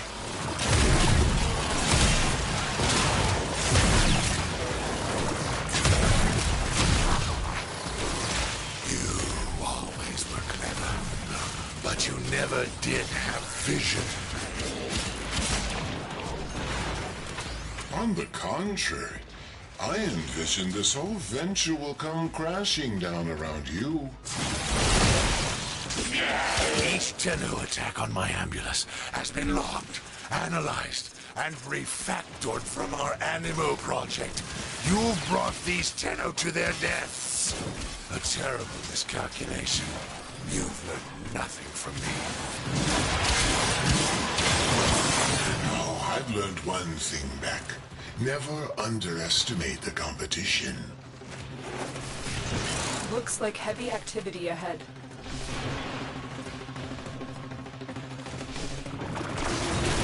Stay focused. You're so far away. 6 different bedrooms.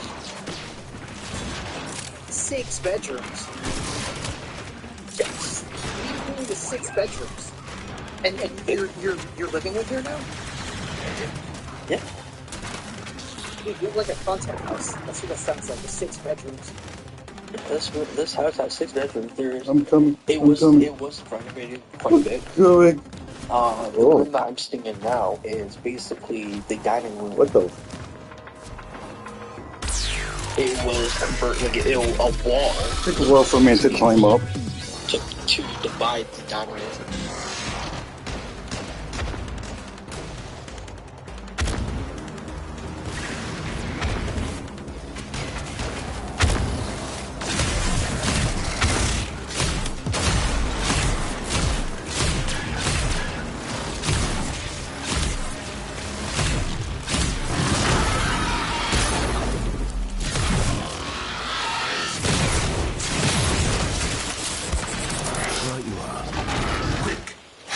Disabled ambulance and upload this protocol. Here comes the dropship with a special delivery. I haven't felt this good since they rebuilt my larynx. You comfortable enough in there? Target is down.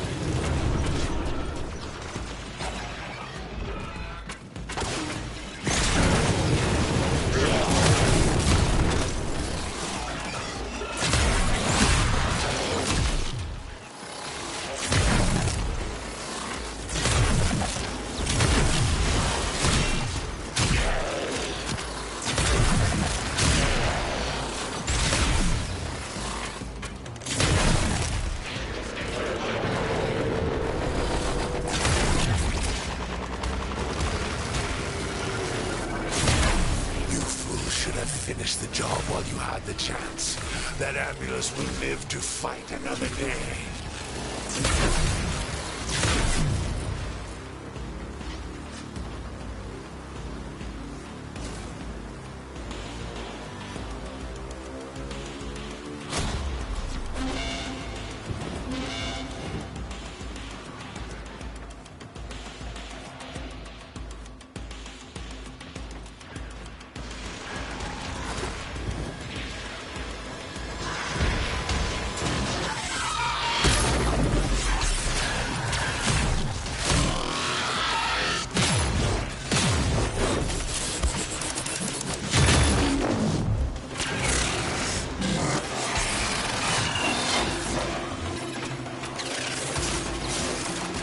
To your investment, I can keep throwing ambulas at the Tenno all day. They're going to try and fix the hacked ambulance. Don't let them. It's crucial that Beck takes it back onto his ship as is. Fire the artillery!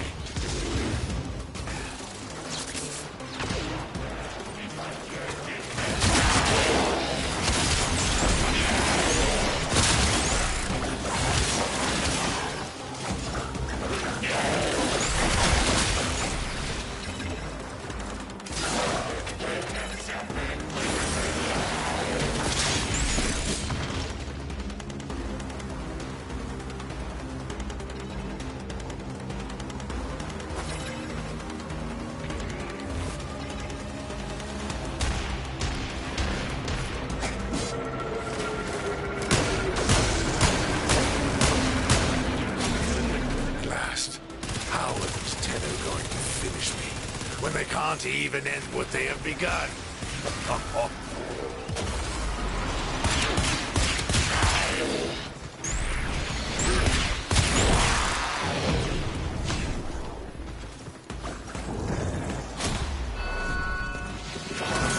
Everything I own, I built.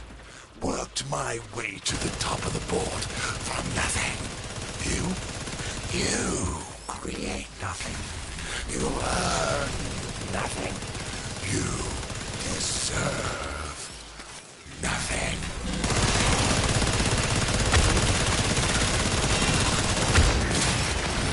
Just remember where you parked me.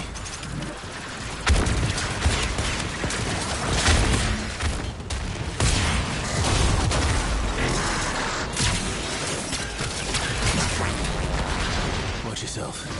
It's dangerous out.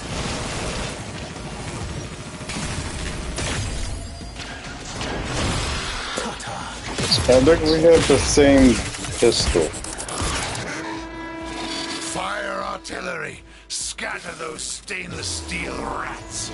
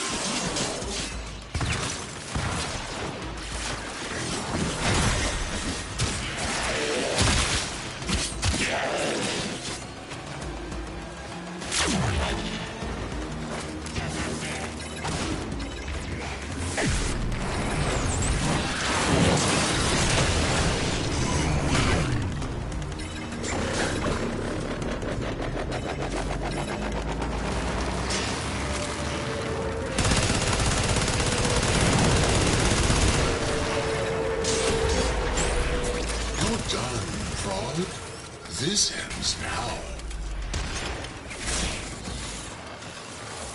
Throw everything at them.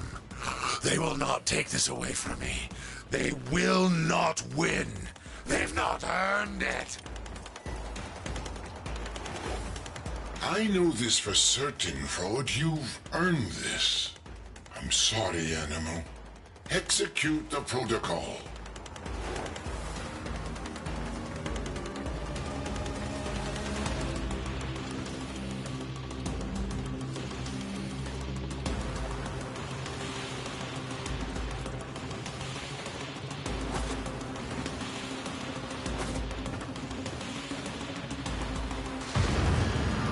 was that?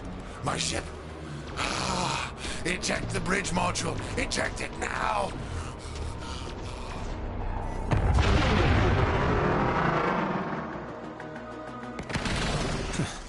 I feel lighter already. Animo, once my pride and joy has been destroyed. I abandoned the project when I fled the corpus. I should have known it was too powerful to leave in their hands. The Amulus proxies still exist, and they are no doubt formidable, but the threat of their superintelligence is now gone.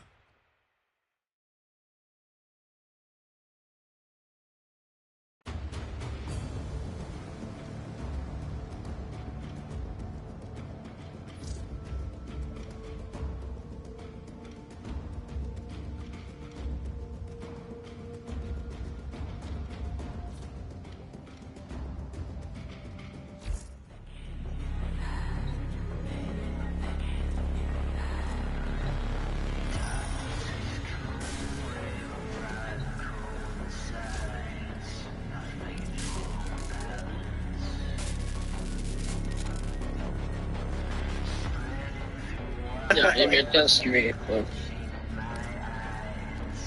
but yeah, I'm really glad that after everything you've been through, that you've been able to turn it around, and it seems like you've also, just in the way you describe the story, you've been able to do it in a place of like peace and like calm. It seems like, I'm sure there have been moments where you maybe haven't felt so peaceful and calm, but it's just in the way you told that story. It didn't seem like emotions struck up too hard from an anger point of view, and that's great. Like, I think that's the reason why you were able to shift so quickly, is because you weren't letting anger control you. So, at the end of the day, I'm really happy for you. Like, legitimately, I'm happy for you. I am really glad that your path has led you to a place of what sounds like much more comfort and like wellness. So hell yeah to you. The whole anger thing, like, I don't necessarily get very angry. Like, I had one person, even my girlfriend, she says like, over the time that me and her have been together, like 2 years, she says that, like, out of everything that like is around you, I thought you would be angry, and I'm like, no. Like, recently something happened to, like, we got like a car accident or whatever. She thought I was gonna get out and start yelling at the dude. I'm like, no, I got out, and I wasn't angry whatsoever, even though, yeah, it was his fault. He wasn't supposed to turn out that time, and he had the right of way, but she thought I was going to get overly annoyed and pissed off with the dude and start a whole argument and fight with the dude. No. Yeah, half of that is relatable to me, because if there's an accident, I'm not angry. I'm only angry when there's no accident. Why are you driving like this? Look at this idiot. You know, blinkers are a thing. Like, I get so rageful in traffic, but only when there's no accident. When there's an accident, all that gets put aside. Like, I go into this mode of, like, everybody's gotta be okay. Like, let's make sure everybody's okay.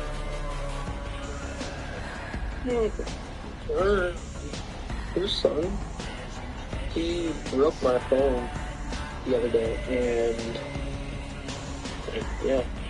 Okay, it can be fixed, it can be replaced. I don't live my whole life being angry. Even with how my ex, like, she, to the point that beat me up and attacked me, assaulted me. When the cops were there, they were surprised on how I was so chill talking to them, not pissed off. You're a professional. That's what it is. Life has led you into you have walked a path of monkhood. No, I like the way I see it. Like, if I'm like pissed off, it doesn't get me anywhere. You know, it sounds I would expect that from a nomad. I really would. It's all the walking you've done. That's what it is. God, probably. walking, just like you know, how, like people say, like, oh, like there's like constant thoughts going through their head. Yeah. And they need music. Okay. Or else they go crazy. Okay. Yeah. I can sit in this room with no sound playing without thinking a single thing.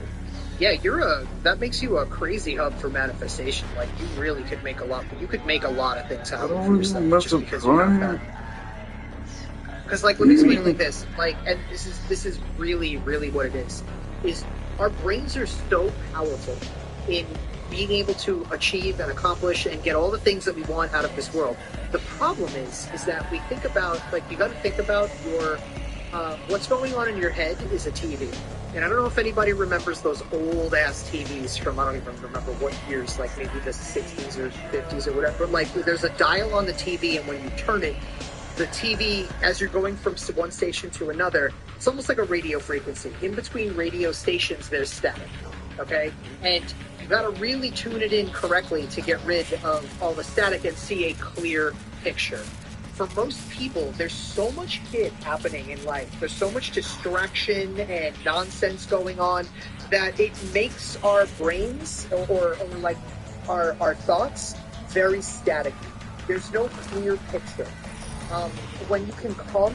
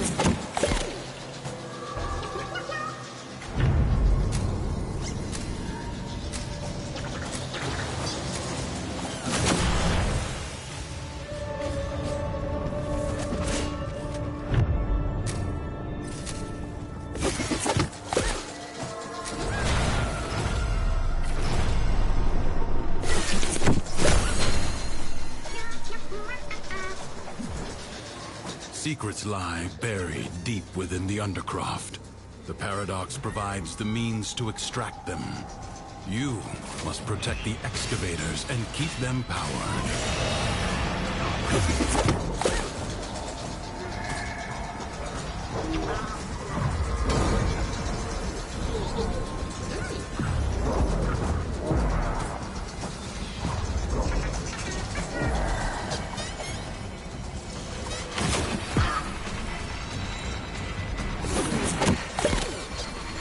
Extractor charge expended.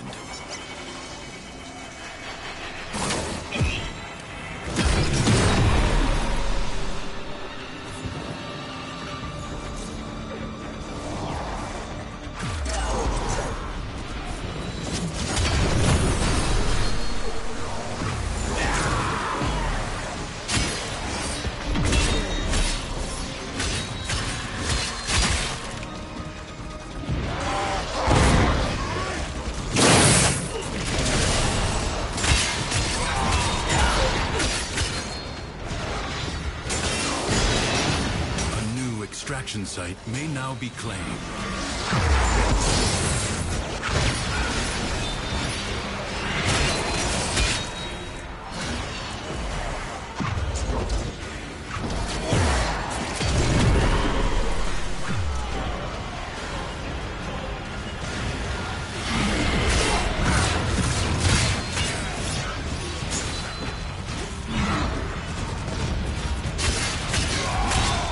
Extractor in place.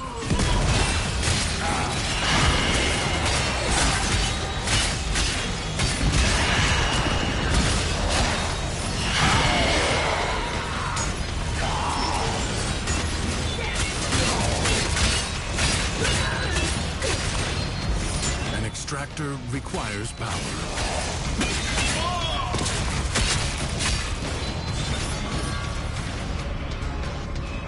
A new void treasure may now be extracted.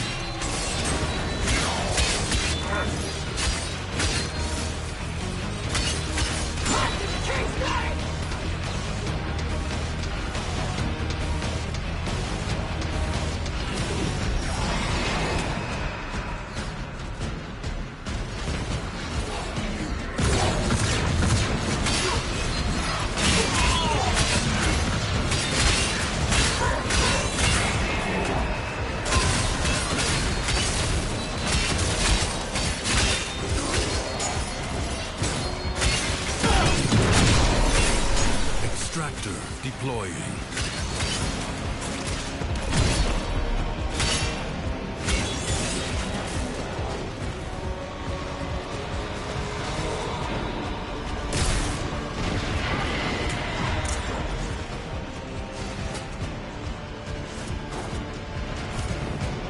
A void treasure has been located.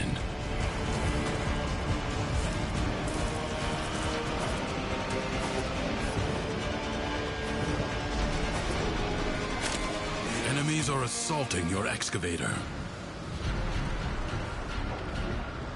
An extractor is out of power.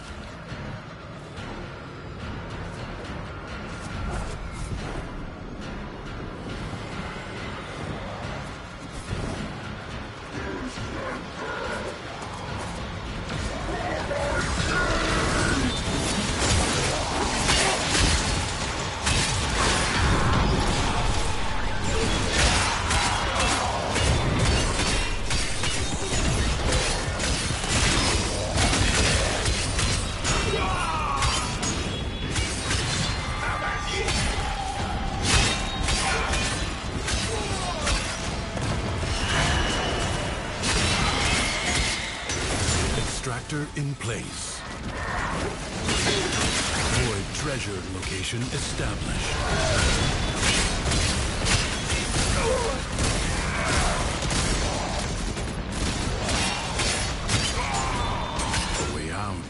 now open to you, but further buried riches are here for the taking. This struggle goes on for as long as you can stand.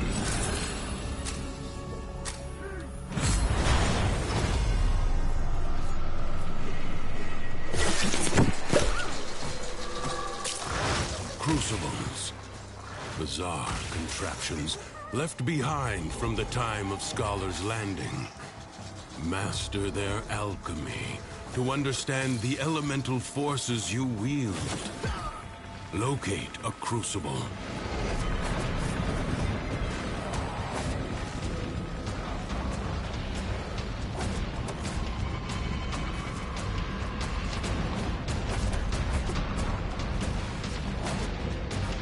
Your enemies hoard the amphors the crucibles need. Retrieve them. Toxin and cold are the seeds of the viral elemental force.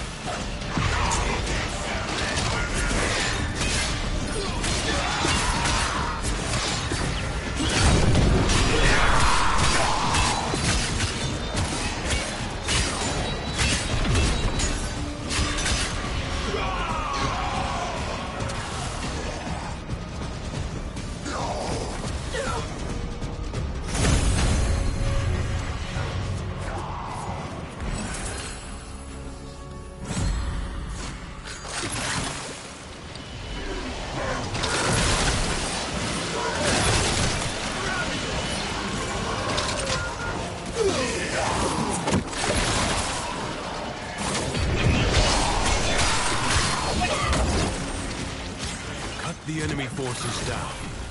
Take the amphors and hurl them at the crucible.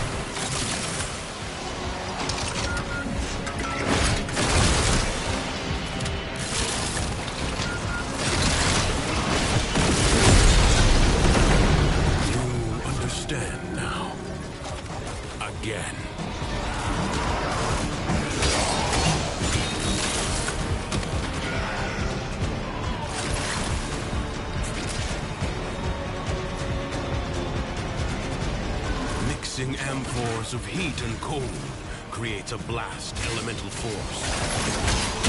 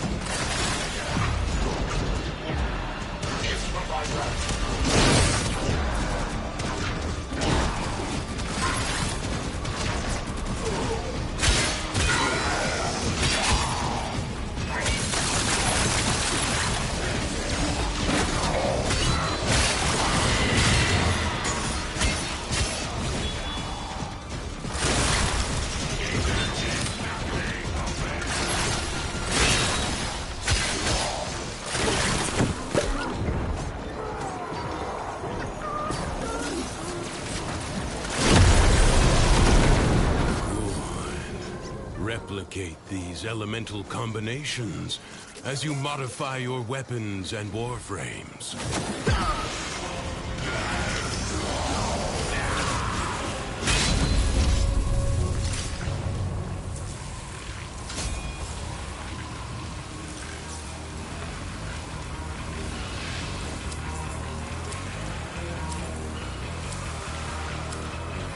I advise you not to be content with merely doing enough.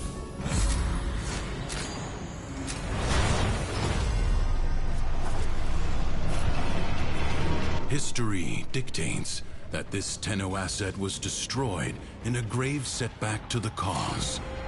Let us rewrite that event. Enemies incoming. Stand fast.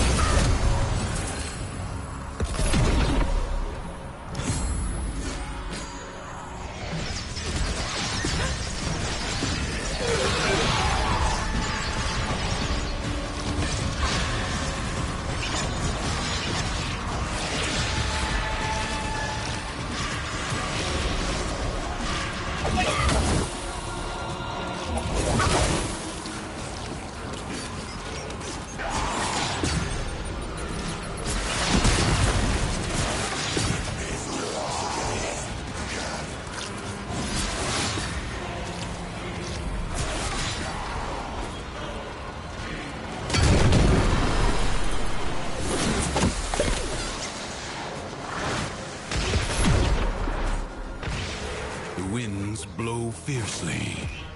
The rains do not relent. Still, the stout bough stands.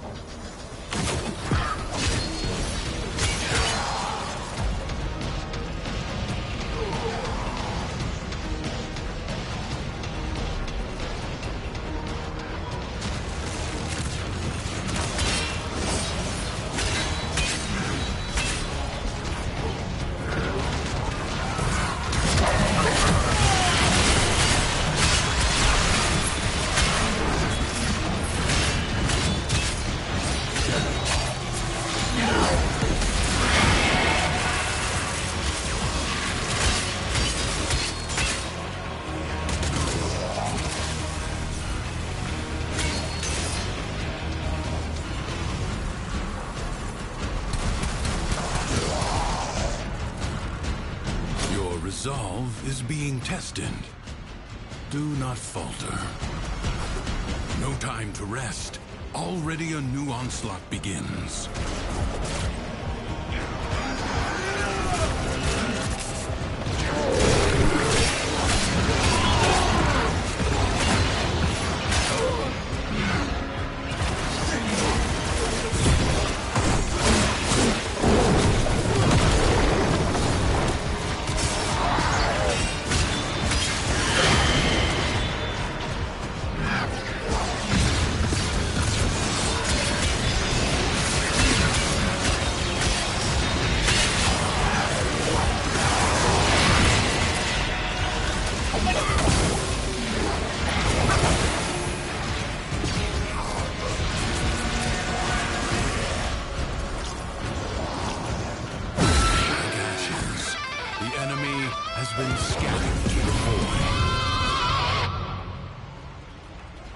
Will you lay your sword aside and rest?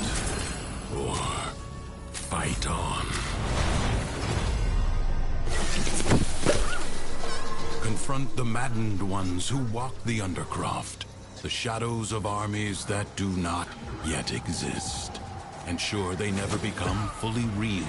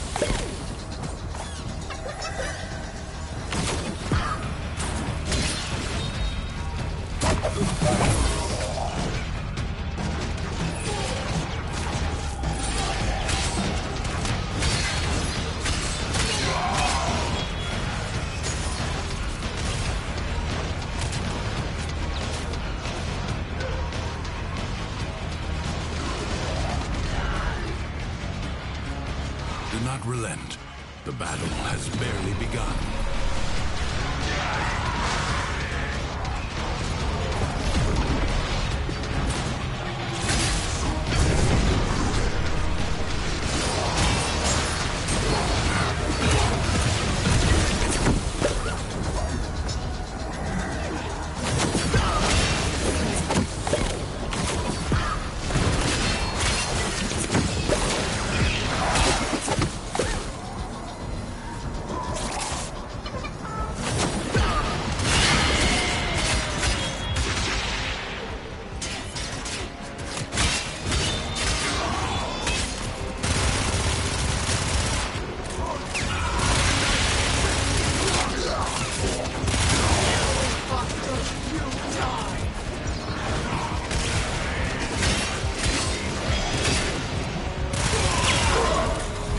What a waste!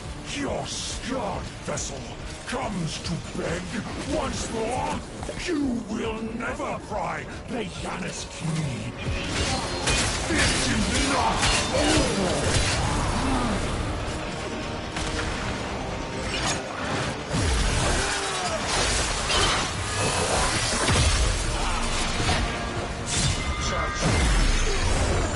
Little by little, the badness of the Undercroft is curbed. Leave now or later. But leave you must, for the Undercroft is inexhaustible.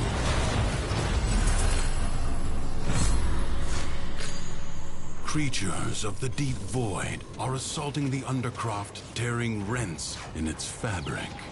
Seal them up again, or worse foes than Thrax may emerge.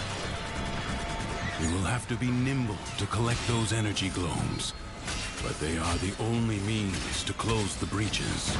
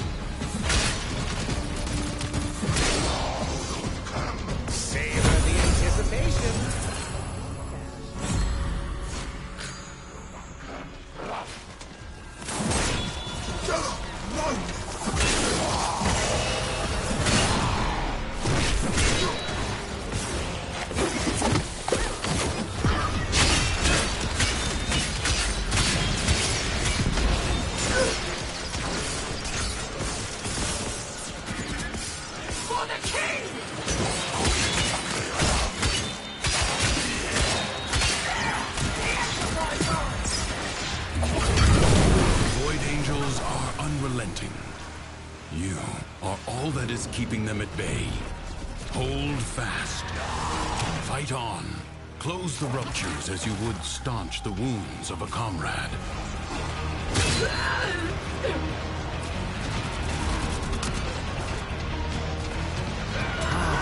The tingle!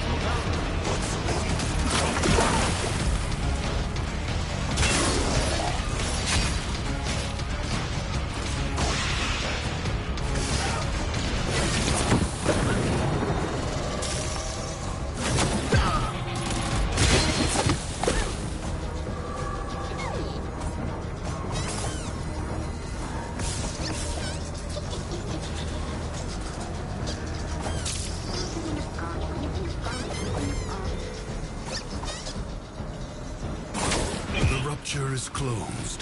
The paradox stabilizes.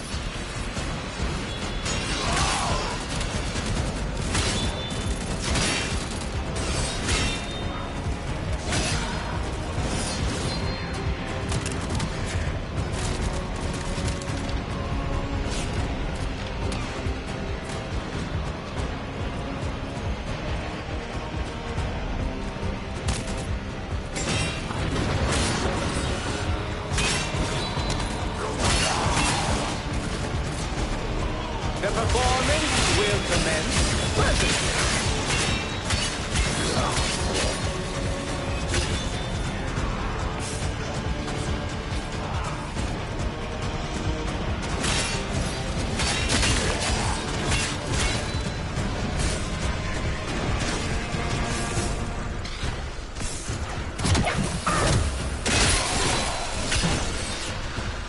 Void Angels break through the wall, their master will be freed. Do not allow that to happen.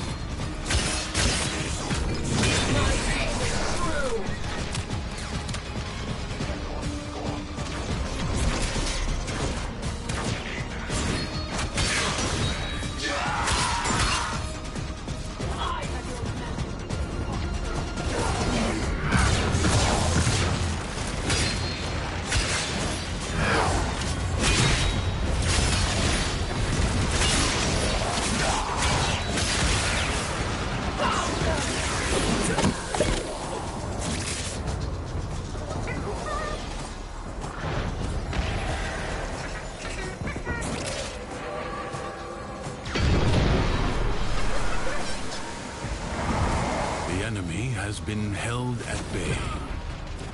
Congratulations are in order. Do not expect me to tell you when to stop. Judge for yourself. Okay. Even though I'm getting sleepy as hell. Oy. Oh, what the hell is that? The Jackal may have been sent to explore Duviri. Ensure it never returns. The body is well armored.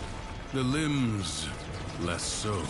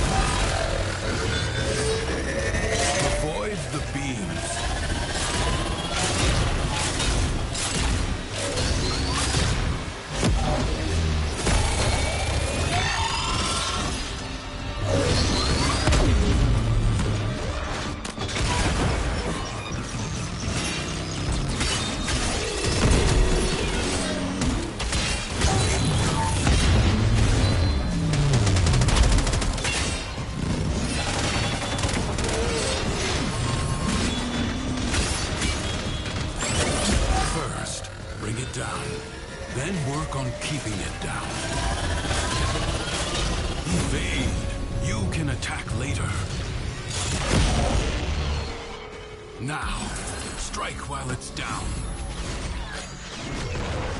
The foe flees before your onslaught. Hunt it down. 5 hours.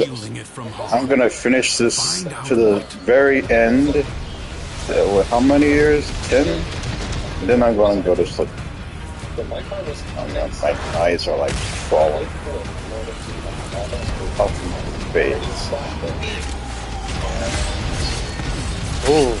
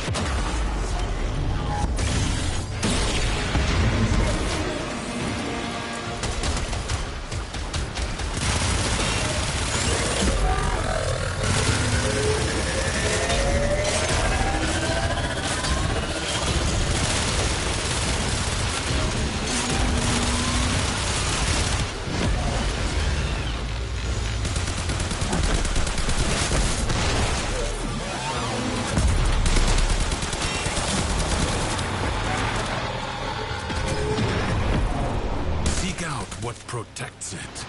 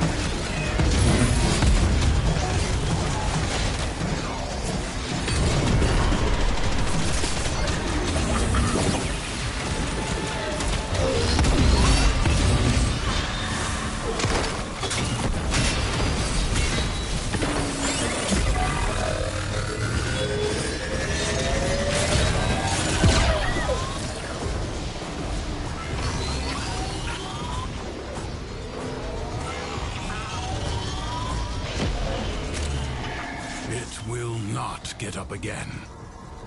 Finish it.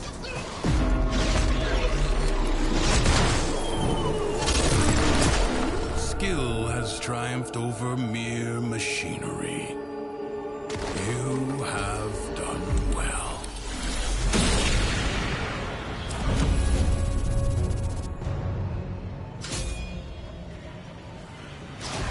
Duviri is yours. It will wait for you. Another job well executed.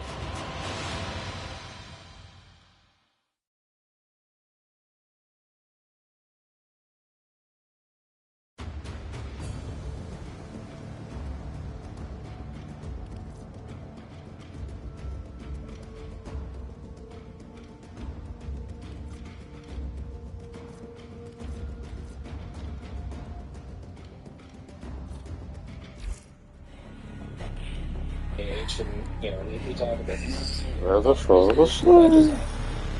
Yeah. I really need to ask, but it's just, obviously, you can see what happens. I live, like, less than 10 minutes from here, so any chance you can take a detour and just drop me off, like, I'll give you $20 for your time or something. I'm hoping that it's not a huge imposition. It's like, no, I totally get it. Which, you know, very, very kind at that point. And also, like, you also have no idea what to expect from someone who just walked away from something like that. So, very kind on his part. But, so, we started we're talking a little bit. Realized I was a little disoriented because it only takes the first exit for me to go. I went to the wrong side of the road. He's going the opposite direction. He's going the direction I came from. Fortunately, he doesn't mind turning around and going the other way. But actually very funny. So we are talking on the way to my house. Turns out we graduated from high school the same year. From the same high school. And never met until that day. Wow. Yes, it was old class. My graduating class, I forget the exact number, it was over 500. I know that. Yes. Yeah. There was a point in middle school, I don't know why I did this, but there was a point in middle school where I was, trying to at least know everyone's name. I knew a lot of people in my class. And then, at some point, I don't remember when the realization came in, this is a weird thing to do. No one else is doing this. A lot of people don't even know me. Why? Being able to say, hi, so-and-so, doesn't make a difference, you know? I don't know what you were putting that word about me. So eventually I stopped learning everyone's name, but yeah, we found out one of the reasons that we never really crossed paths was because he was in the ESL program, the English as a second language program. So our good classes were more focused on that. Obviously, the help facilitate the learning. So that made a lot more sense. So our national prospect was just crazy. We walked on the same stage, we were in the same language class, never met until the game. but he drops him off my driveway. I toss him a 20 for his time and kindness. Thank him. Walk in. At this point, here's our not yet, but it's